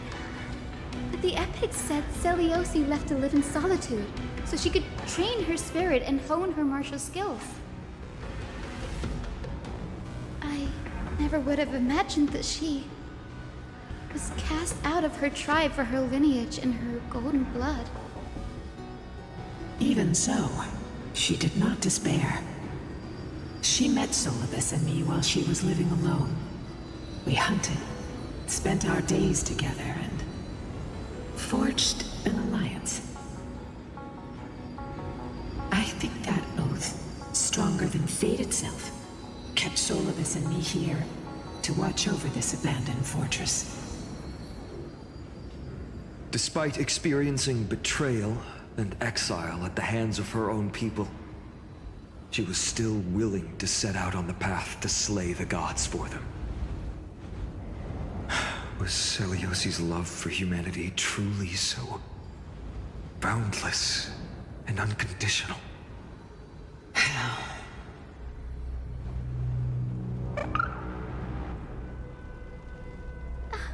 Little Ika, why did you run out on your own?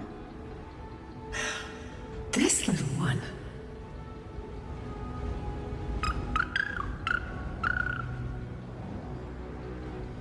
You're saying you smell a familiar scent on Lady Lunabis? They look completely different. But little Ika should also be a winged beast, right? Could it be?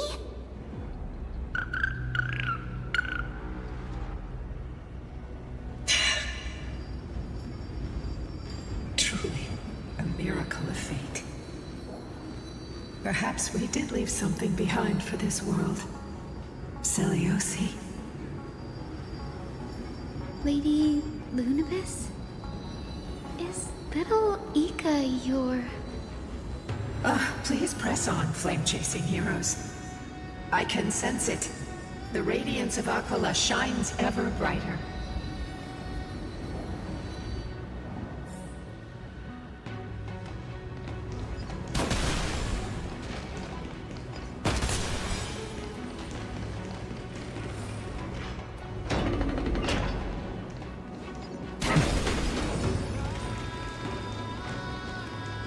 Where did the Skyfolk go after Celiosi challenged the god? Just like the countless tribes throughout history, they were drowned in the dark clouds of time.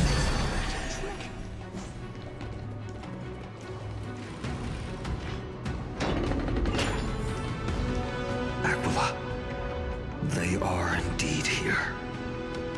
The celestial globe is right ahead. But there are black tide creatures guarding it. Looks like we can't skip this fight. Let's go get them.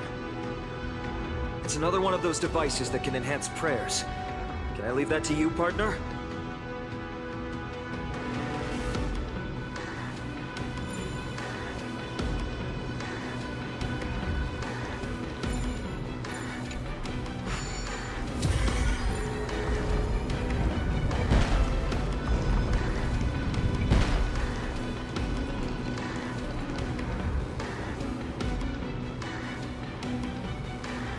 Before it was consumed by madness, it must have also faithfully served the Titan, don't you think?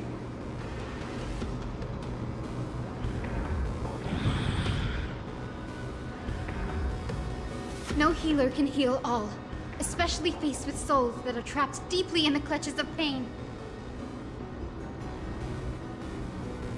Granting it a dignified end may be the most compassionate act of all.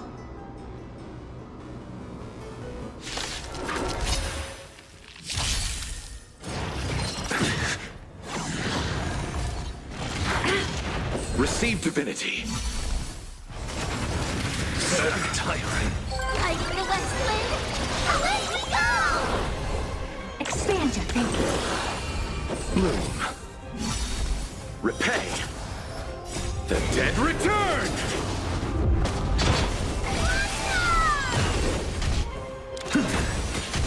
Delivering warmth!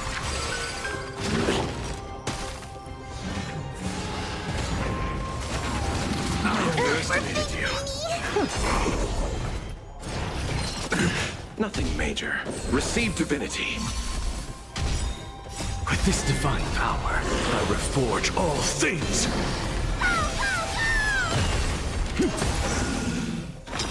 To the soul! Like the West Wind, away we go! Endless riddles. Nothing but a void.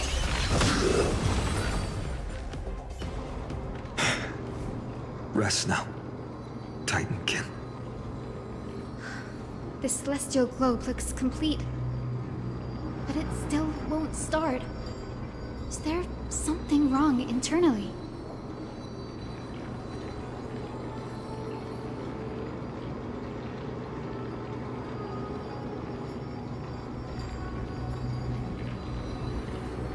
Hard drives?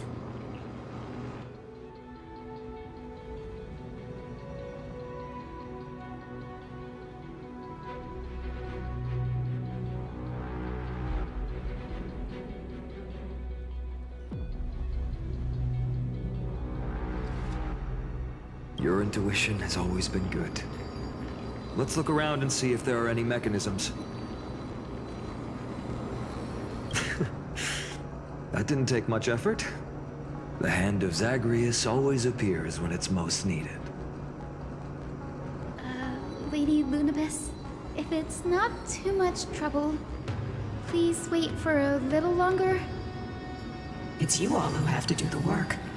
I've wandered around here for 1,000 years, so this brief moment hardly qualifies as waiting. Furthermore,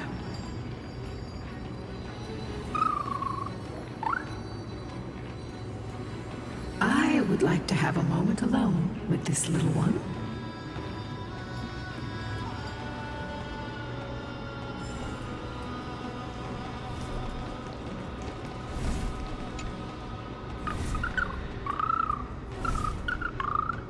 Your parents and their parents, have they always been by the Skyfolk's side? That is quite comforting.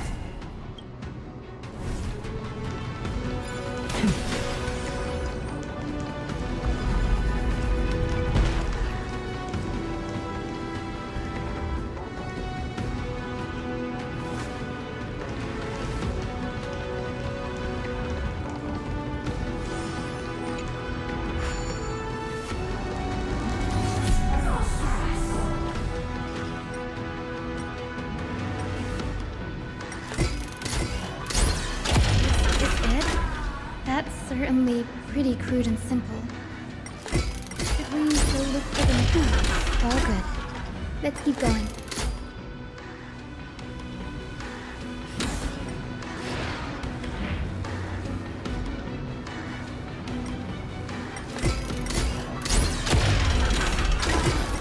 As expected, gray getting more and more skills at handling the hand of daggers. Let's go.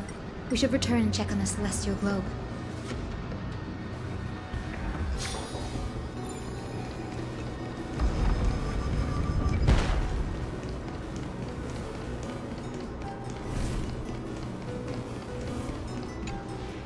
The turn of dawn and dusk, commanding the celestial globe. Blot out the blazing sun, celestial mural!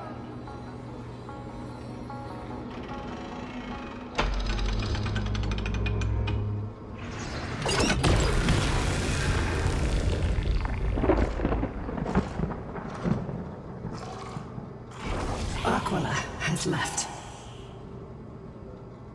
We've already changed 2 scenes on the mural. Where else can they go? In the direction that the denizens of the sky have prayed to their whole lives. Upward.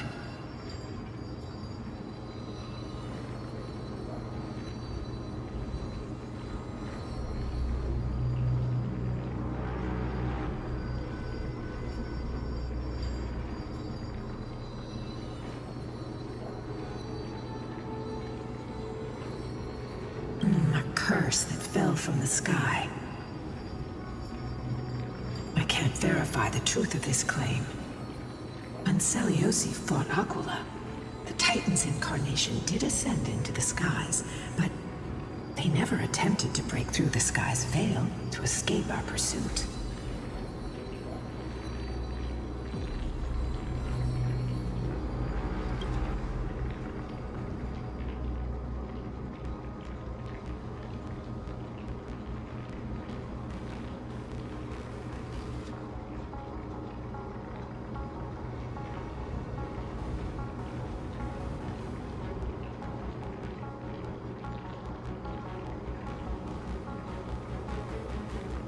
Regardless, we can only know the truth after we've defeated them. Before we press on, partner, ma'am, let's unveil the history for Hyacinth. The true story behind the legend is yet to be fully revealed. Okay, leave it to me. Flowing, gathering, recollection, reveal!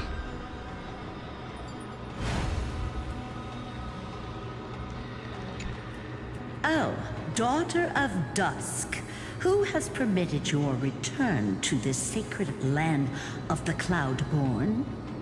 Bearing the blood of heresy and curse of gold, exile is your eternal sentence.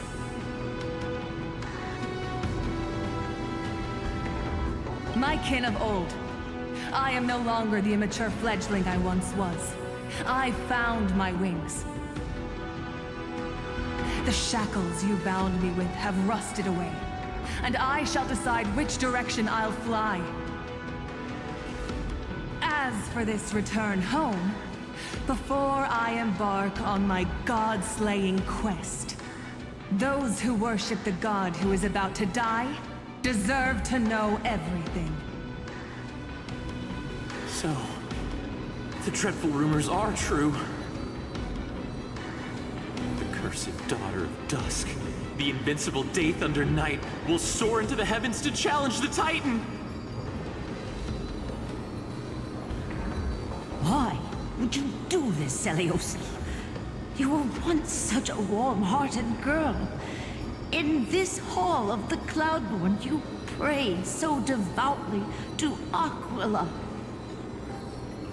I've seen through the Titan's indifference, and grown weary of the tragic dances mortals perform under their neglect. I see how you blame the god for their favoritism, yet lack the courage to rebel against the core of your beliefs. You're quick to turn your blades on your kin, but you never dare to confront the true source of your hatred. I feel sorry for you. I grew up among you, and once saw myself as part of this tribe. The persecution you've suffered runs deep. For that, I understand your hatred towards me. And I forgive you for casting me out. Out of care for you all, I'll walk this path on behalf of everyone. Let the fall of the Eye of Twilight mark the dawn of a new chapter in history. Upon my return, there will be no more unjust gods. When a broken faith finally disappears, the children of humanity will be reborn. The skies will mend, and the divide between day and night will fade away. You are so naive, Daughter of Dusk. So powerful, yet so innocent. I fear you. I can't imagine how twisted you may become when you realize that shallow and fragile mortals can't bear the immense weight of your boundless love. Farewell, my kin. I'll always remember the tenderness you once showed me. Meager, but refreshing. Like gentle rain. Fly, Lunabis. Lady Celiosi's resolve to slay the Titan was as firm as her farewell to her people was dismal. Yet, from this memory, I sense something ominous. What happened later, Lady Lunabis? Rather than listening to me, continue onward and witness for yourselves. Follow the trail Aquila has left, heroes. This time, I will guide you alongside Solibus.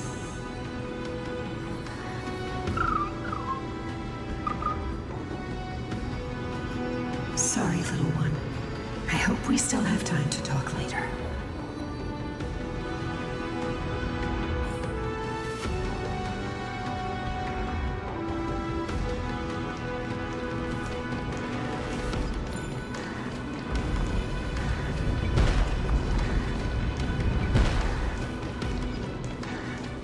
Celiosi is such a mighty hero. Yet her partner, who must have walked with her to pass on her bloodline, was completely unrecorded in legend. Was he also a warrior? Or perhaps... You will soon have your answer, Miss Hyacinth.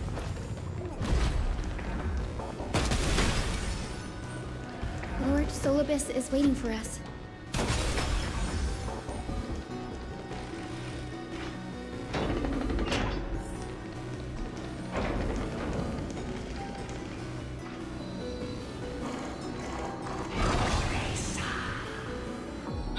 They soared toward the mural's dome. I remember that place. I remember too, Solibus. What exactly happened there? At the celestial mural's dome, we dealt Aquila a fatal blow. The sunlit wings set the Titan's wings aflame. The moonlit plume sealed the divine body.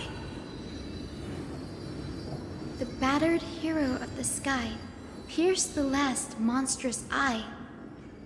It seems that the legend describing the decisive battle was true. But some things cannot be recorded. They were only witnessed by us. Would you mind sharing more, honored ones? After Aquila's defeated scream, we looked to the ground. The people who watched us fight. We saw the expressions on their faces. Old and young, adults and children alike. They all shared the same expression. Pure, unshakable terror. Our victory brought no cheers or celebrations. The terrified crowd became chaotic, screaming and trampling each other.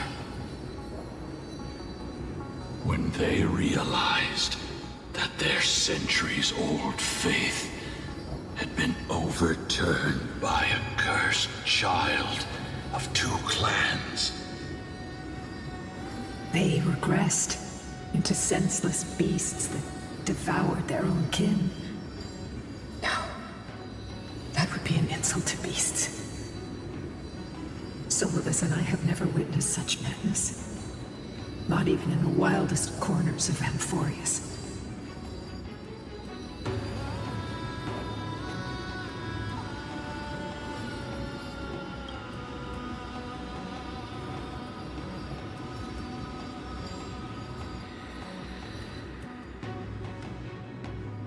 This doesn't align with the historical records. According to the legends of the Sky People, Aquila, gravely wounded, was determined to fight to the end. To prevent Aquila from using the sky of Amphorius as a weapon to crush the earth, the hero Celiosi chose to sacrifice herself, sealing the Titan in the process. Legends and epics have always erased the cruelty, the bloodshed, and the cries of the commoners, while glorifying the heroes in their triumphs. You'll witness a side of the legend that's never been told, young Hyacinthia, with a truth hidden for a millennium before you. Can you still walk with the same conviction? It will be a harsh truth. One that is bound to shake your beliefs. Are you ready to face it, Miss Hyacinth?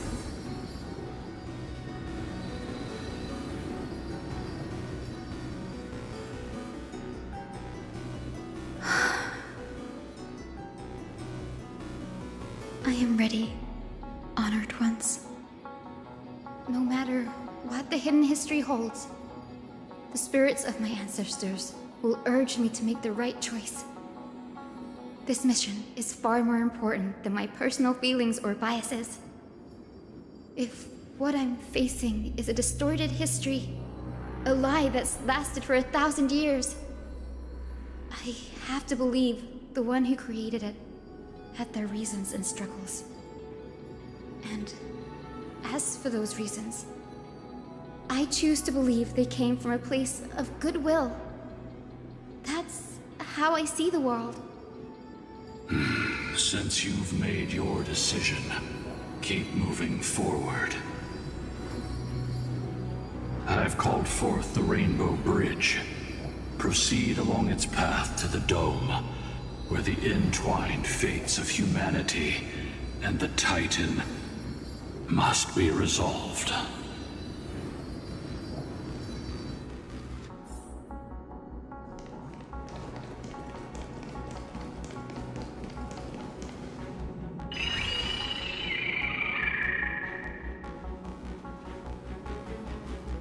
They're desperately struggling to block our path, but we've backed them into a corner. This hurdle is trivial compared to the endless flame chase journey. I'll restore the bridge every time, no matter how many times the Titan obstructs us.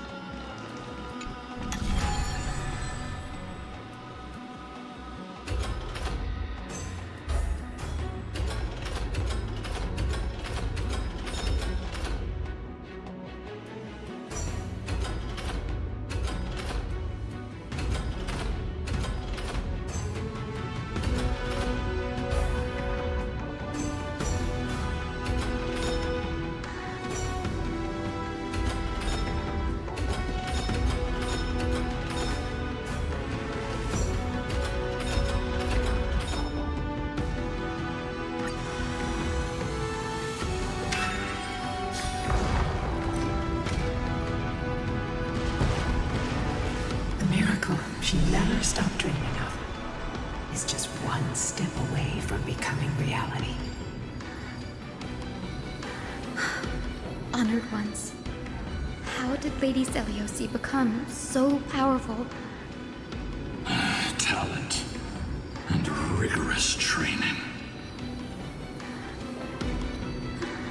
Those sound like essential traits for every successful individual. She is special. Her resolve goes beyond mere stubbornness. Continue forward along the Rainbow Bridge, heroes.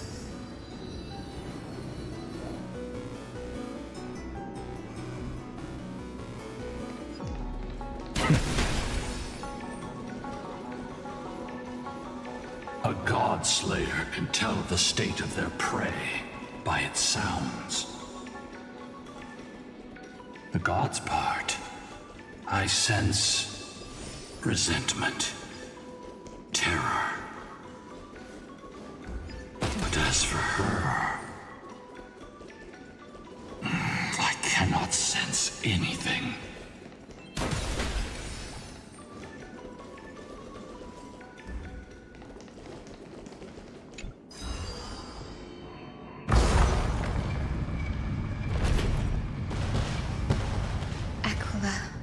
Already seems aware of their fate. We won't make them wait for too long. A Titan shall get Dawnmaker to have its first taste of blood. That sword you wield, it seems familiar. Are you sure about that? This is only recently forged. Perhaps. Is this the dome of the Celestial Mural?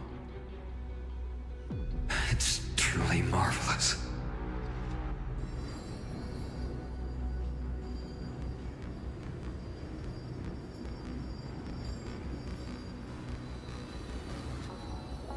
Exactly. Employ the tactics you've mastered to expose them. And... Hyacinthia, we will heed your wishes, channeling our strength to reveal Aquila's true form. My wishes? It's been 1,000 years. Without our pact, Lunabus and I might have dissipated like everything else here. Our pact requires us to await the return of the Skyfolk to their ancestral lands, to complete the mission of reclaiming the Titan's core flame. We will carry out your will, Miss Hyacinth, as faithfully as we kept our promise to Seliosi. But first, we shall reveal the whole truth of history. We will reveal all that befell the Skyfolk after Seliosi initiated the Flame Chase journey. As it should be. Be careful. There are multiple threats. Soldiers tainted by the Black Tide. Do they continue to defend the realm of the Sky Titan after all this time? Perhaps they are protecting the truth slumbering here. Aside from the descendants of the sky named in the pact, no one else is entitled to access the memories here. I'm increasingly intrigued by what happened next. Let's deal with these fallen guards first, then. Embark on this final lesson in history! Dawnmaker feels lighter in my hands. I feel that I can do more than just cut down evil with this blade. Receive divinity. With golden flames, I can forge a new dawn!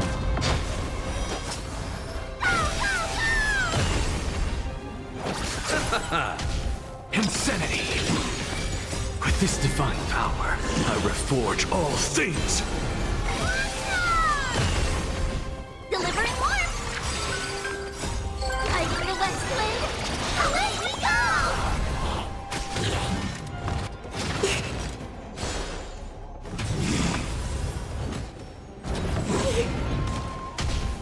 Open sesame. To the soul. Endless riddle. Nothing but a void. Expand your thinking. Watch it crumble. Super big meanie! Open sesame. Insanity. You have fulfilled your duty, guards. Rest now.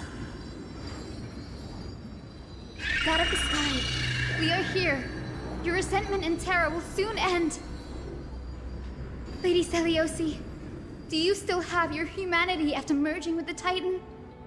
I hope you can witness the harvest of the seeds you once sowed. Now, only the final steps remain. Something's off. I can feel the memories here churning. It's as if countless emotions have lingered through the ages, refusing to fade away.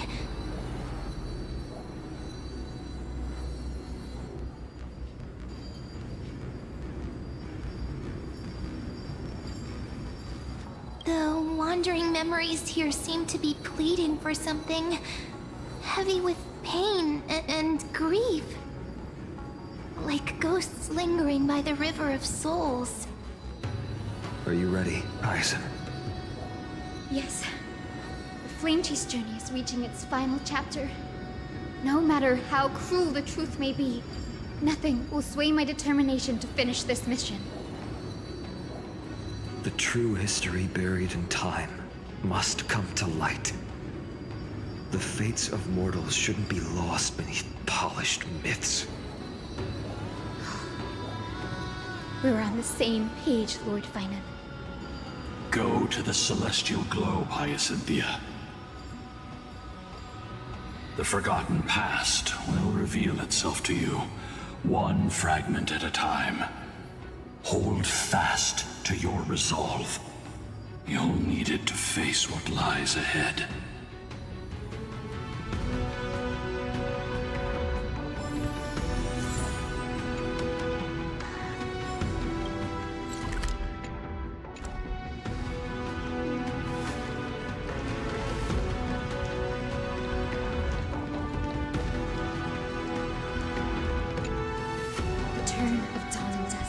Commanding the celestial globe. Embrace the clouds, celestial mural.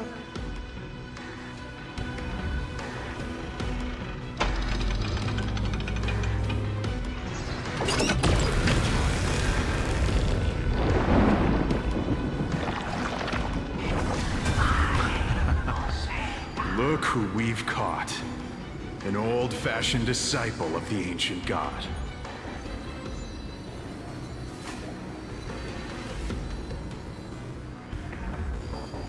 The frail Titan was conquered long ago by the mighty warrior goddess. Now, they're nothing more than rusted scrap, left in the forge to decay over countless years. Surrender to us, relic of a bygone era. We'll reshape your clouded mind and grant you a place alongside your kin in Celiosi's glory. Your so-called reshaping is nothing more than torment, both in body and mind. No. I'd rather die than give in to hypocrites like you, hiding behind empty faith and wielding power as you please. Take a good look at this pathetic fool. Do you see it? What a laughable hypocrite! You're one of the Sun Folk, aren't you? When you oppressed your own under the guise of faith, leaving countless souls to suffer endlessly under the scorching sun, did you ever consider that even the fiercest sun could one day fall? I once thought... Spare us your empty excuses, relic of the old world. I'd rather die than give in to hypocrites like you, hiding behind empty faith and wielding power as you please. You've already sentenced yourself. All we're doing is following through. Do it! Make it clean. A single, sharp cut across the neck. No! No! No! The creation shaped by Kefali and their image failed to inherit their compassion and acceptance. Are you alright, Heisen? I'm fine, Lord Phainon. I expected this. It's just thinking about the vision Seliosi held before declaring war on the Titan. This sight is deeply heartbreaking. Let's move on. Seliosi possessed the strength to slay gods. Yet, she failed to sever the cycle of karma, rooted deeply in humanity's hearts.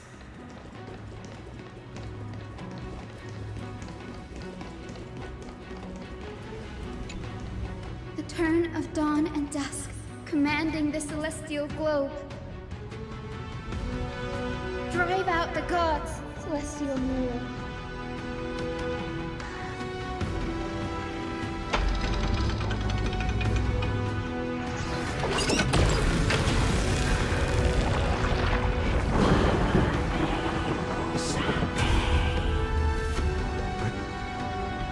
How is that possible?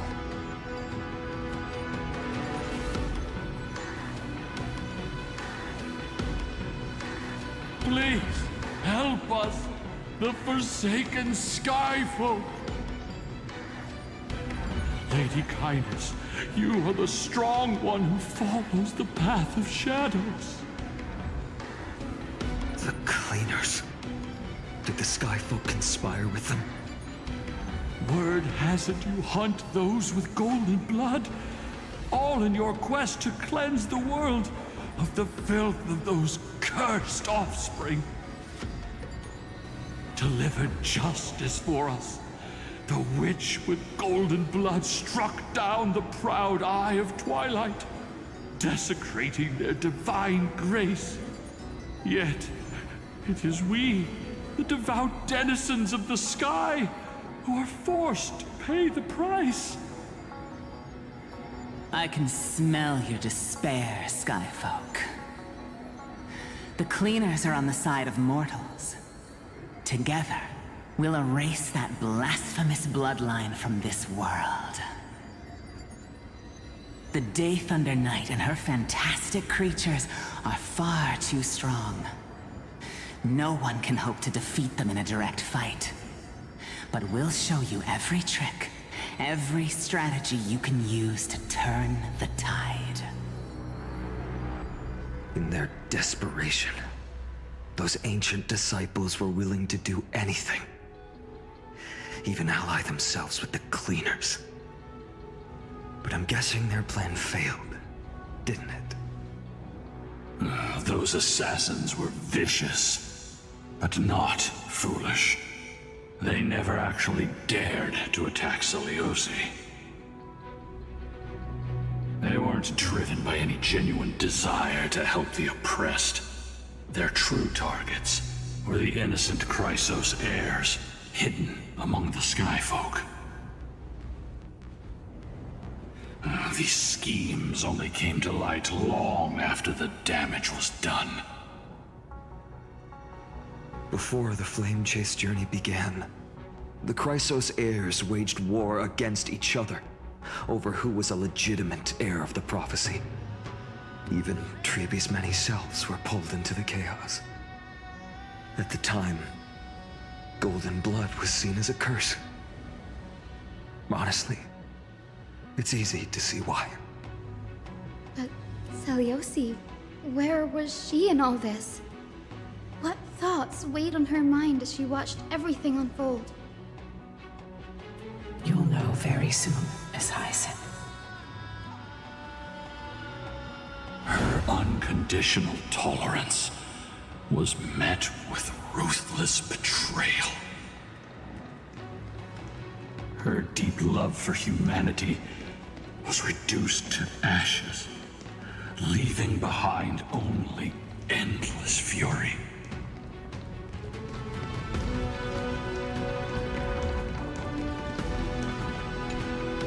The turn of dawn and dusk, commanding the celestial globe.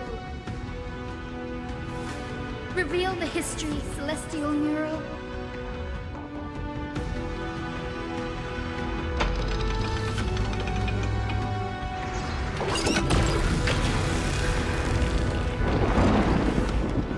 Now you have nowhere to hide, Titan. Look, everyone! Over there! Are those Lady Lunabis and Lord Solibus? Yes. Those are remnants of their memories from 1,000 years ago.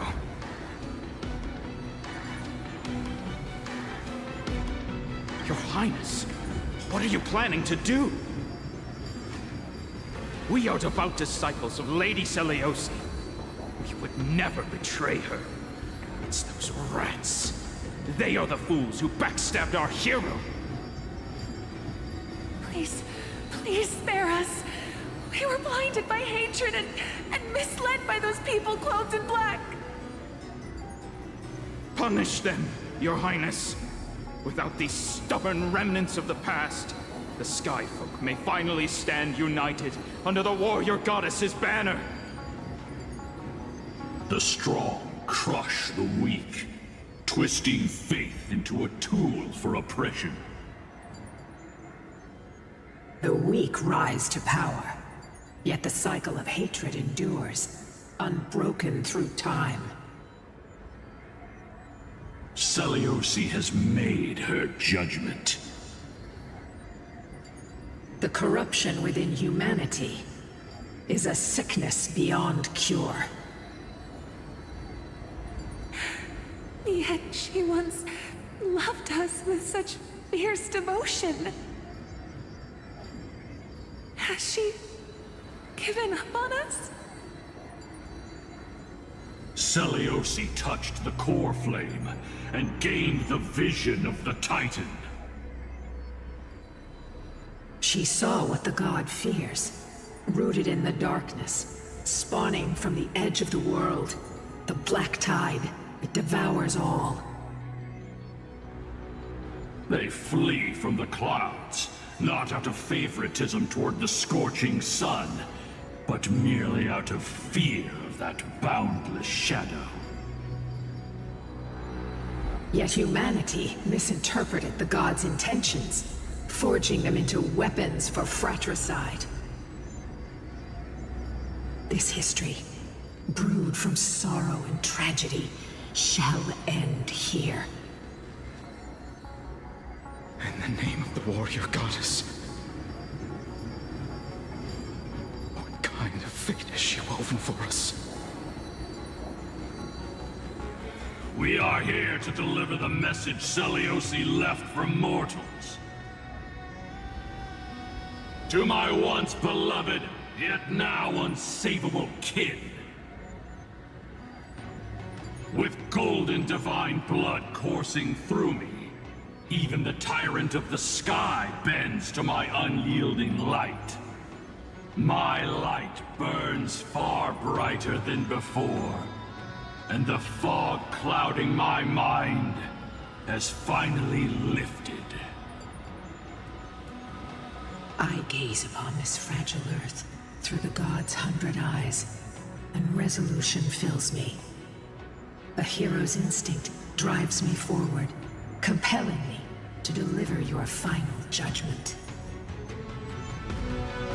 Your future flows between the boiling streams of the golden pool at your feet.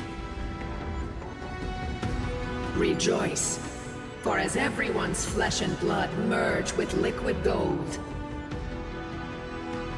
you will finally understand what true unity means.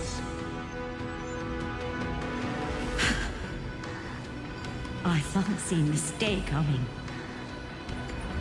This isn't your fault, Seliosi. Your only mistake was placing far too much hope in humanity. Lunabis. Solibus. You. Yes. We acted as Celiosi's executioners. That day, countless skyfolk fell from the dome of the Eye of Twilight, swallowed by golden lava. They spent their entire lives praying to the sky. Yet their devotion never earned them wings to escape their fate.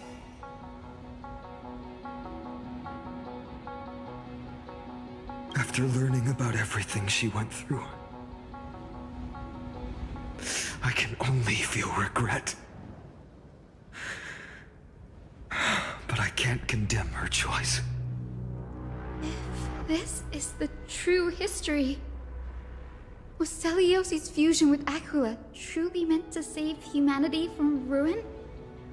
By touching the core flame, Celiosi gained insight into the Titans' fear and glimpsed their cold indifference. Aquila never yearned for mortal devotion. The establishment of the Sky civilization was merely the result of humanity's own doing. The celestial globe, said to be gifted by the Titan to the Skyfolk in the myths, was in truth a creation of mortals. Disillusioned with humanity, Celiosi began to long for the detachment of divinity. She sent Lunabis and me to the Earth in search of a forbidden art said to fuse human and Titan souls. Professor Anax's alchemy already achieved such power 1,000 years ago? Celiosi, who passed fatal judgment on the Skyfolk, had turned her back on humanity. If this was the path she chose, then whose wish have my ancestors and I been guarding all this time? The final fragment of history lies just ahead. Go and claim it, Miss Hyacinth. Just as Celiosi once did, you must take this step too.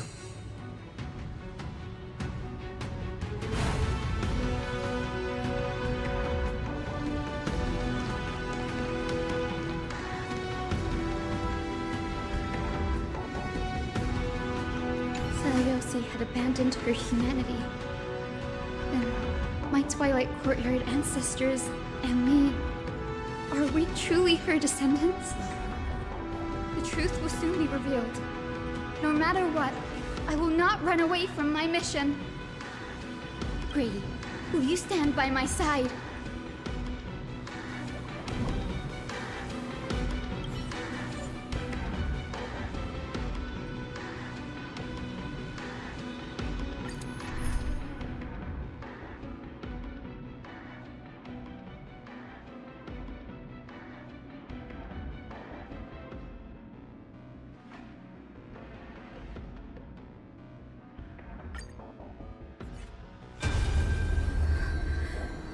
Is that... Great Celiosi, I beg you, spare this humble life. I've never harmed anyone. The punishment you deliver out of rage is far too harsh for someone innocent like me. The time has come, mortal. It's time to face your destiny.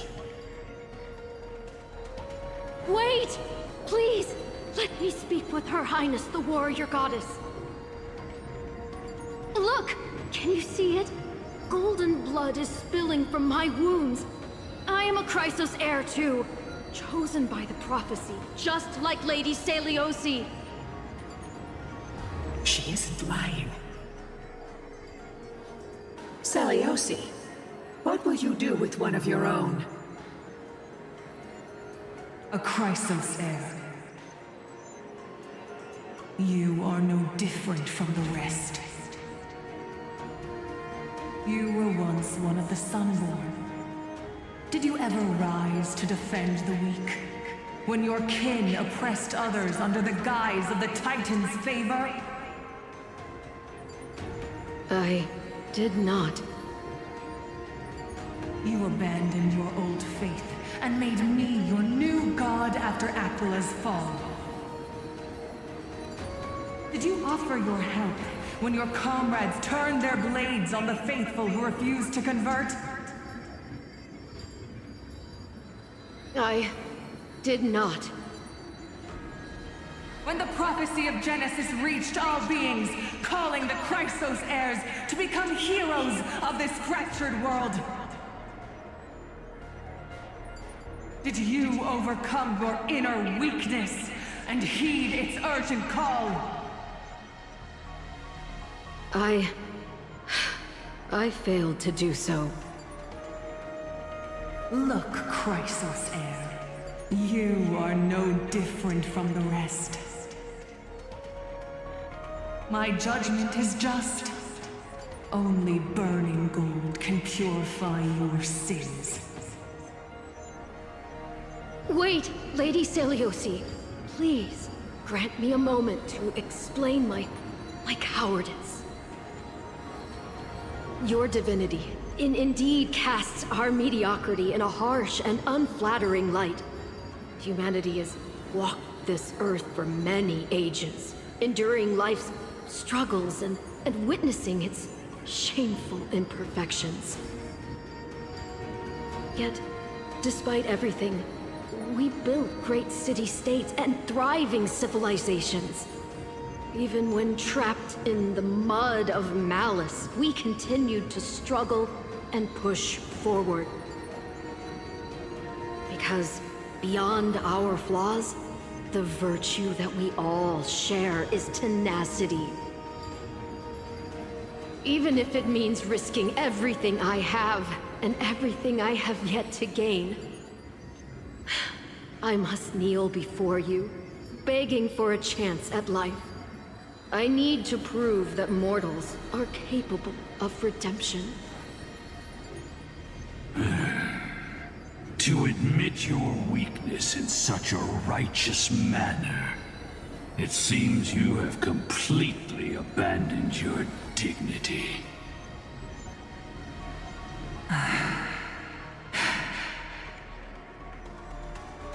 You say you're willing to risk everything you've yet to gain. Tell me, what kind of miraculous bet is that? It's simple, Lady Seliosi. Should you grant me a chance at life, I will ensure that your epic is passed down through generations, sung by my descendants, until the end times buries all civilizations and legends. Should the prophecy of deliverance we've heard hold even the slightest chance of becoming reality, then my descendants will return here one day to prove to you that even the flawed and imperfect mortals you disdain can bear the weight of the world.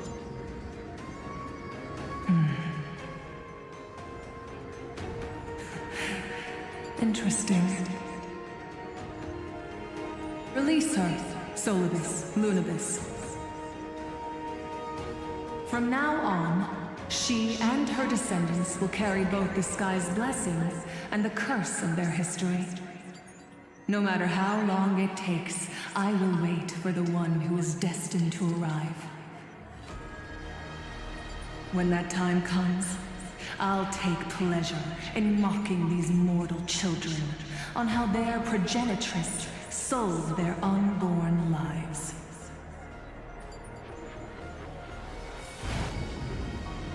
The truth of the legend is finally clear.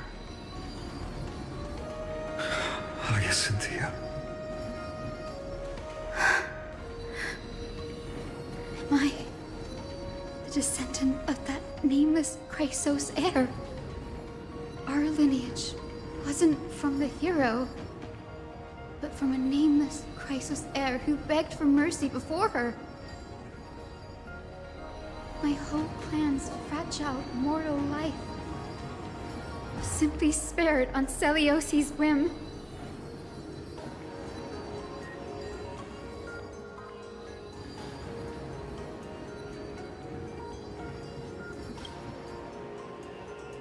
She sees only the sins we've committed. But we will make her understand that it's not all we are.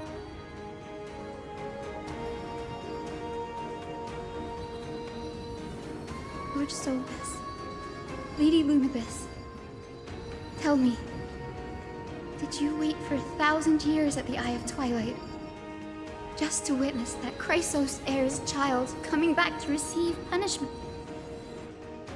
Time alters everything, child.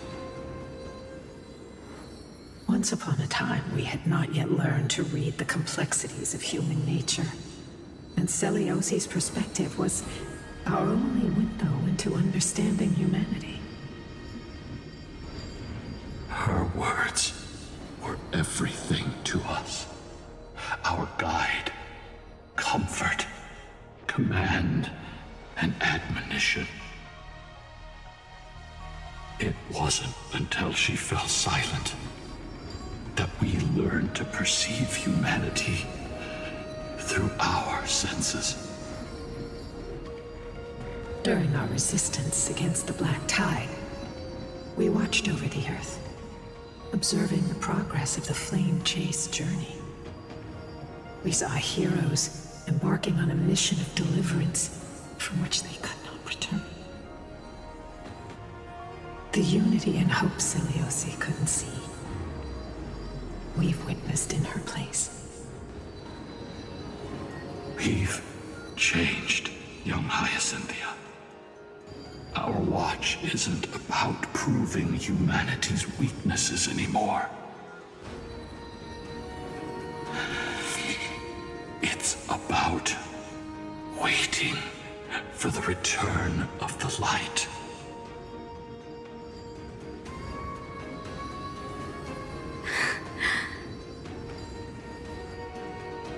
Lady Celiosi, I want to tell you this. Doesn't matter if you can hear me or not. I want you to know that I am glad to be born as the child of a nameless and ordinary mortal.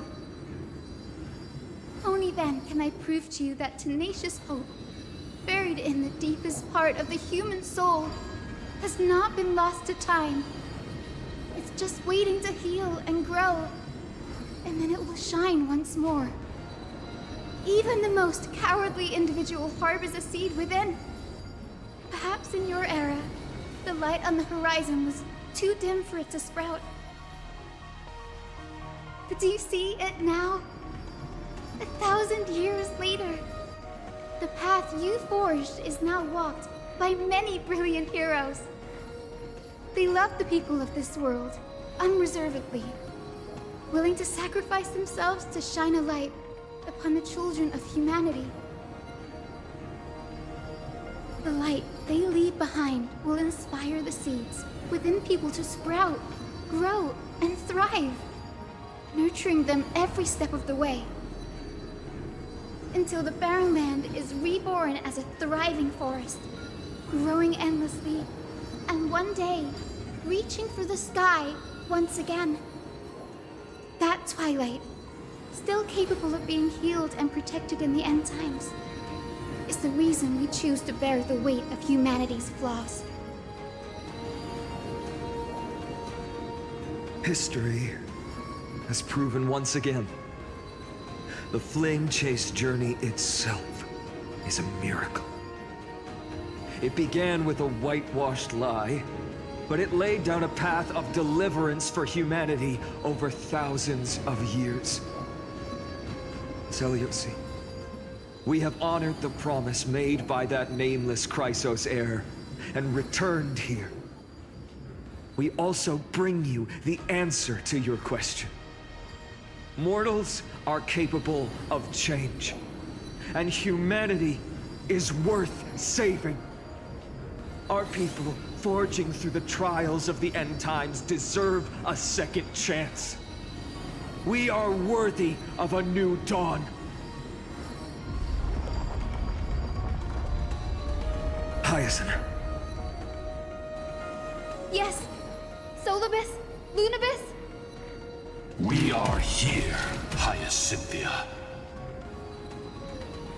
We are here, Miss Hyacinth. Give me your strength. I've made my decision, and we stand resolved. For all that mortals have built, I will follow the guidance of the prophecy and claim the core flame of the Eye of Twilight. The children of humanity have returned from the Earth, and we will challenge the skies once again.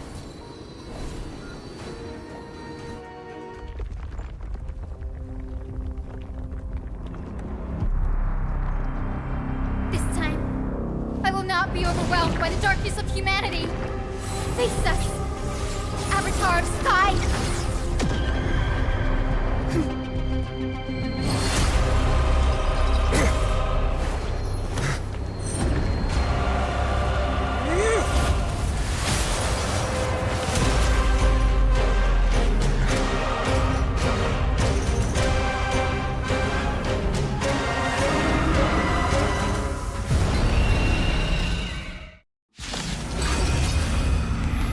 Does this weather please you, Titan incarnate? Indulge in this, and taste the fiery blaze of Dawnmaker! If you could still hear my voice, Lady Seliosi! Behold, the strength of those who pledge to save the world!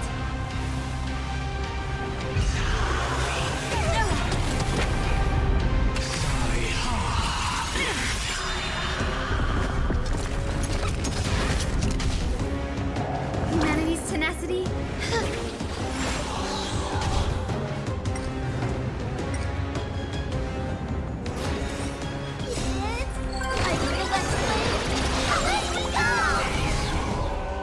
Open sesame. Look, with this divine power, I reforge all things. Insanity. To the soul. Curious, endless riddle. Nothing but a boy.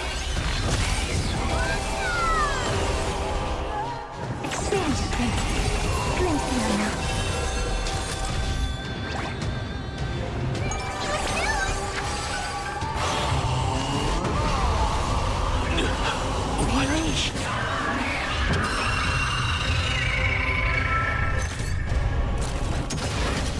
Undefeated by rise.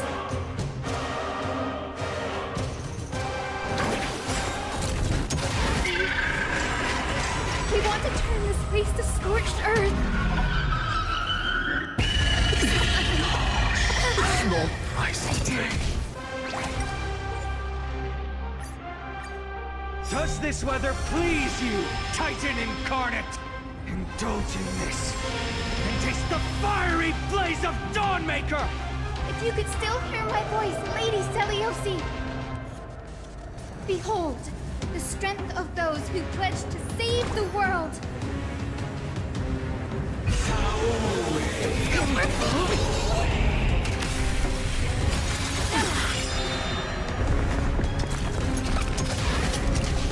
Human tenacity is boundless.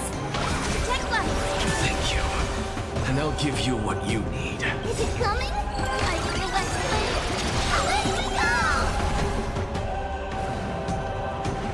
Look, with this divine power, I reforge all things.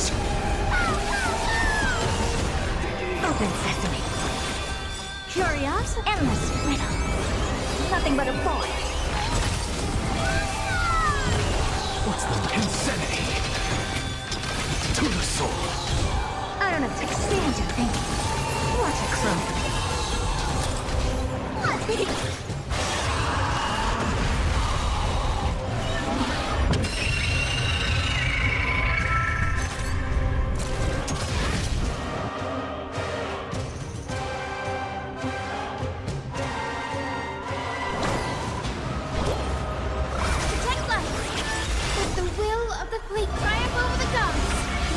the sky!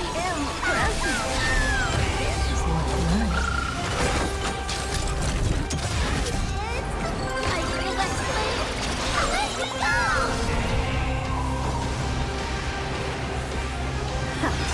Curiosity. Endless riddle. Nothing but a boy. Give us the core flame! At least we can soothe the world's pain! We want to turn this place to scorched earth!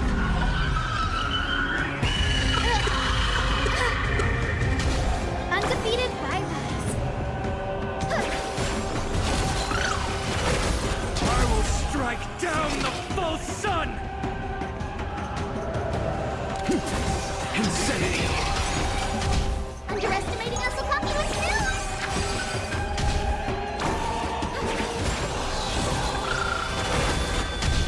Never seen perfection before. Expand your thinking. Let's finish this! Slice off their wings! You too will be cleansed with gold!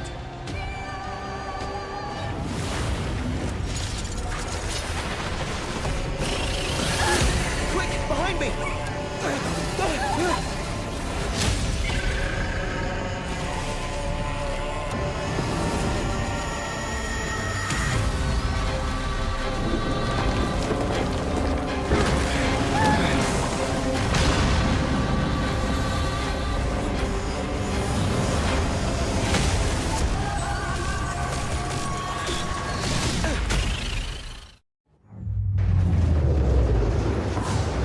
Stand firm! It's a long way down. Let's end them before we crash into the pool of gold!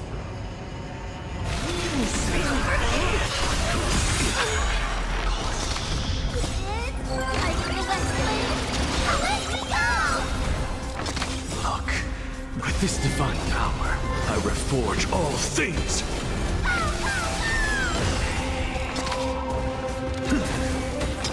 To the soul. Undefeated Phainon. Much closer with the will of triumph over the gods. And take back the sky.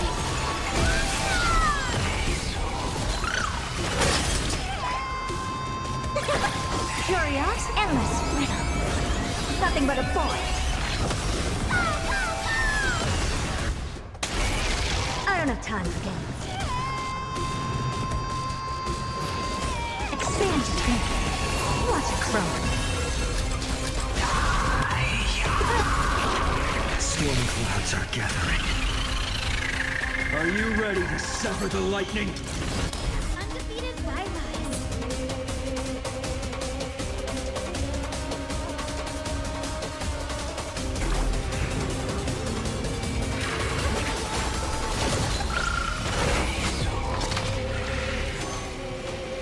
Insanity. To the soul. Is it coming? I feel that flame. Let me go! Never seen perfection before? Open sesame.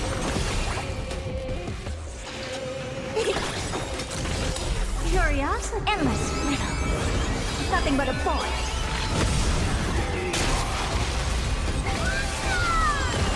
There is another world waiting to be saved. We have no intention of dying here with you.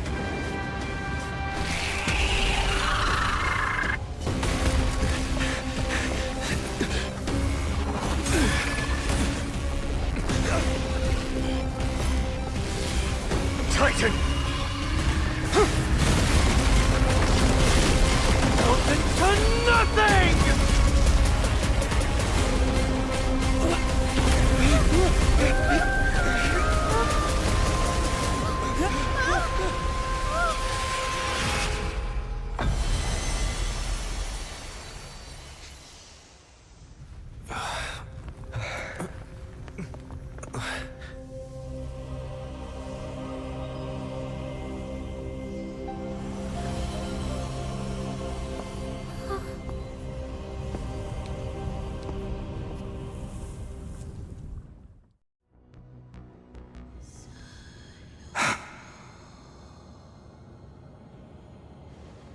Aglaia?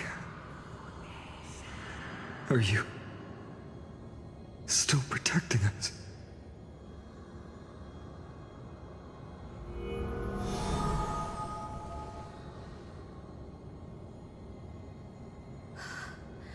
Is it all over now?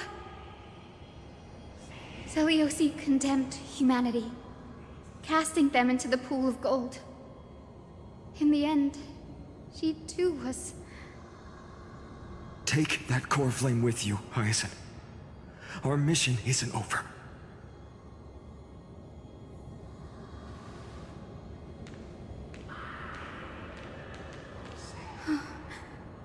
Core flame of the sky, come with me.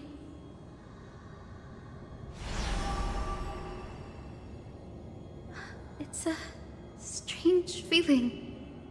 It's so warm and powerful. Holding it in my hand, it feels like the winds of this world might turn for me. Summoning thunder or snow is just a thought away.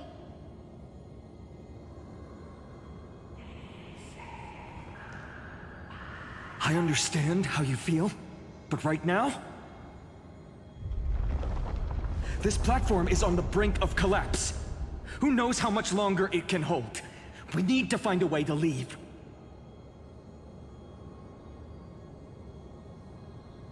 Look, over there.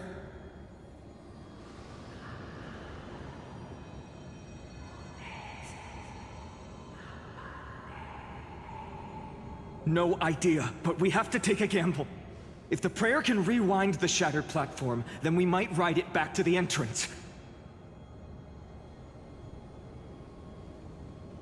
And also retrieve Aglaya's amulet. We can't delay any longer. Everyone, move quickly!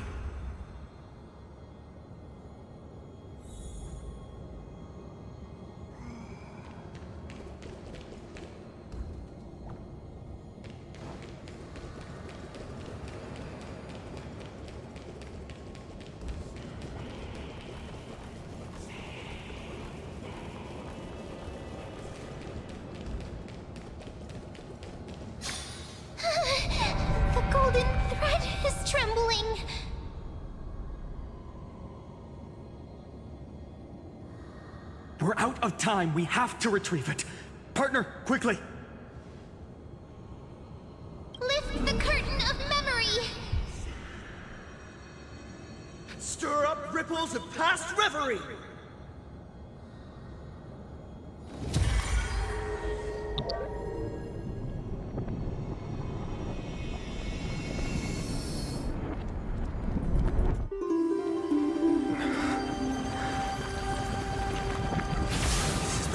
Prayer's power! No!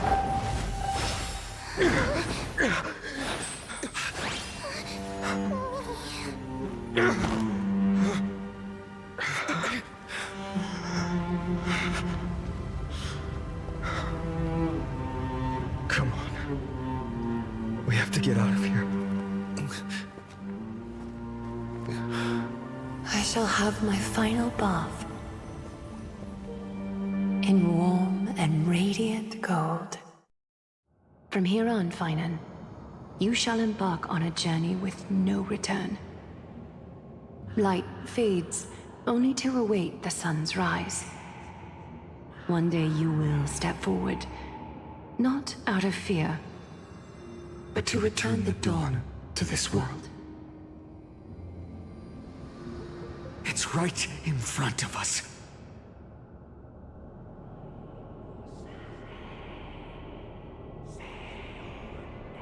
This way! Behind! That door leads outside! There's got to be a path!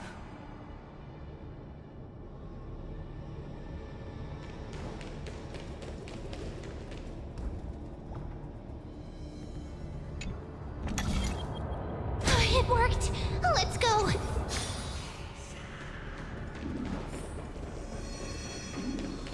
Phainon, Aglaya is... I know.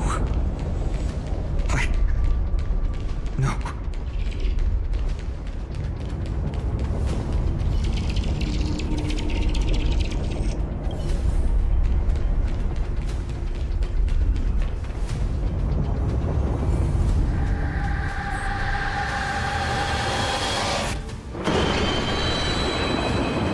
Lightning and thunder.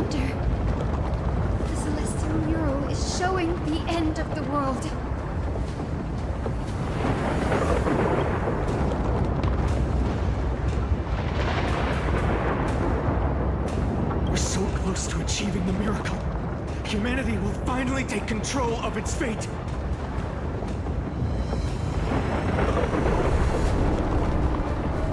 As long as we can make it out of here.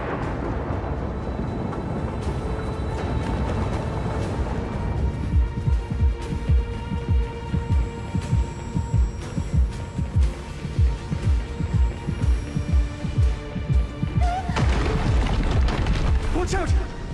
Everything is collapsing, and a misstep could lead to a fall. Door's frame is coming down! Partner, give us a hand!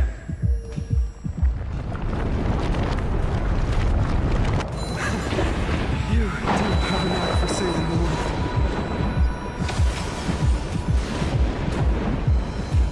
Stay close to them!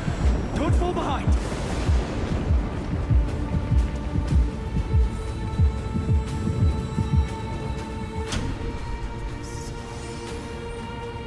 Hyacinth, where are those winged beasts?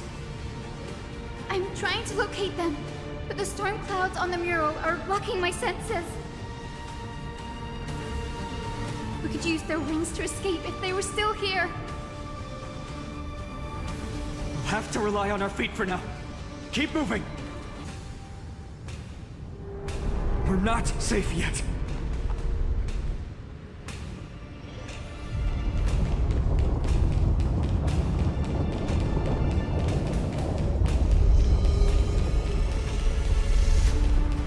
It's getting even more unstable. Make sure you... We're almost there. The end is just ahead. All we need is a rainbow bridge. A West Wing compass! Leave it to me! Focus, Hyacinthia. Stay focused.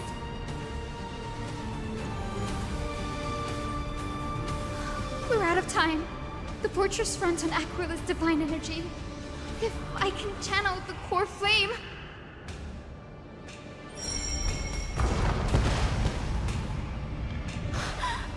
It worked! The core flame responded. Everyone, let's get out of here!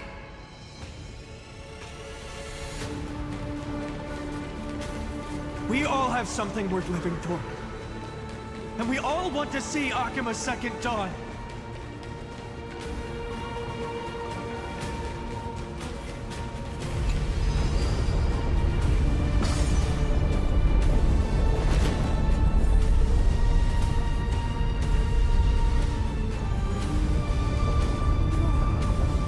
Wait, what was that sound?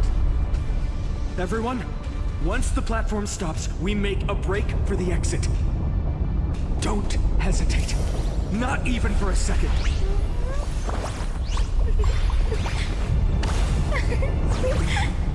Let's have a break.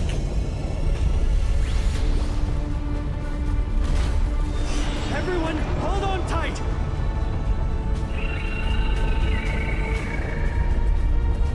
No time for speculation. Run!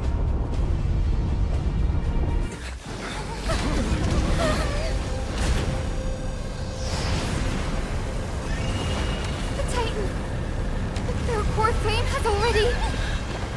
Could this be Saliosi?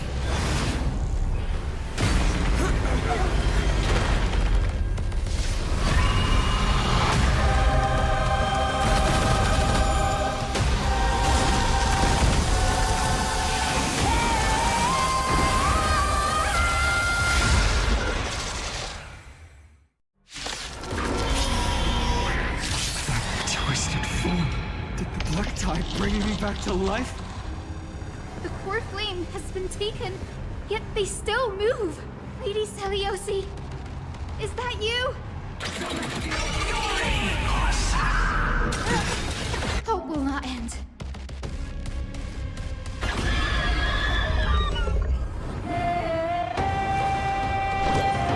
Transform return. With this awaken!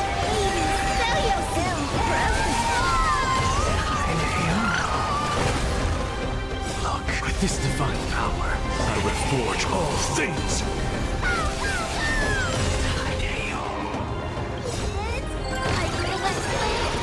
Let's go!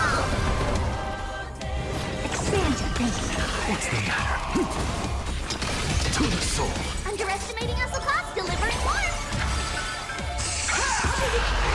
Witness humanity.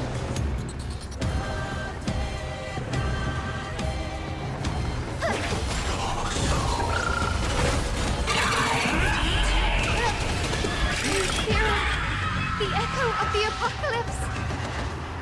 Stop! Lady Celiosi! Curious, endless field. Nothing but a thought.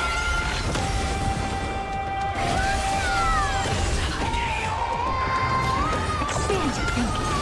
What a crow.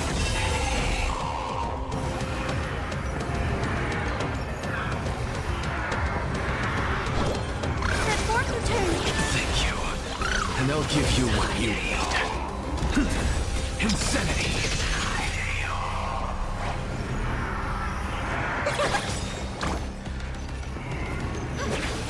Never seen perfection before. It's coming. I feel that flame. Let me go! Open sesame. Something out of nothing. To the soul. Insanity.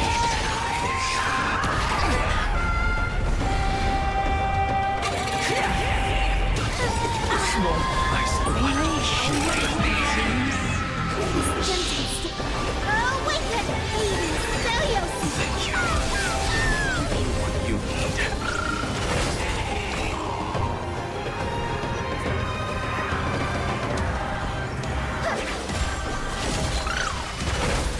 Look, with this divine power, I reforge all things. Watch closely. To the soul. Insanity.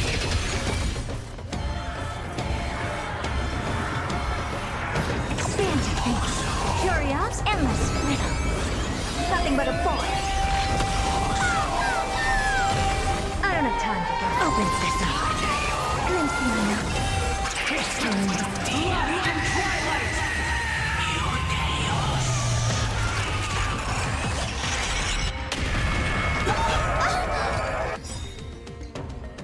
We must bring light to these dark times! With just a glimmer of light, I'll be able to pierce through the clouds. Use mine, Hyacinth. I am the one who bears the world. I am the blazing sun destined to rise!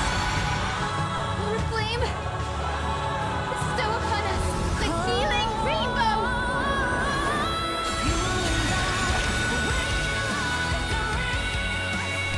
Witness humanity.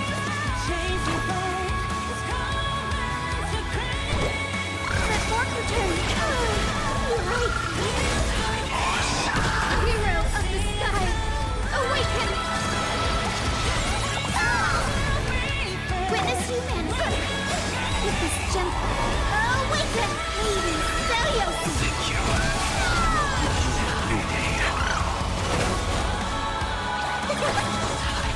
Never seen perfection. Expand your thinking. Crushed and torn. What's the matter? To the soul. Insanity. Look, with this divine power, I reforge all things.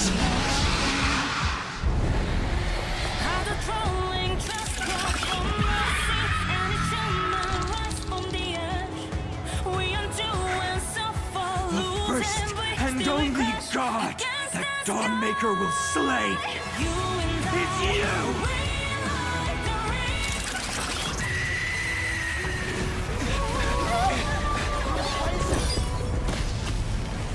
Heroes, help us!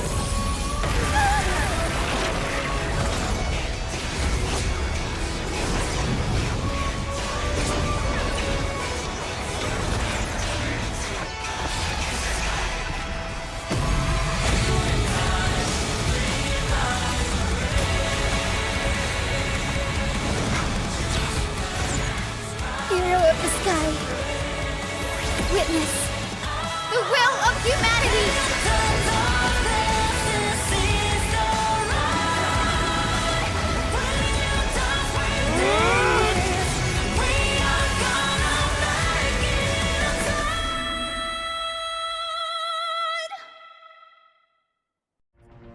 children of humanity. You have overturned the judgment I once cast in disillusionment. Beginning with a lie disguised as a heroic legend, passed down for millennia. A grand epic of creation has been written. You are worthy of a new dawn.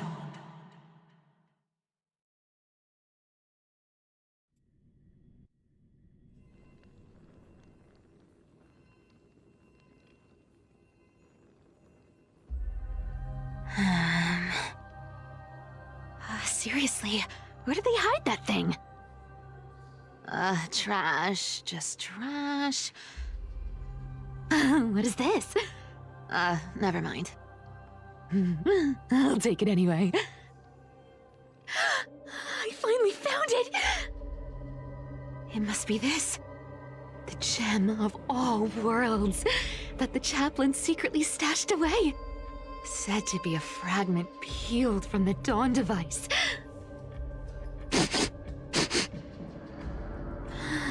I can already catch the sweet scent of treasure seeping from this little box. So much for the chaplain's devotion to faith. It turns out he's just been padding his secret stash.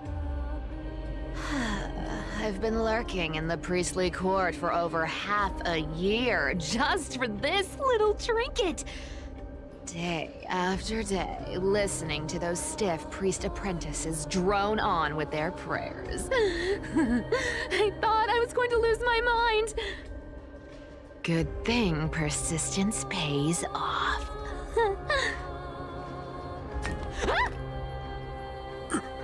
Atticus, is that you? Atticus. That name rings a bell. Oh, he's the apprentice the chaplain favors most. The one everyone expects to be the next chaplain. Not saying anything would feel awkward. Maybe I can hold it together with Zagreus's ability for now. Now. I am Atticus. Atticus, why aren't you responding? Old chaplain, it's me. I'm here to assist you with your medicine. Oh, thank you. Without your care, I would have long been claimed by Thanatos and carried to the River of Souls. Oh, no need to thank me, Master. It's my duty to care for you while you recover. This old man is way sicker than I thought. Looks like the priests are deliberately hiding how bad it really is. Atticus, I can feel my life slipping away, fading faster with every moment. I don't know when eternal sleep will claim me. There's one last thing I must tell you. One last thing. Wait. Is he hiding more treasures? Maybe a coin of whimsy? Today might just be my lucky day. Calm down, Cyphera. Just breathe. Stay strong, Chaplain. Keep your spirits up, and don't lose hope. If there's anything important you need to say, I'm all ears. It's so disgraceful that it fills me with shame. Yet I must speak, for it concerns the fate of our holy city below my feet. What? The fate of the city's people? Is it that serious? I must find out more.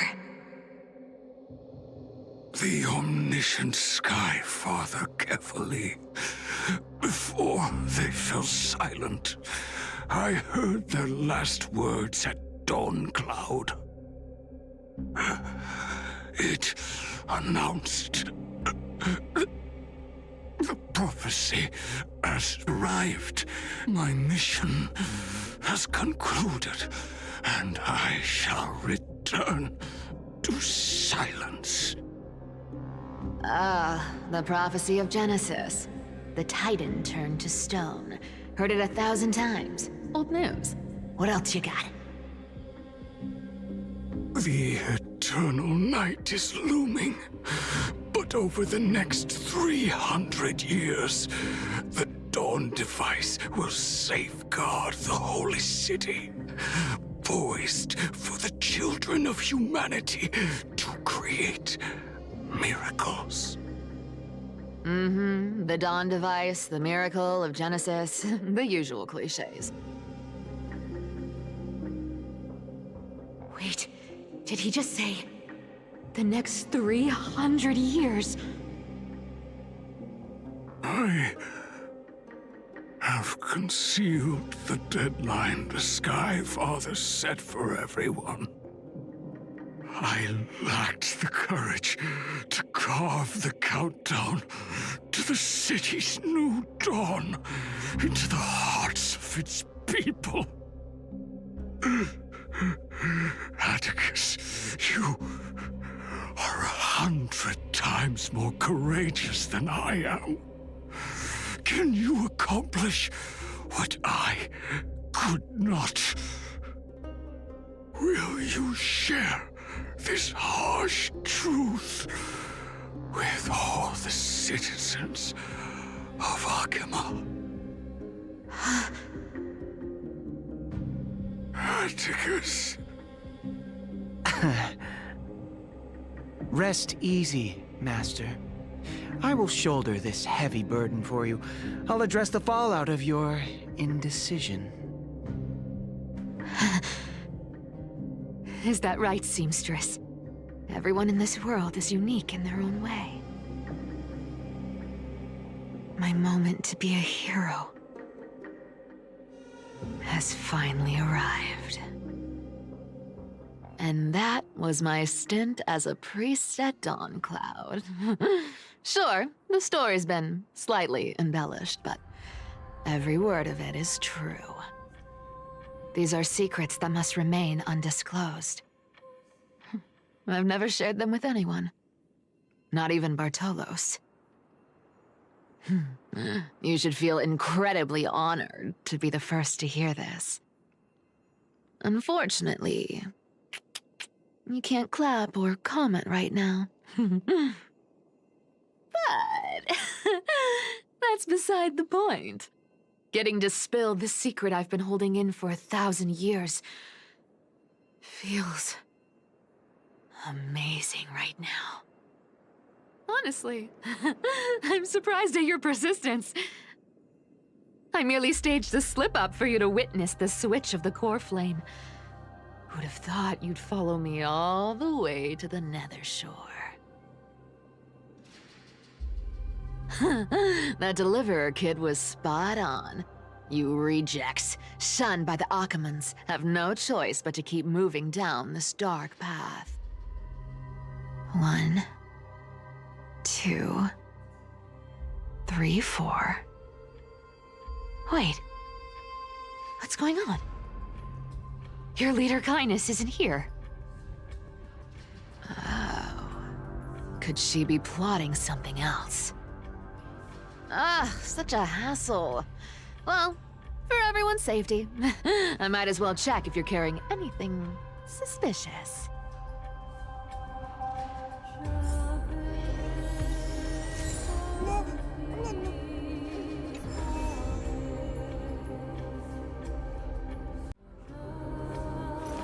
This dagger's got a nice look to it. Let's see it. Wow. It's crafted from Kremnoan steel. These people are well equipped. By any standard, you all are quite capable. Had you not strayed, you could have been guarding Akima, securing a stable income. Such a pity. In your next life, remember to choose a safer path and stay away from dangerous jobs like this.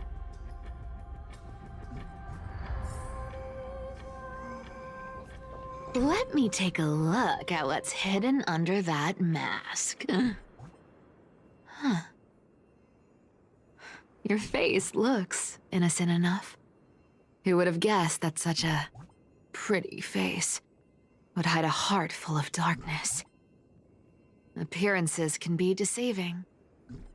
It's a fool's game to judge someone's character just by their looks. It's amazing what the seamstress can do with her divine authority. She sees right through people with that golden thread of hers, beyond whatever facade they put up. As for using divine powers, I'm no slouch myself.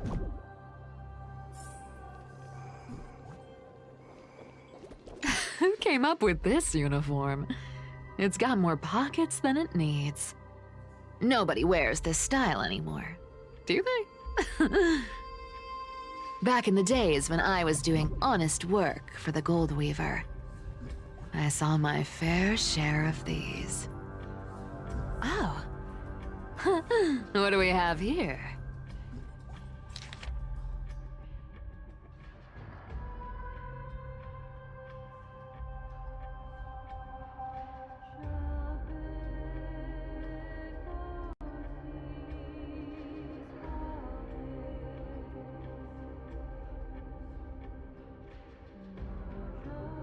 A paper note.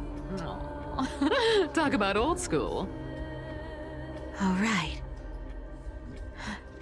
Once the seamstress's powers diminished, the world wound web slowed drastically. From 5 threads to just 2. Looks like I was too quick to judge. Physical note passing still outpaces the reduced threads. Huh. No trace of kindness. Is she hiding too well? Huh. Or has she given up? Well, I've done everything I could. Now it's in the hands of the Deliverer and his crew.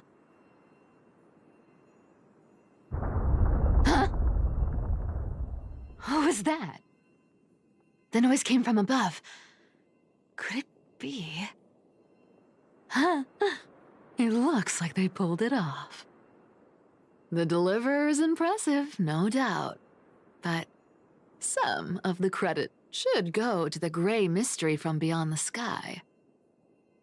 I've crossed paths with them before. They're a little quirky, but their power...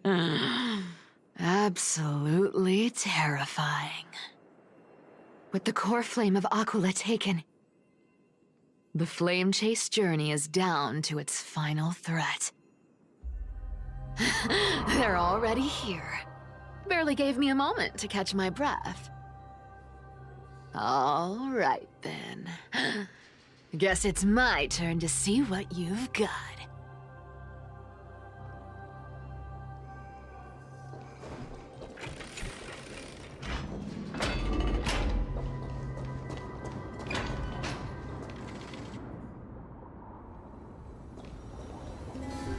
Oh, you made it. I've been waiting for you. Black-clad sword master, the Flame Reaver, whatever your name is. Look at you, sniffing around like a starving hyena, chasing the scent of the core flames.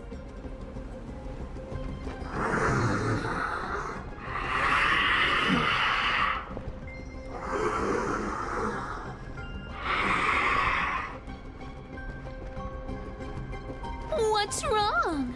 Cat got your tongue? Or maybe you're just too dense to understand plain speech.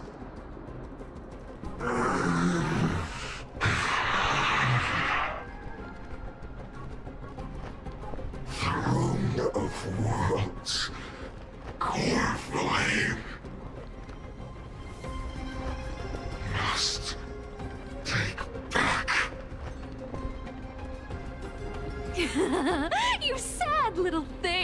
I've got you all figured out. Let me guess. You've been eyeing these last 2 core flames all along, huh? No wings, no allies. Oh, what a pity. Even with Aquila's core flame sitting idly in the sky, you're helpless to reach it. All you can do is sit and wait for the Chrysos heirs to bring it down, then swoop in like a brute to snatch it for yourself. Isn't that so?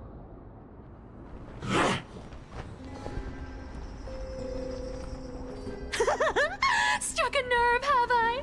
I've seen you lingering on a cliff more than once, staring hopelessly at the sky. Pathetic. But hey, I'm feeling generous today. I've got a surprise just for you. That's right, I have Kephales's core flame. But if you think you can snatch it from my claws, you'll have to catch me. Fun fact, Dolos cats aren't just quick on their feet. They've got the stamina to match.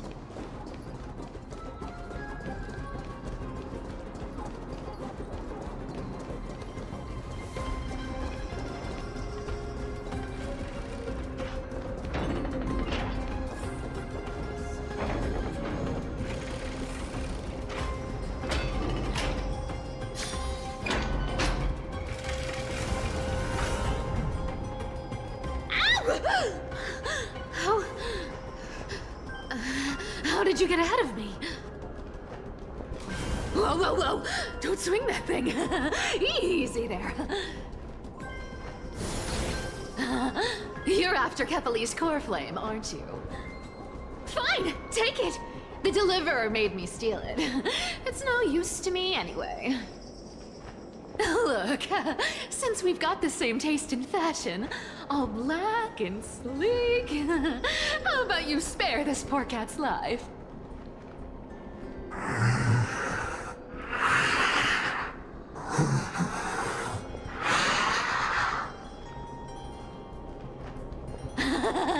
That's the spirit. You get the core flame, and I get to keep breathing.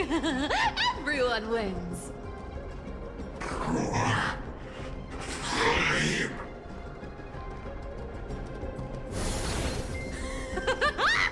You really are a brainless mutt, aren't you?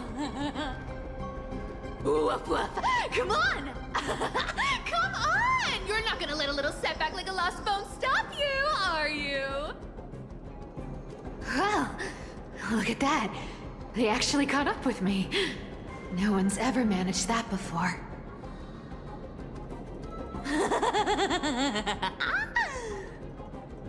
It's been a while since I've had a chase this good. Don't quit on me now. I'm just getting into the groove.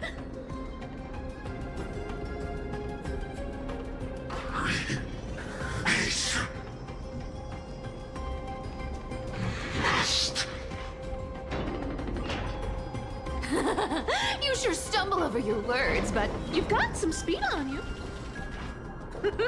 I'm going to speed up. Don't get left behind.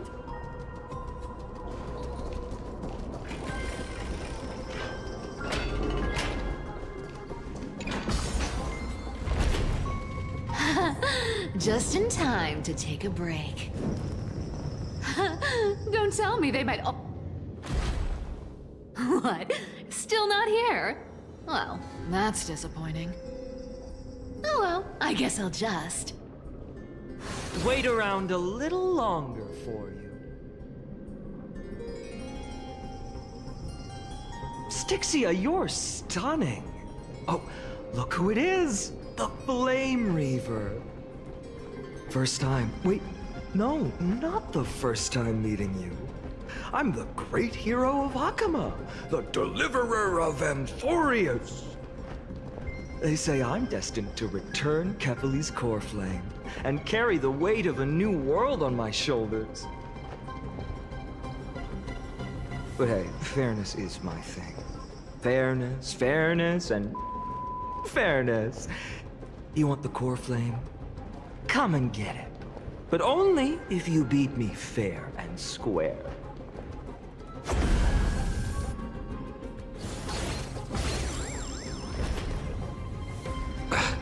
Boring. I was hoping you'd at least humor me for a little while. Stupid mutt! Fooled by the same trick twice! Bye-bye, Flame Reaver. Not as fun as I'd hoped. I guess a brainless brute isn't much fun when it comes to mind games. I seriously can't shake them off, huh? This is borderline impossible. They're not going to back off anytime soon. Well then. Guess I'll just have to lead it somewhere higher.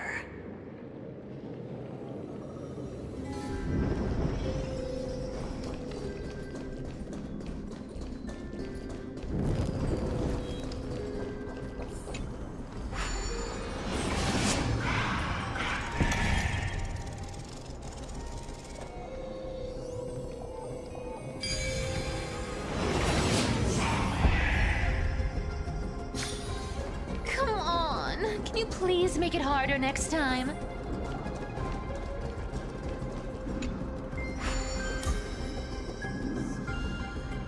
Cyphera, do you still plan to go to Dawn Cloud? I've made up my mind. Don't think about stopping me, seamstress. Is it for the gem of all worlds? Does it even matter? You'll never guess whether I'm lying or telling the truth.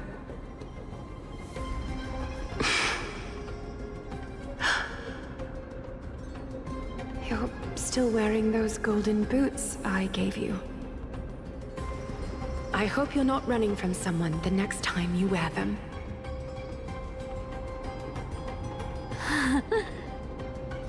Aglaya, did you see that? No one can catch up to me. I'm no longer running to escape anymore.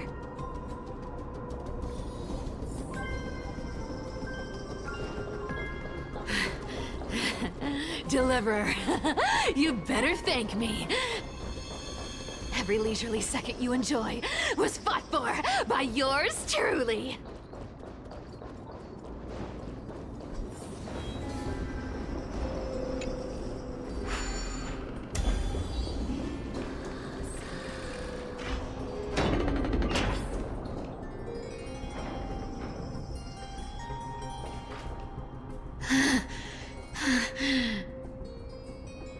You just don't know when to quit, do you? Can't escape. This is fate. Fate? I always thought only privileged city dwellers like to toss that word around. As if they couldn't get by without using it as an excuse. Cycles can't be broken.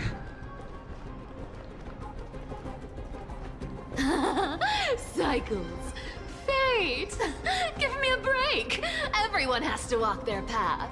Those who cling to gods and prophecies end up as hollow shells of themselves. Back then, I was nothing but a scoundrel. A cheat, clawing and scrambling just to survive in this messed up world. If I'd given up and played along,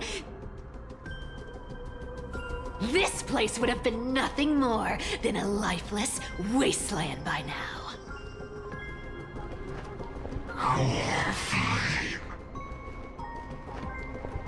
It has to be me.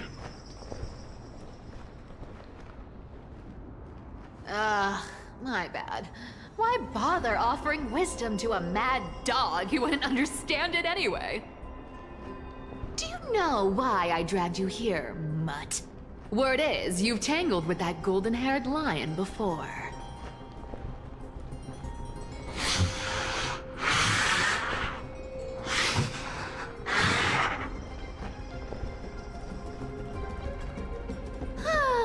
Looks like there's no getting away from you. And hey, that was a pretty good warm-up. Now, how about we spice things up with a bit of competition? As a fellow heir to the divine authority of Calamity, I've been a demigod for 1,000 years longer than the little lion. Now, let me see if you're worth your title, Flame Reaver. I've been around for over 1,000 years, and I've never met anyone who could match my speed. Until now. But speed isn't my only trick. Today, you're getting the full performance. I'll take it on. This one, return to the great tree. Come to me. Found me. I'll take it on. Come to me. With enough believers, lies become reality. Gotcha. Return to the great tree. Amateur. I can summon as many clones as I need. Come to me. You can't run. Good dog. Is that all you got? I guess your sword skills aren't as impressive as I thought.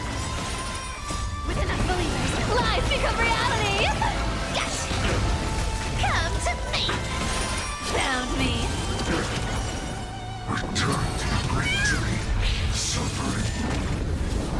To resist it is futile.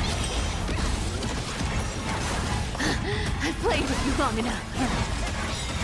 Time to retreat. With enough believers, lies become reality. Gotcha. See you around, bud.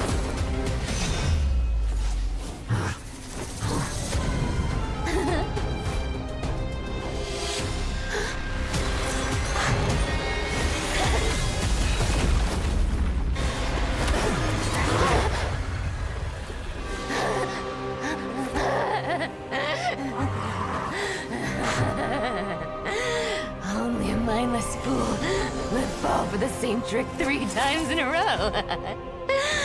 Victory is mine, fiend.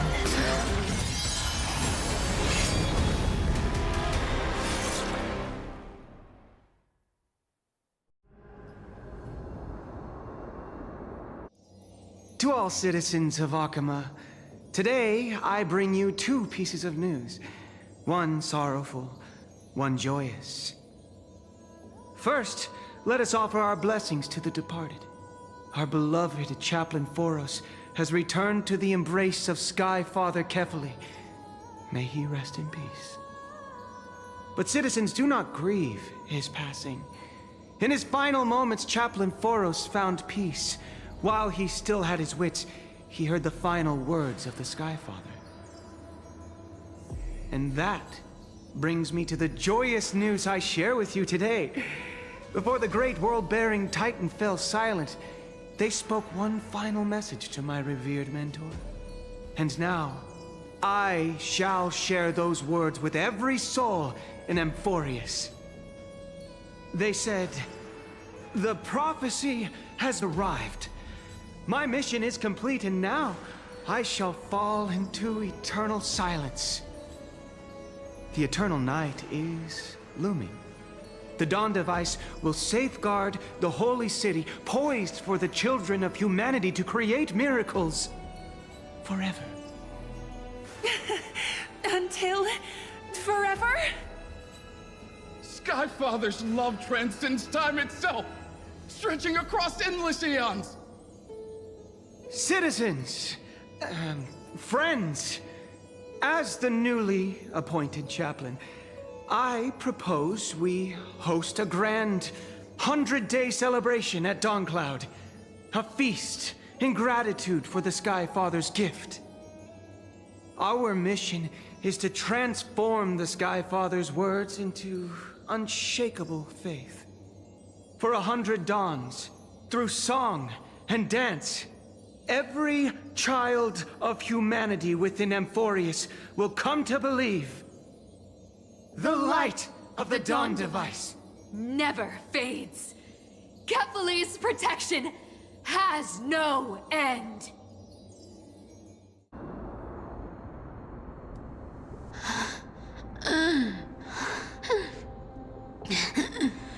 You shall walk with greed and die over petty change. The prophecies, petty change, was quite literal after all.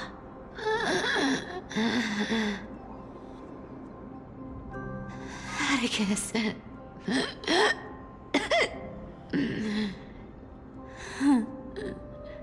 He's a good kid. I stole your identity. I owe you an apology.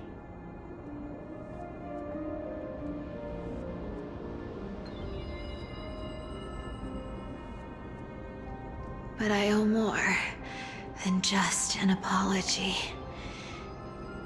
There's also you, Aggie. Back then,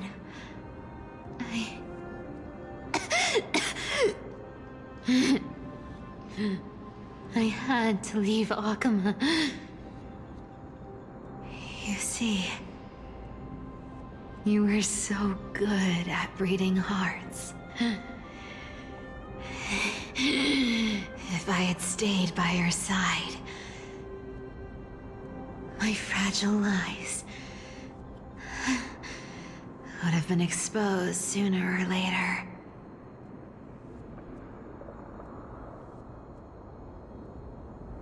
Your weave shop. I wish I could chance upon it again. Just once.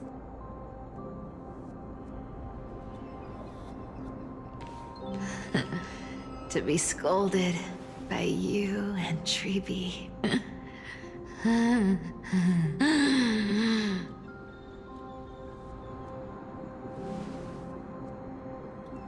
I'm sorry. In the end, I overestimated myself.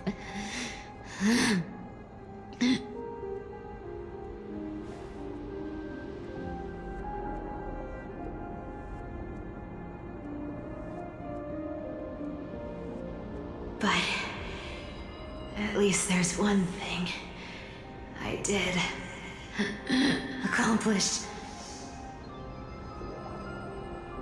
Kephales's core flame is not here. It's safe. It's safe now.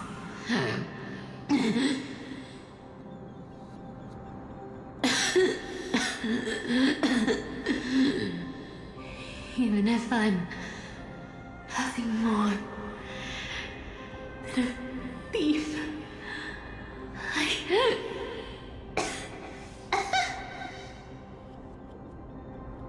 at least I did something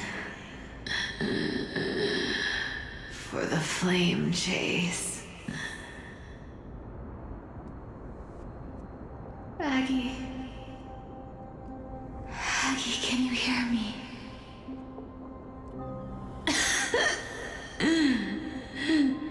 Say something.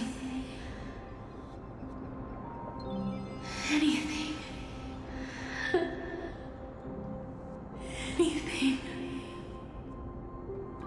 Please.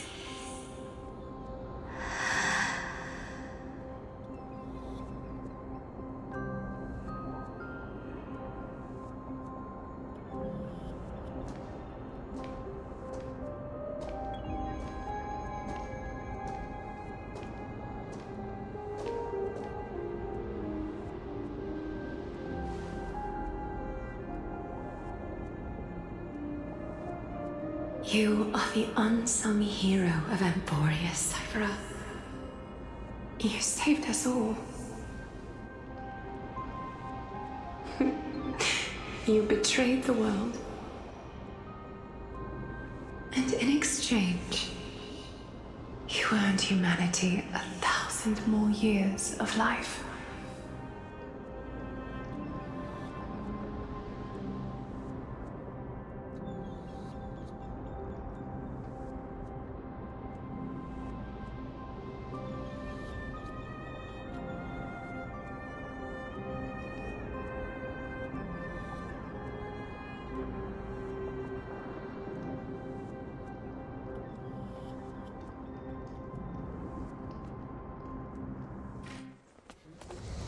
If there were a lie so brilliant that it could fool everyone, wouldn't it simply become the truth?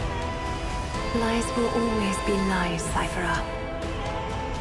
But sometimes, they can be more noble than the truth.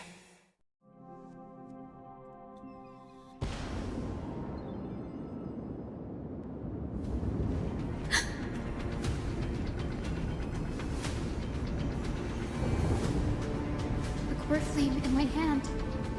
It's trembling. It's sending me a warning. Lord Phainon, in Emporius' mythology, isn't the Dawn device said to be a gift from Aquila to Kefali?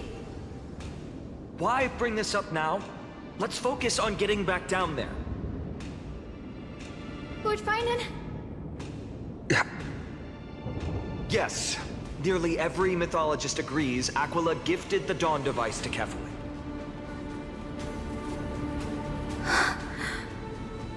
Everyone, calm down.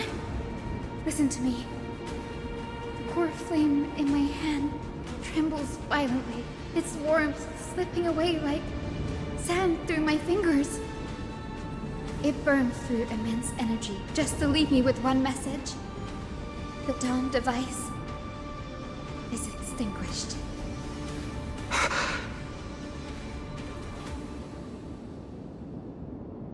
If the core flame's message is true, Akama has lost the Dawn device's protection. Darkness will consume the holy city in an instant, and the aftermath will be devastating. Phainon, I feel something too. While Hyacinth was speaking, countless streams of memories rose beneath our feet, spiraling into the sky. There are so many, so heavy. Even through the fortress walls, I can still hear them clearly. Birds, nymphs, people, their memories tangled together, their cries echoing as one. Could this be because of the Titan's fall? But that doesn't make any sense. There's no time to dwell on the cause. Without the light of the Dawn device, the holy city will be consumed by darkness, and countless lives will be cast adrift. Everyone, you must return and fulfill the mission of the Chrysos heirs. As for me, Danny, you're still carrying Fagusta's spirit water, aren't you?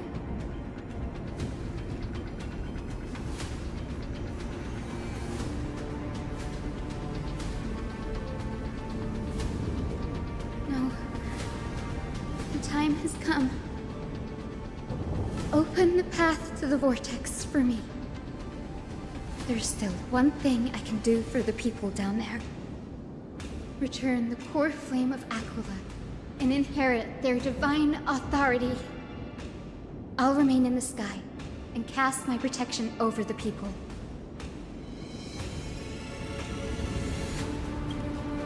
Yes. I'm afraid this is goodbye, Grady. Danny, I'm counting on you.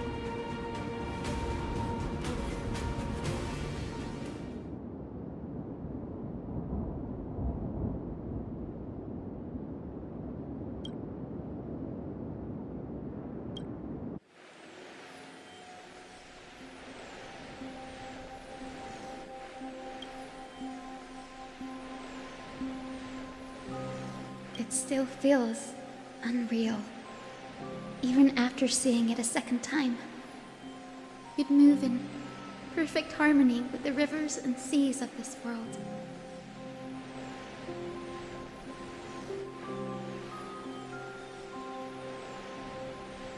The Astral Express, isn't it?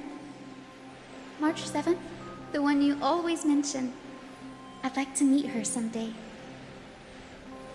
I can almost see the three of you traveling together, laughing and sharing moments. Of course I do. A sharp, aching sadness.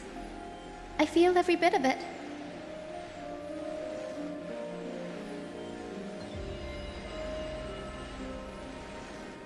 As a healer from the Twilight Courtyard, Dan Heng, it's my duty to stay composed in front of those suffering from illness. A sorrowful expression would only add to their burden. The world I love is the one suffering now. How could I face it with a frown? Goodbye, everyone. Please, become the heroes this world needs. And as for the final blank page of this epic, the lives and stories of ordinary mortals, I'll guard them until the very end.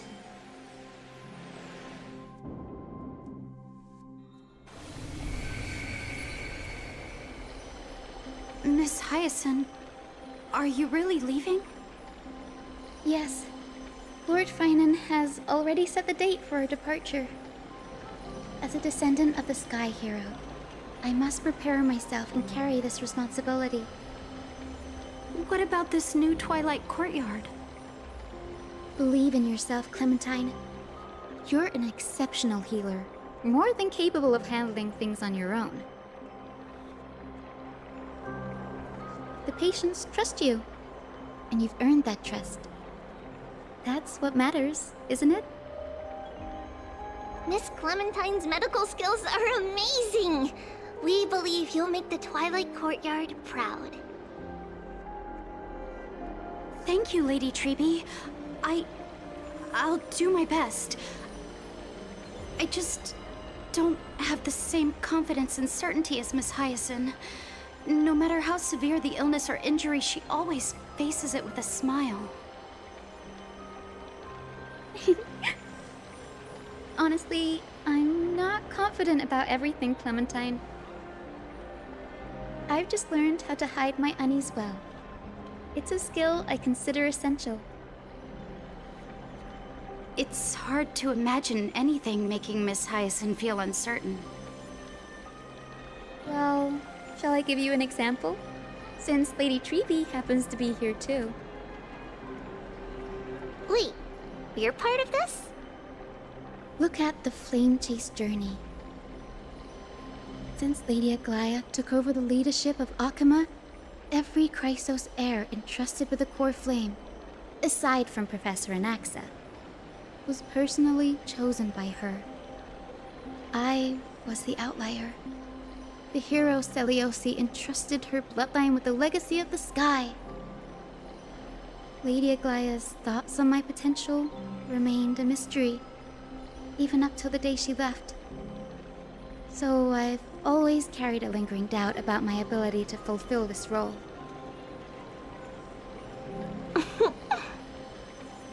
Lady Treby, why are you laughing? The answer Cindy wants is simple. Just try looking at it from another perspective. Imagine this. Knowing Aggie's personality, if she believed you weren't worthy, don't you think she would have considered other plans?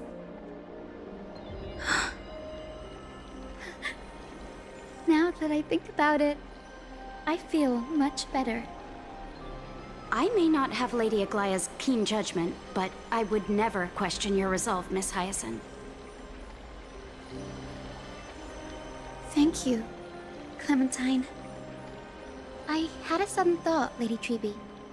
Before I depart, can you teach me the words for returning the core flame? I've always been at the Grove helping with lectures and never had the chance to come to Akuma. The phrases everyone has memorized still feel unfamiliar to me. I don't want to embarrass myself in front of everyone when it's my turn to return the core flame. It's easy. We can teach you right now. Let's go. We will say a line, and you repeat after us. O Majesty of the 12 Titans. O Majesty of the 12 Titans. Pillars of the world. Pillars of the world. We seek your divinity. We seek your divinity. To mend the rifts of the world. Fill our bodies with blood of gold. Till we wither in willing service to the prophecy. Surrender the core flame, Chrysos heir.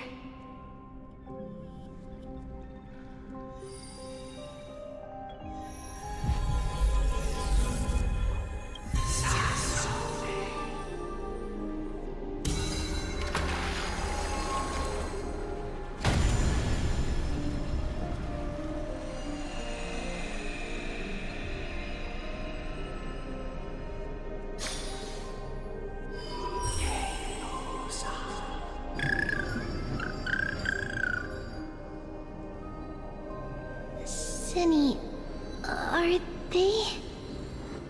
Lord Solibus, Lady Lunabis. The mission of the Skyfolk has been completed. Your watch can finally come to an end. We thank you, Miss Hyacinth.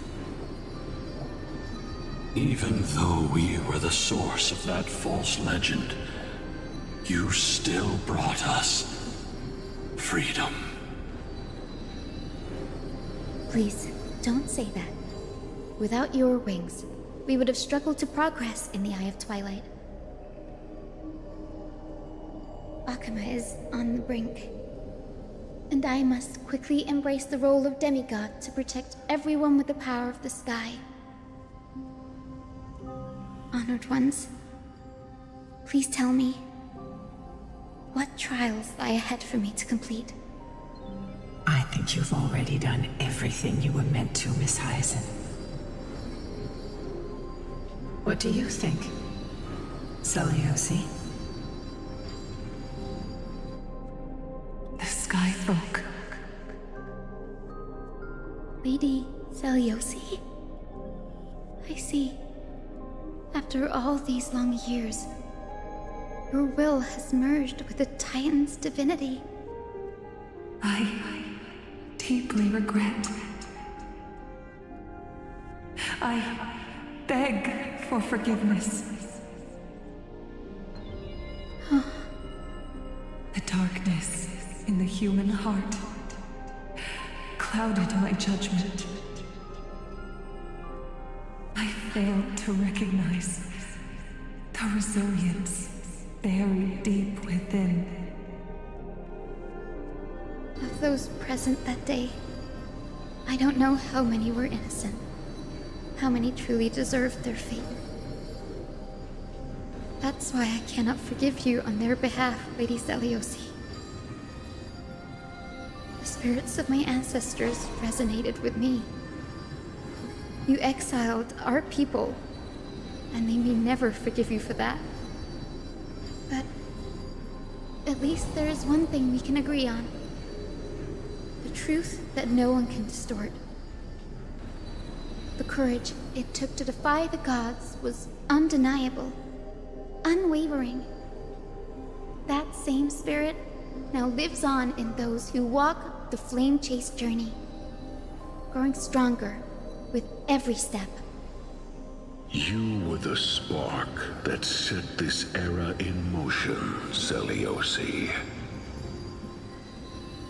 An age where heroes rise and epic stories are told far and wide. An age where a flame of hope was preserved for the world.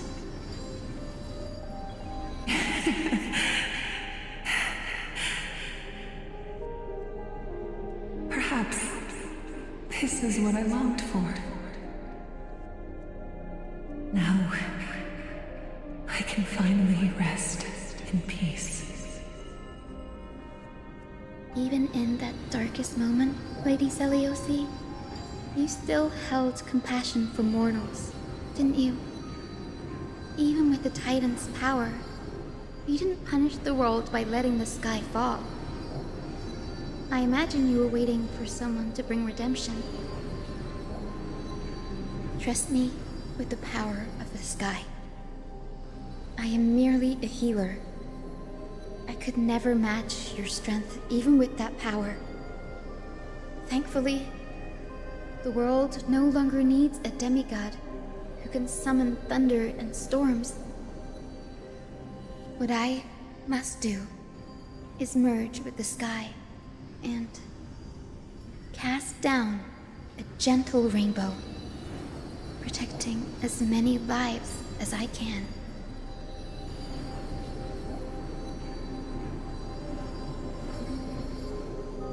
Professor Anaxa, do you remember that lesson?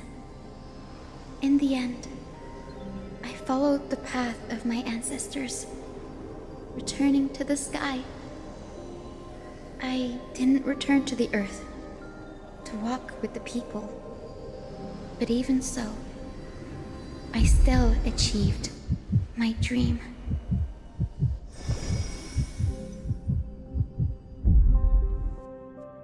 Hyacinthia. Thank you.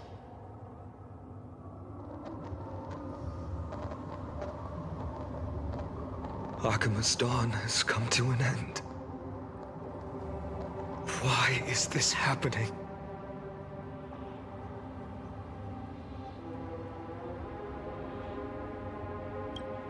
Treeby would have made sure to warn us if there were any mention of it. Even if Hyacinth takes the divine authority of the sky, she probably won't be able to banish this darkness. The Black Tide, its power probably surpasses even that of the Titans. All we can do is hope she can protect as many lives as possible. Is this the end for Akuma? Don't give up. We're the ones leading this journey, so we can't afford to lose our way.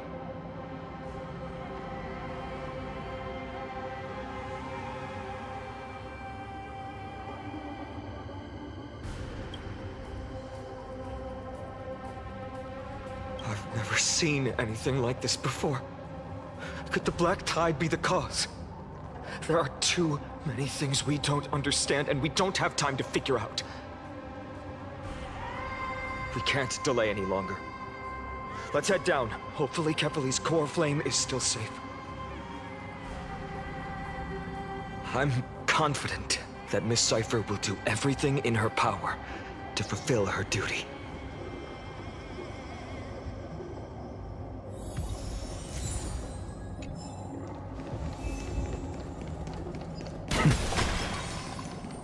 The transport platform's route is blocked by rubble.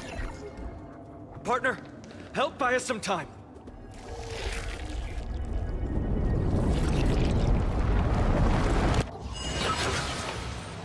Good job. Now we can get off the mountain. A Black Tide creature. At Dawn Cloud. Oh no. The people in the city. We must find out where they breached the city from. Treeby, please hold on till we get back.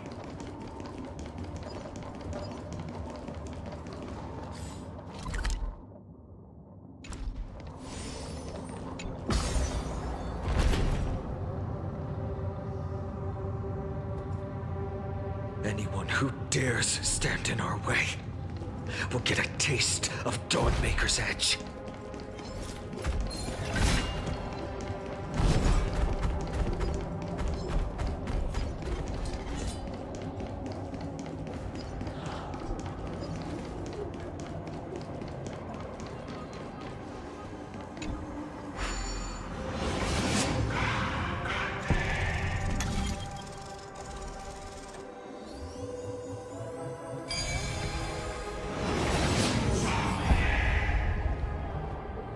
Over there! Kefali's core flame is being kept in the center of the council.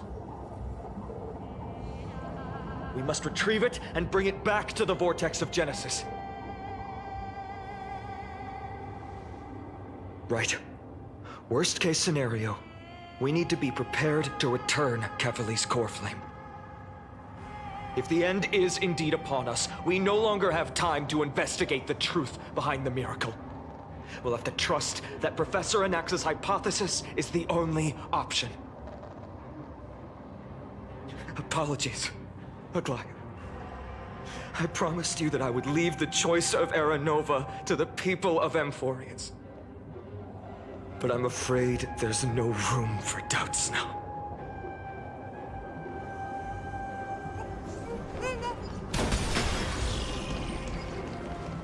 Her will to heal the world is so strong. We'll definitely sense it if she succeeded.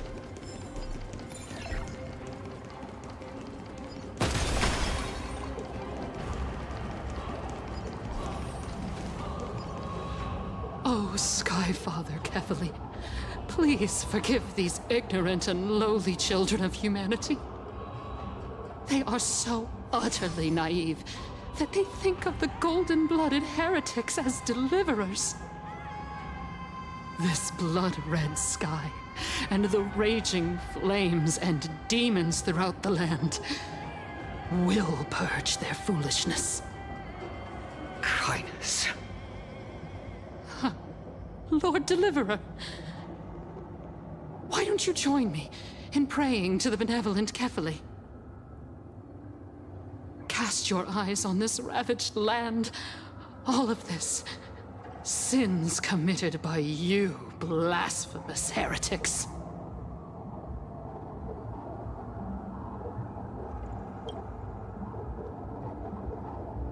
Dan Heng is right. My sword yearns to end your pathetic life. But to a cornered dog like you, the most deserving punishment is to personally witness the Chrysos heirs fulfill their mission. Only then will you truly know how meaningless and foolish your past transgressions were. Fulfill your mission. Kefali's core flame is long lost to the winds. How will you fulfill the prophecy? She's gone completely mad, to the point where she's just spewing nonsense. For the longest time, Kefali's core flame has been worshipped here. Only core members of the Council of Elders know how to activate the core flame casket. No, there's no need for such trouble. Professor Anaxa taught me more than just what was in the textbooks.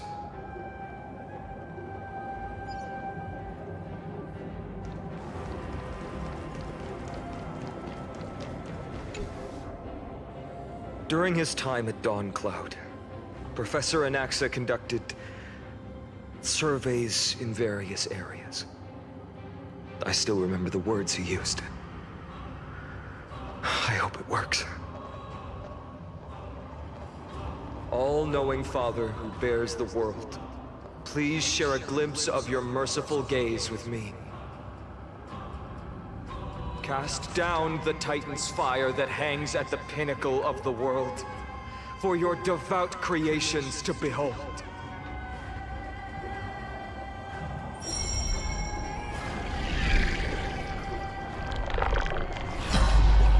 It worked. One step left to undo its arcane seal. Partner, I may require your strength again.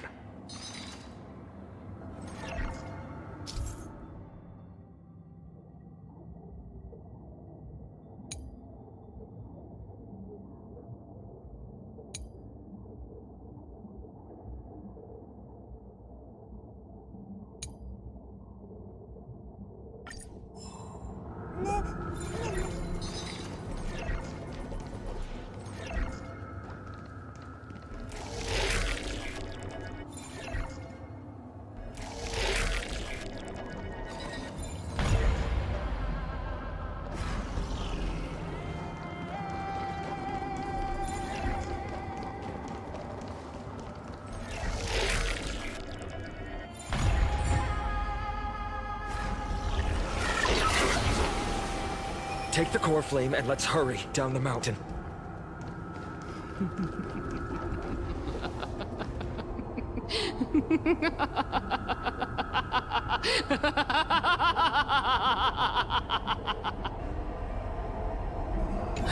The sins of the Chrysos heirs have finally transformed into divine punishment. None of us. No one can escape.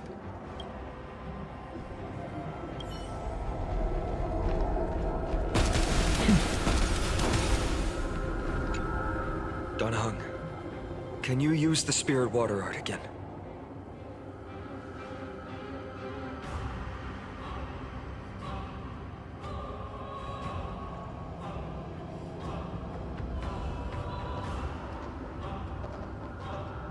Is this also a result of the black tide? Looks like all we can do is sprint down the mountain.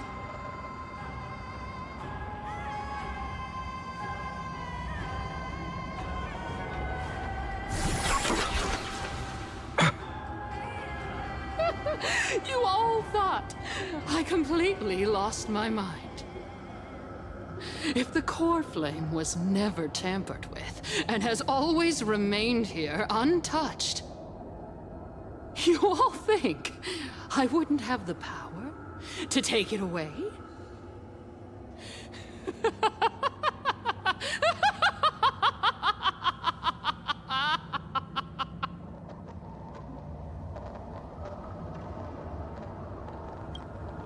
Partner, calm down.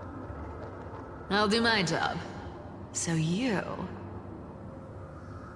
need to make sure you don't die before you pay me.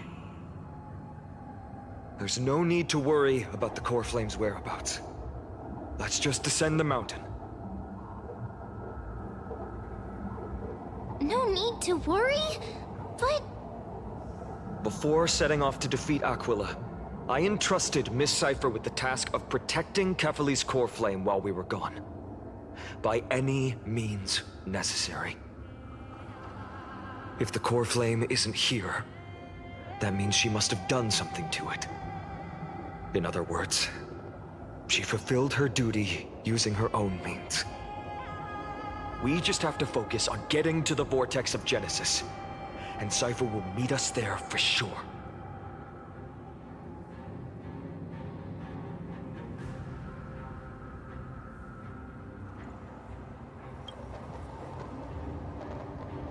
Friends, we have no choice other than to trust her.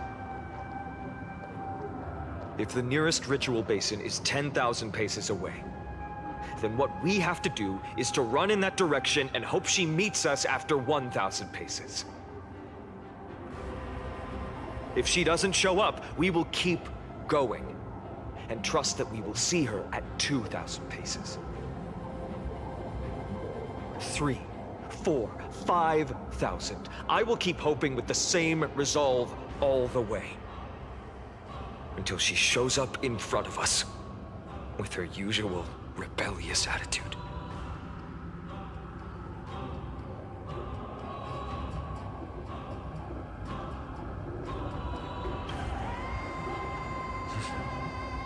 She will be no exception.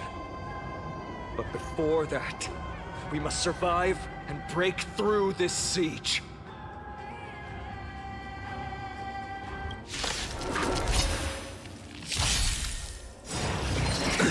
Nothing major. Fighting the West Wind, away we go!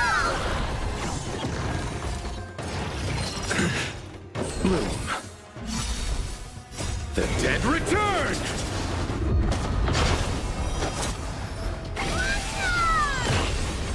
Endless riddles. Nothing but a void.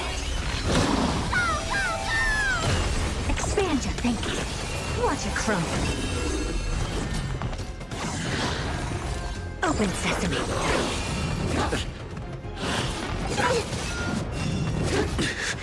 Receive divinity. Delivering warmth! Expand your thinking.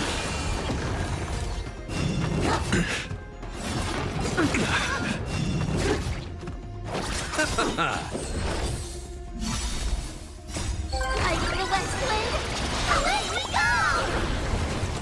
The dead return!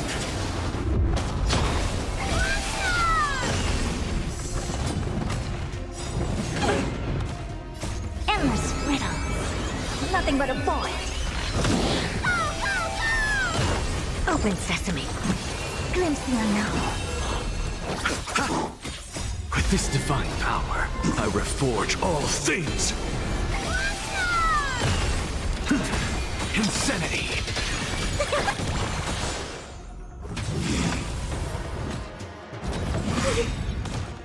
Light of the Westland.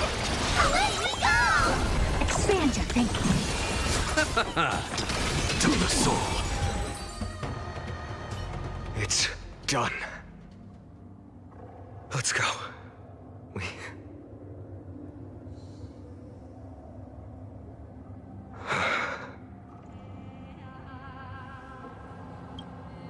Perhaps.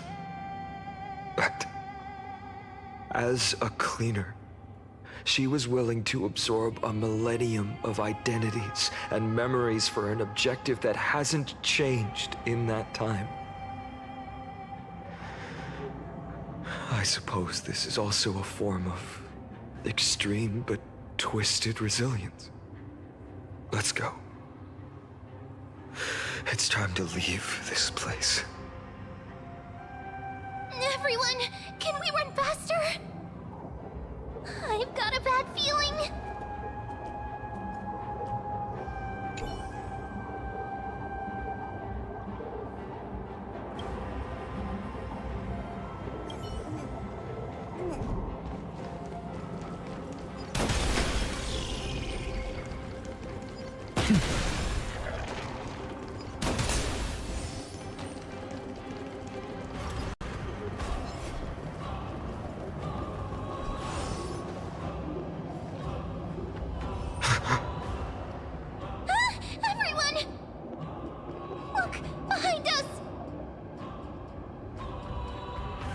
In the end, they still showed up. I agree. I've been waiting for a chance to face them head on. But not now. If we take the fight here, then lose, the consequences would be irreversible. Come on. We have to get out of here. Keep running, and never turn back.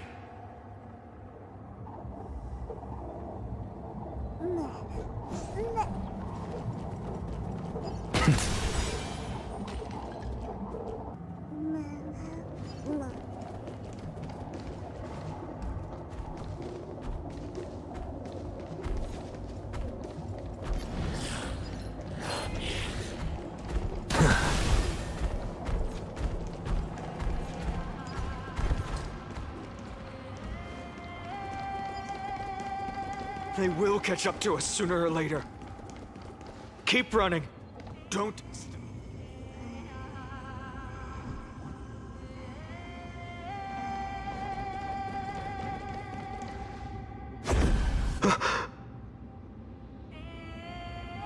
Dusk has descended as ordained.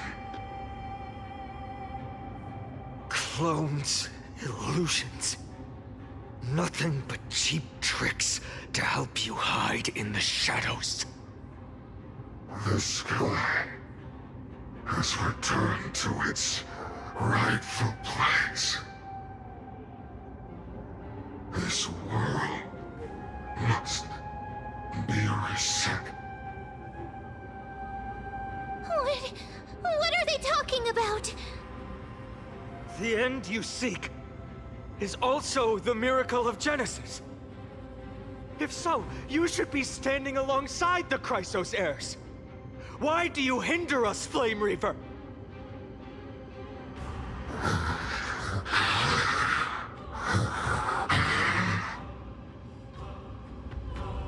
Dusk has descended as ordained. Must reset.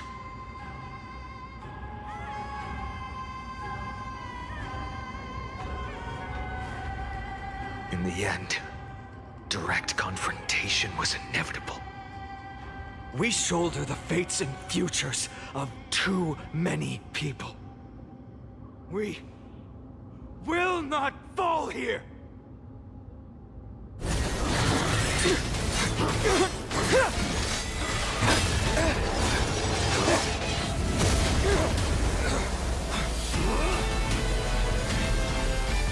Leave this to casters and me!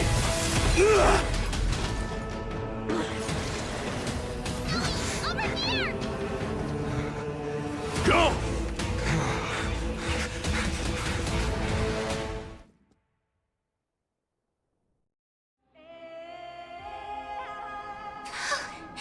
That was really close. It's too early to relax. The Flame Reaver is a master in the art of deceit. Even Mighty may not be able to restrain them. I never thought I would leave him alone on the battlefield twice. But now isn't the time to be thinking about this.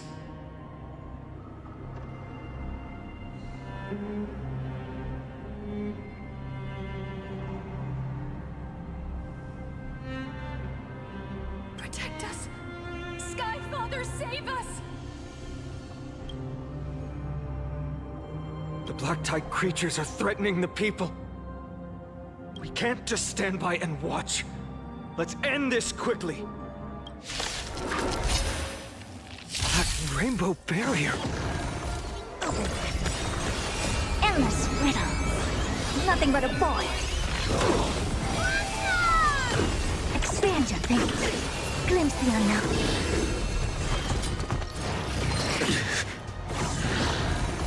Open sesame. Receive divinity. The dead return!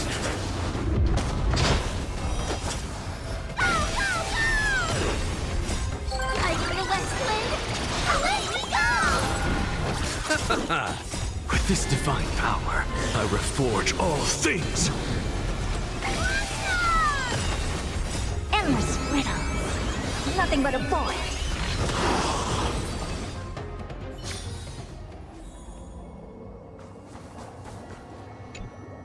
Everyone, you're all safe. For now. Thank you, Lord Phainon. It is someone else who deserves your thanks. Those Black Tide creatures just now couldn't breach this barrier. This energy feels familiar. Like the luminous arts that Hyacinth uses to treat people. But it is much more powerful.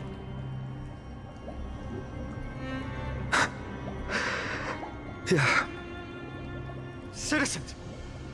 My companions and I can't stay long.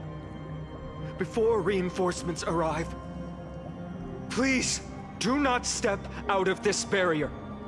This is a miracle left by the demigod Hyacinth. Please trust her conviction. Miss Hyacinth has also become a demigod, like Lady Aglaya. We understand. We will not leave her protection until you return, Lord Phainon. I won't make empty promises. I might not be able to return in the near future. But even if there's no perfect solution, I will make a choice that fulfills this mission.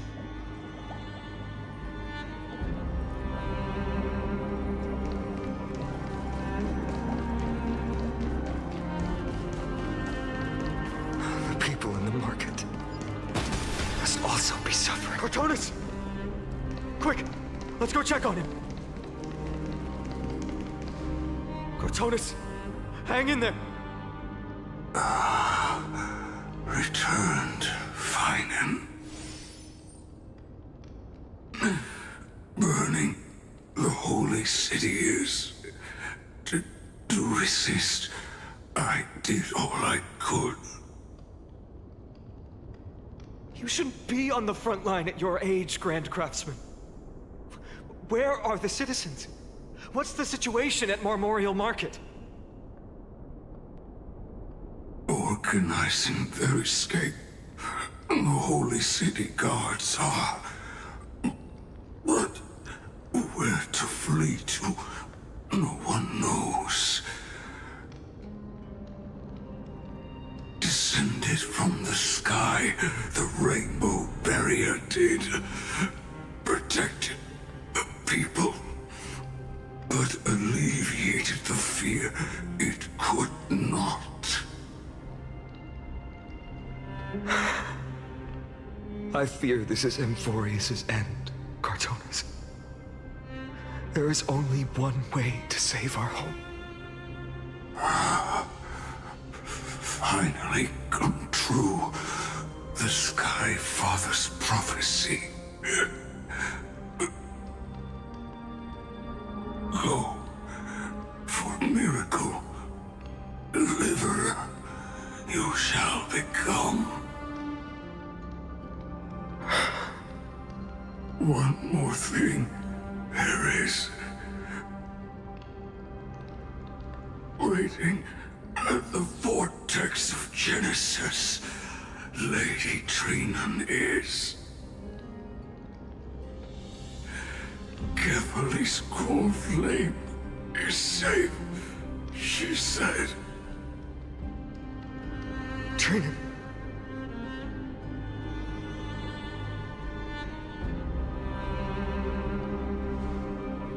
Urgent. The situation is... Leave them to me. The monsters.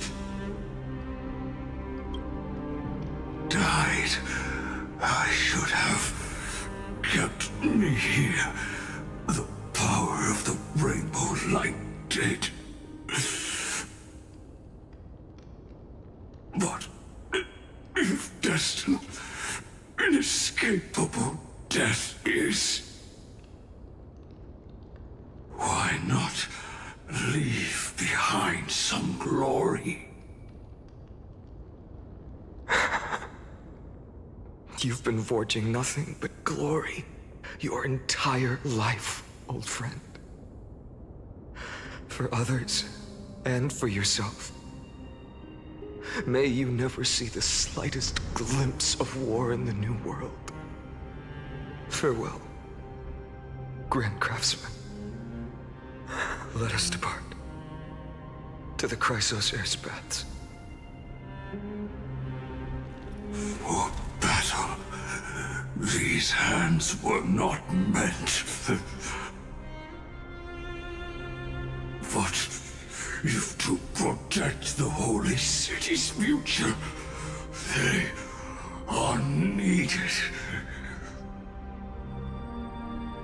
To the final moment, I will fight! Cartonis said that Phainon had news of the core flame. As expected, Miss Cypher did not fail her mission.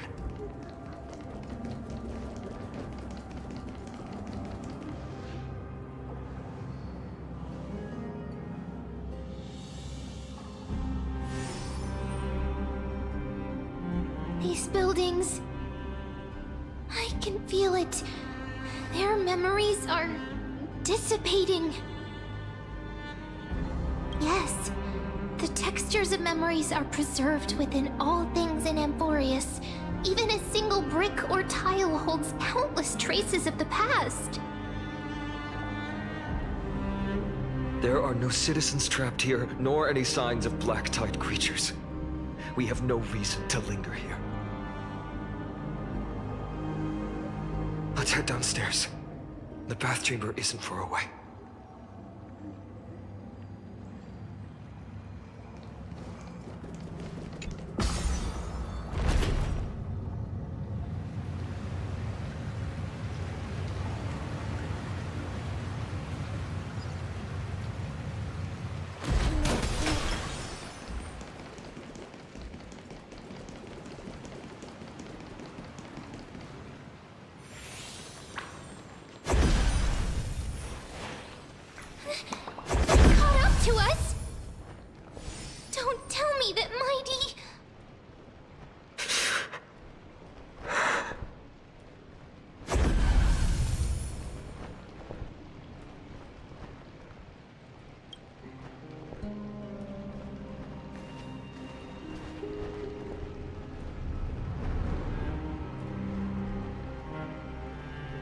Dan Heng, you...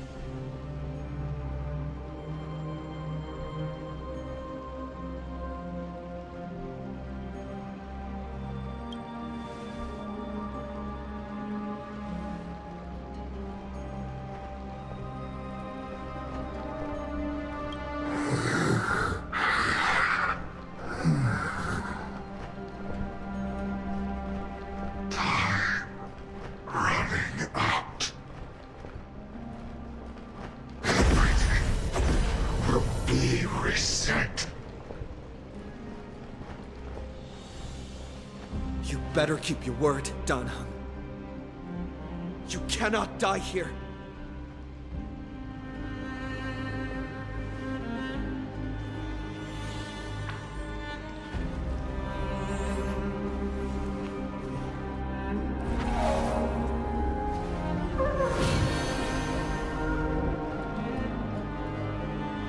This power, unfamiliar.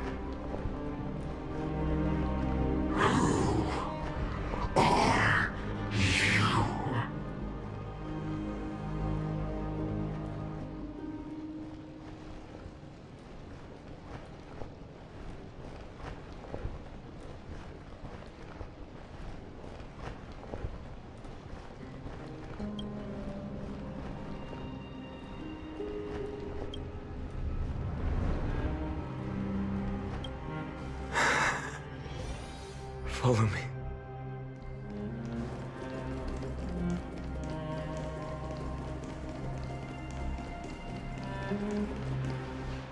Lord Phainon. Finally, you're all back. Even in such desperate times, you still managed to keep your promise to me. I am grateful beyond words. Phainon, what is this? The Flame Reaver is wreaking havoc in the city, and they still have many clones. Zeph, please get someone to inform Kratos, and have him lead the most elite guards to defend the city's passages. Until I complete the core flame ritual. Please, do everything you can to rescue the citizens in the city. Understood, Lord Phainon. Nemosity. Several citizens are trapped in the Garden of Life, and are temporarily seeking refuge under Hyacinth's barrier. Can you dispatch someone to evacuate them? Though, I also don't know where to shelter them. Leave this to us, Lord Phainon. Just focus on your own mission. All right. As for the two Trailblazers, I'll also leave them to you. My apologies, partner. I acted on my own this time. I prepared for the worst before the fight against Aquila.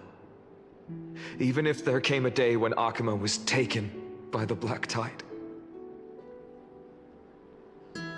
As long as we defeated Aquila, lifting the sky's curse, you and Dan Heng would at least have a chance to get home safely. I know this is hard to accept, but even if it means being resented for the rest of my life, I still have to be responsible for you. Friend, you and Dan Heng taught me the spirit of trailblazing. The best decision I ever made in my life was when I followed my intuition and chose to trust you. Dan Heng told me many stories about the adventures of the Nameless. Two of them left a deep impression on me, Belobog and Penacony. The first story taught me that the fate of a world should be in the hands of its people. And even if the Nameless are willing to risk everything for an unfamiliar world, in the end, you still have to embark on a new journey and go to the next world that needs saving. Because that's your mission. The path you follow. In the second story, Dan Heng told me about the few nameless who sacrificed their lives for the prison world. I know very well that the two of you are willing to make the same choice for Amphorius. After hearing those stories, I made up my mind. I won't let your journey end here. Somewhere beyond the sky, where Amphorians have never reached, there are many people waiting for you to come home. The prophecy has always remained shrouded in ambiguity. Even if the 12th core flame is returned, no one knows how the Era Nova will manifest, let alone if the miracle will extend its favor to two visitors from beyond the sky. Before stepping into a fate unknown, the last thing I can do is help you return to your family.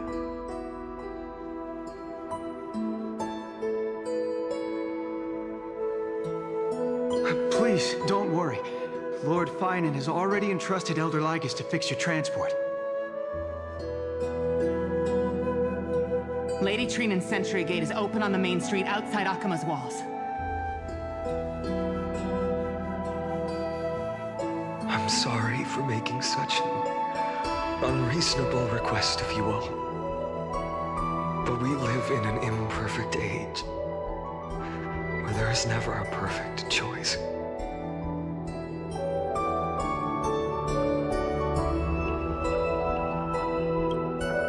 Every one of us has the right to make our own choices. If you can't accept my decision on your behalf, then use your choice to open up a new path. That's what you're best at, right? Regardless, Dan Heng is still holding on for his life. Don't keep him waiting too long, partner. One day I hope we will reunite under the constellations. When that time comes, we can hold a belated victory feast. How about that?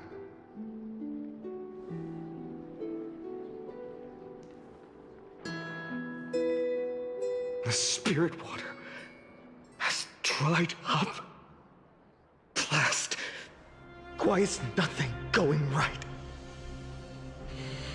Calm down. There might be another way in. The closest ritual basin, the other chrysosirs. Snowy. Trinan! I thought you'd be waiting at the Vortex of Genesis. Are you alright?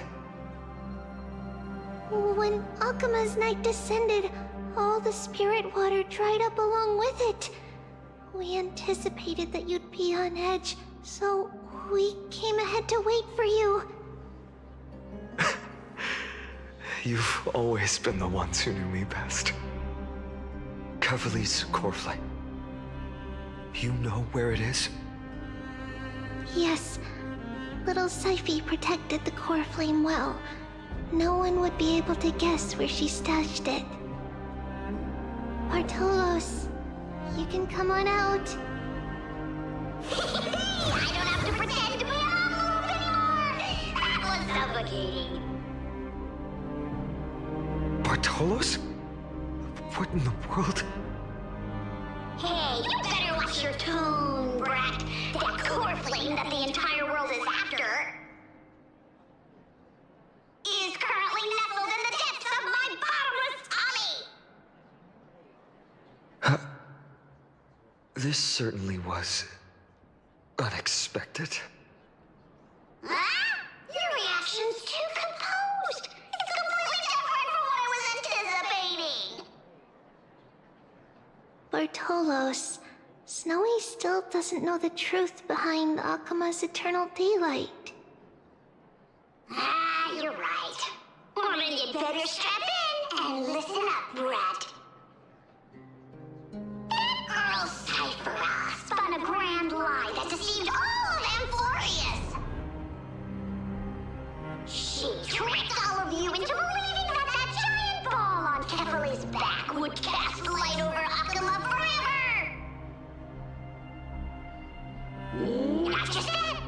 She even managed to pull that dumb ascension trial and allowed me, the great Zagreus, to survive! Hey, Rat. You... still no reaction from you? Yeah, dang it. You're no fun at all. I'm sorely disappointed. So for the last 1,000 years, what maintained Akuma's eternal daylight was not Kefali's miracle, but Cypher's lie, woven using the divine authority of trickery. But now, the lie has come undone. Which means... Well, you didn't guess wrong. Cyphera has already passed, and all her lies have scattered to the winds like ash.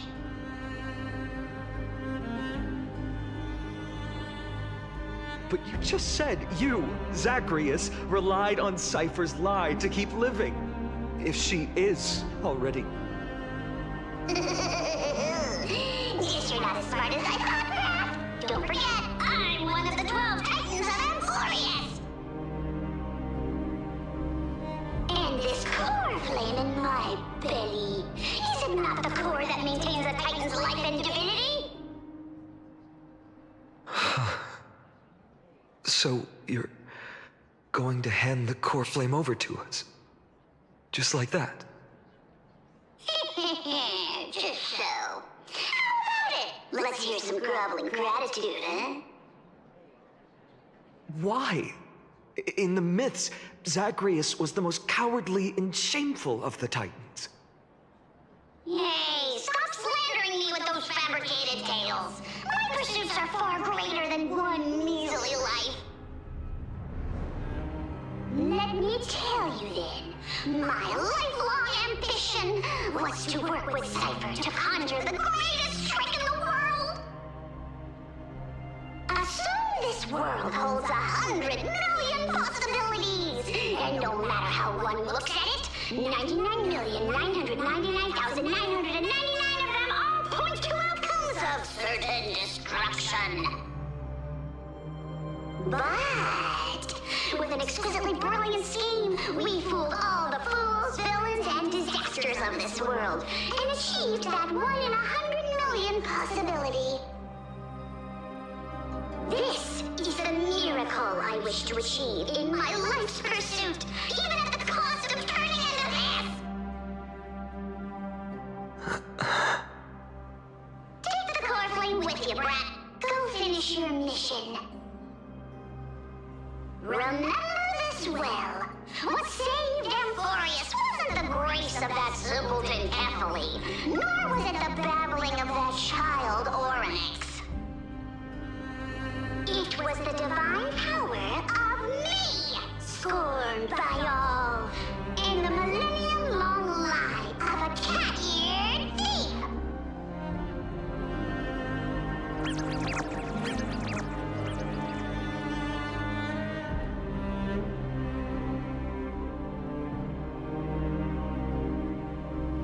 Strife, death, trickery. So those signs deemed as harbingers of calamity will also leave behind marks in the tale of deliverance. With this, the final core flame can be returned to its rightful place. The spirit water in the holy city has all dried up.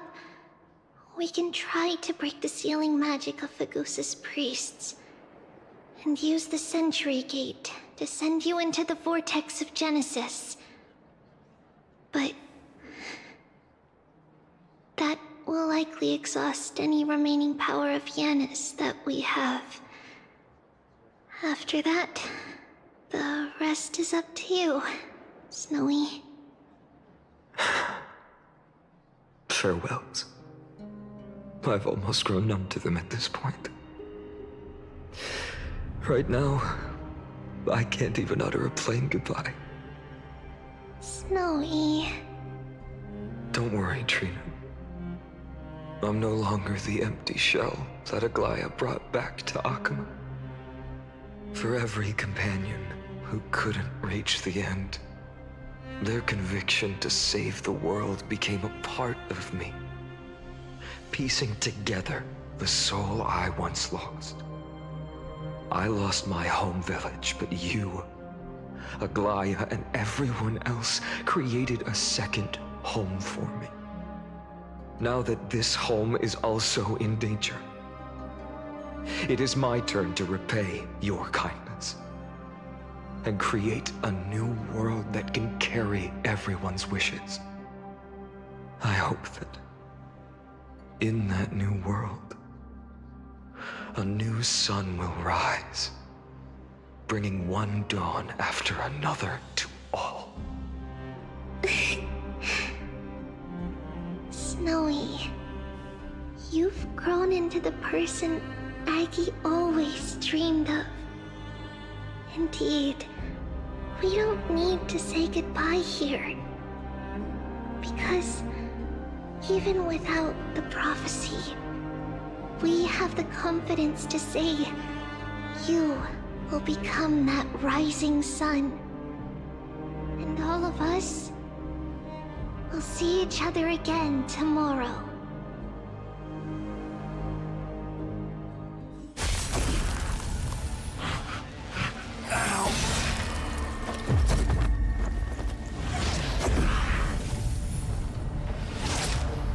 All shall bid farewell to one, and that person alone will witness the miracle. Such is destiny. Become the dawn. Deliver.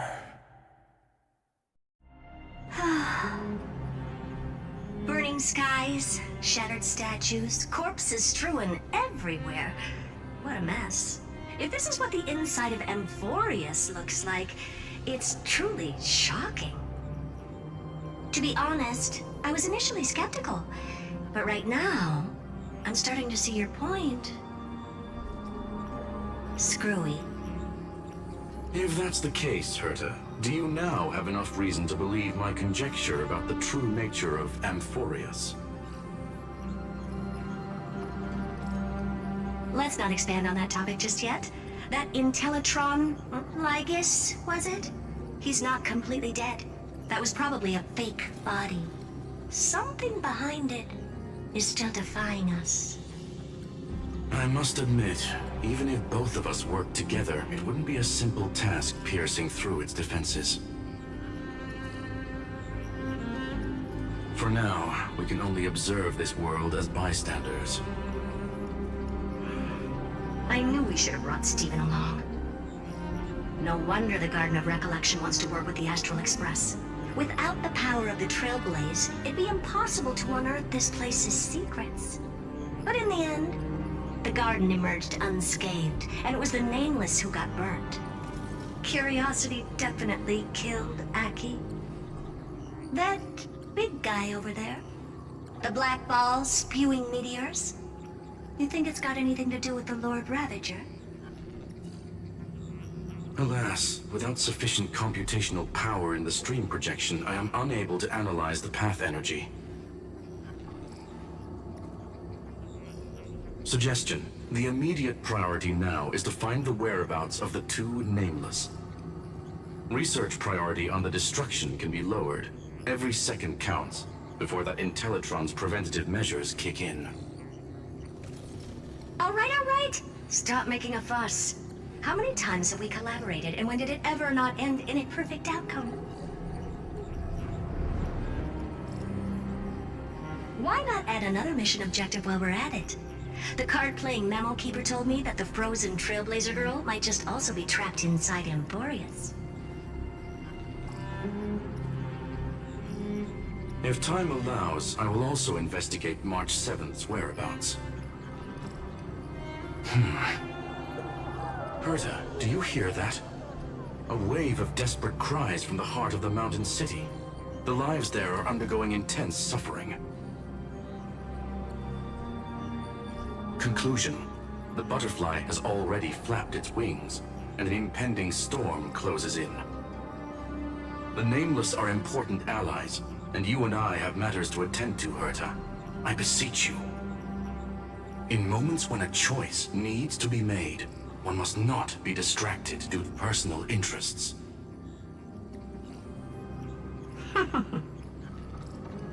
Of course I know that. Fate really is a game of dice, Screwy. Who'd have thought that thing once sowed chaos across the cosmos, causing the Intelligentsia Guild to splinter and disintegrate? It wasn't until I cracked the solitary waves theory that its lingering effects were put to an end. Yet, in a forgotten corner of the cosmos, one slipped through the net and remained operational. And it was this machine that eventually became the cradle for the birth of a certain Lord Ravager. Oh, the source of Emporius' tragedy is an Emperor's scepter that survived to this day.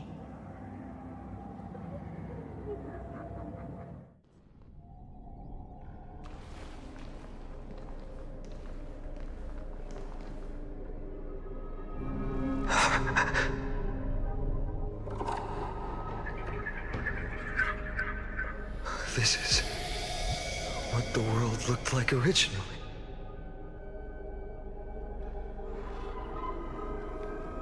And what are you doing here?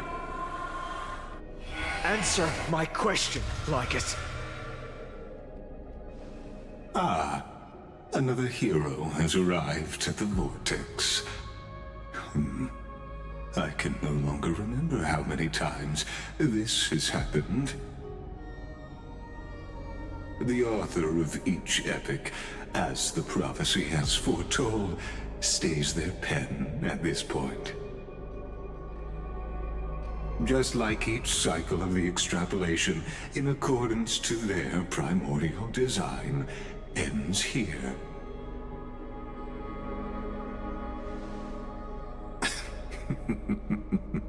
No need to panic, Lord Phainon. I stepped into this space purely for one purpose: to witness the prophecy's miracle of Genesis. You've never expressed interest in the Flame Chase journey. When my companions and I ran, bled, and sacrificed for the core flames, you never so much as lifted a finger. An indifferent observer. An anti-Catheran who's neutral till the end. Why would you suddenly express concern for the Chrysos Heir's mission?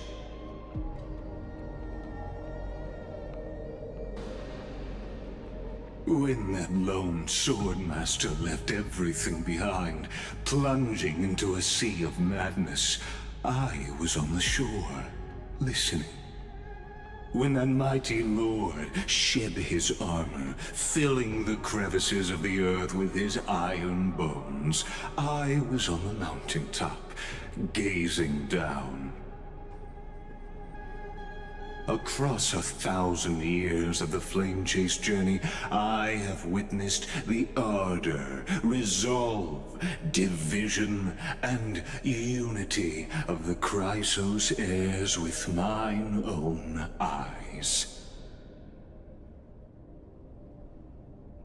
Just as you were all born to shoulder the guidance of the prophecy, I too have bathed in the gaze of distant stars, have seen the deepest, darkest of destinies. I will become the most loyal reader of the epics, a spectator voraciously consuming the valorous deeds of you heroes.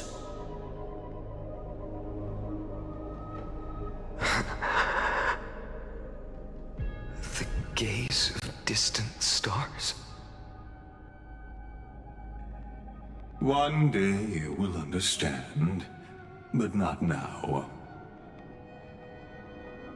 At this moment, please disregard this observer and finish what you must, Lord Phainon.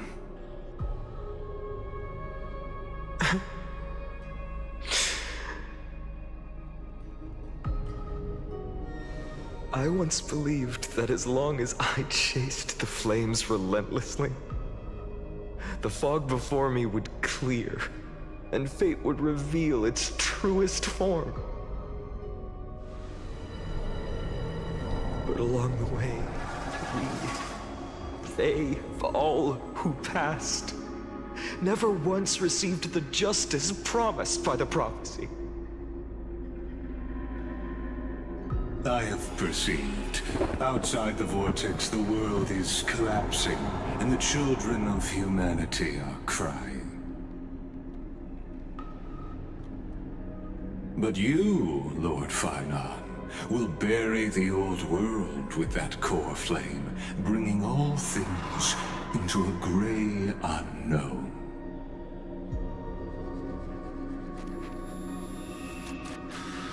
It doesn't matter. This cruel flame-chased journey has made me abandon my fantasies. The future is not a paradise with a gentle west wind, waiting for us to step in. If what lies ahead is a mass of chaos, I will tear it apart. Then usher in the first ray of blazing sunlight. All shall bid farewell to one, and that person alone will witness the miracle. Such is the will of fate.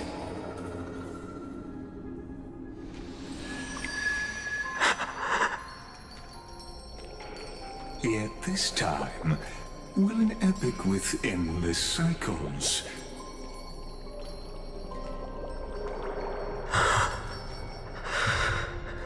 Is it you?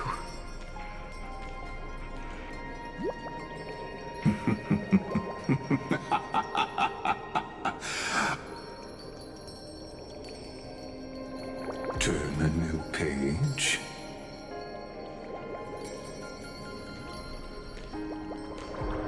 Of course. This will be a romantic story like none that has come before. You think so too, right?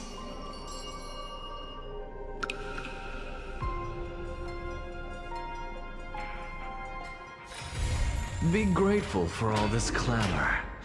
That is the sound of thoughts clashing.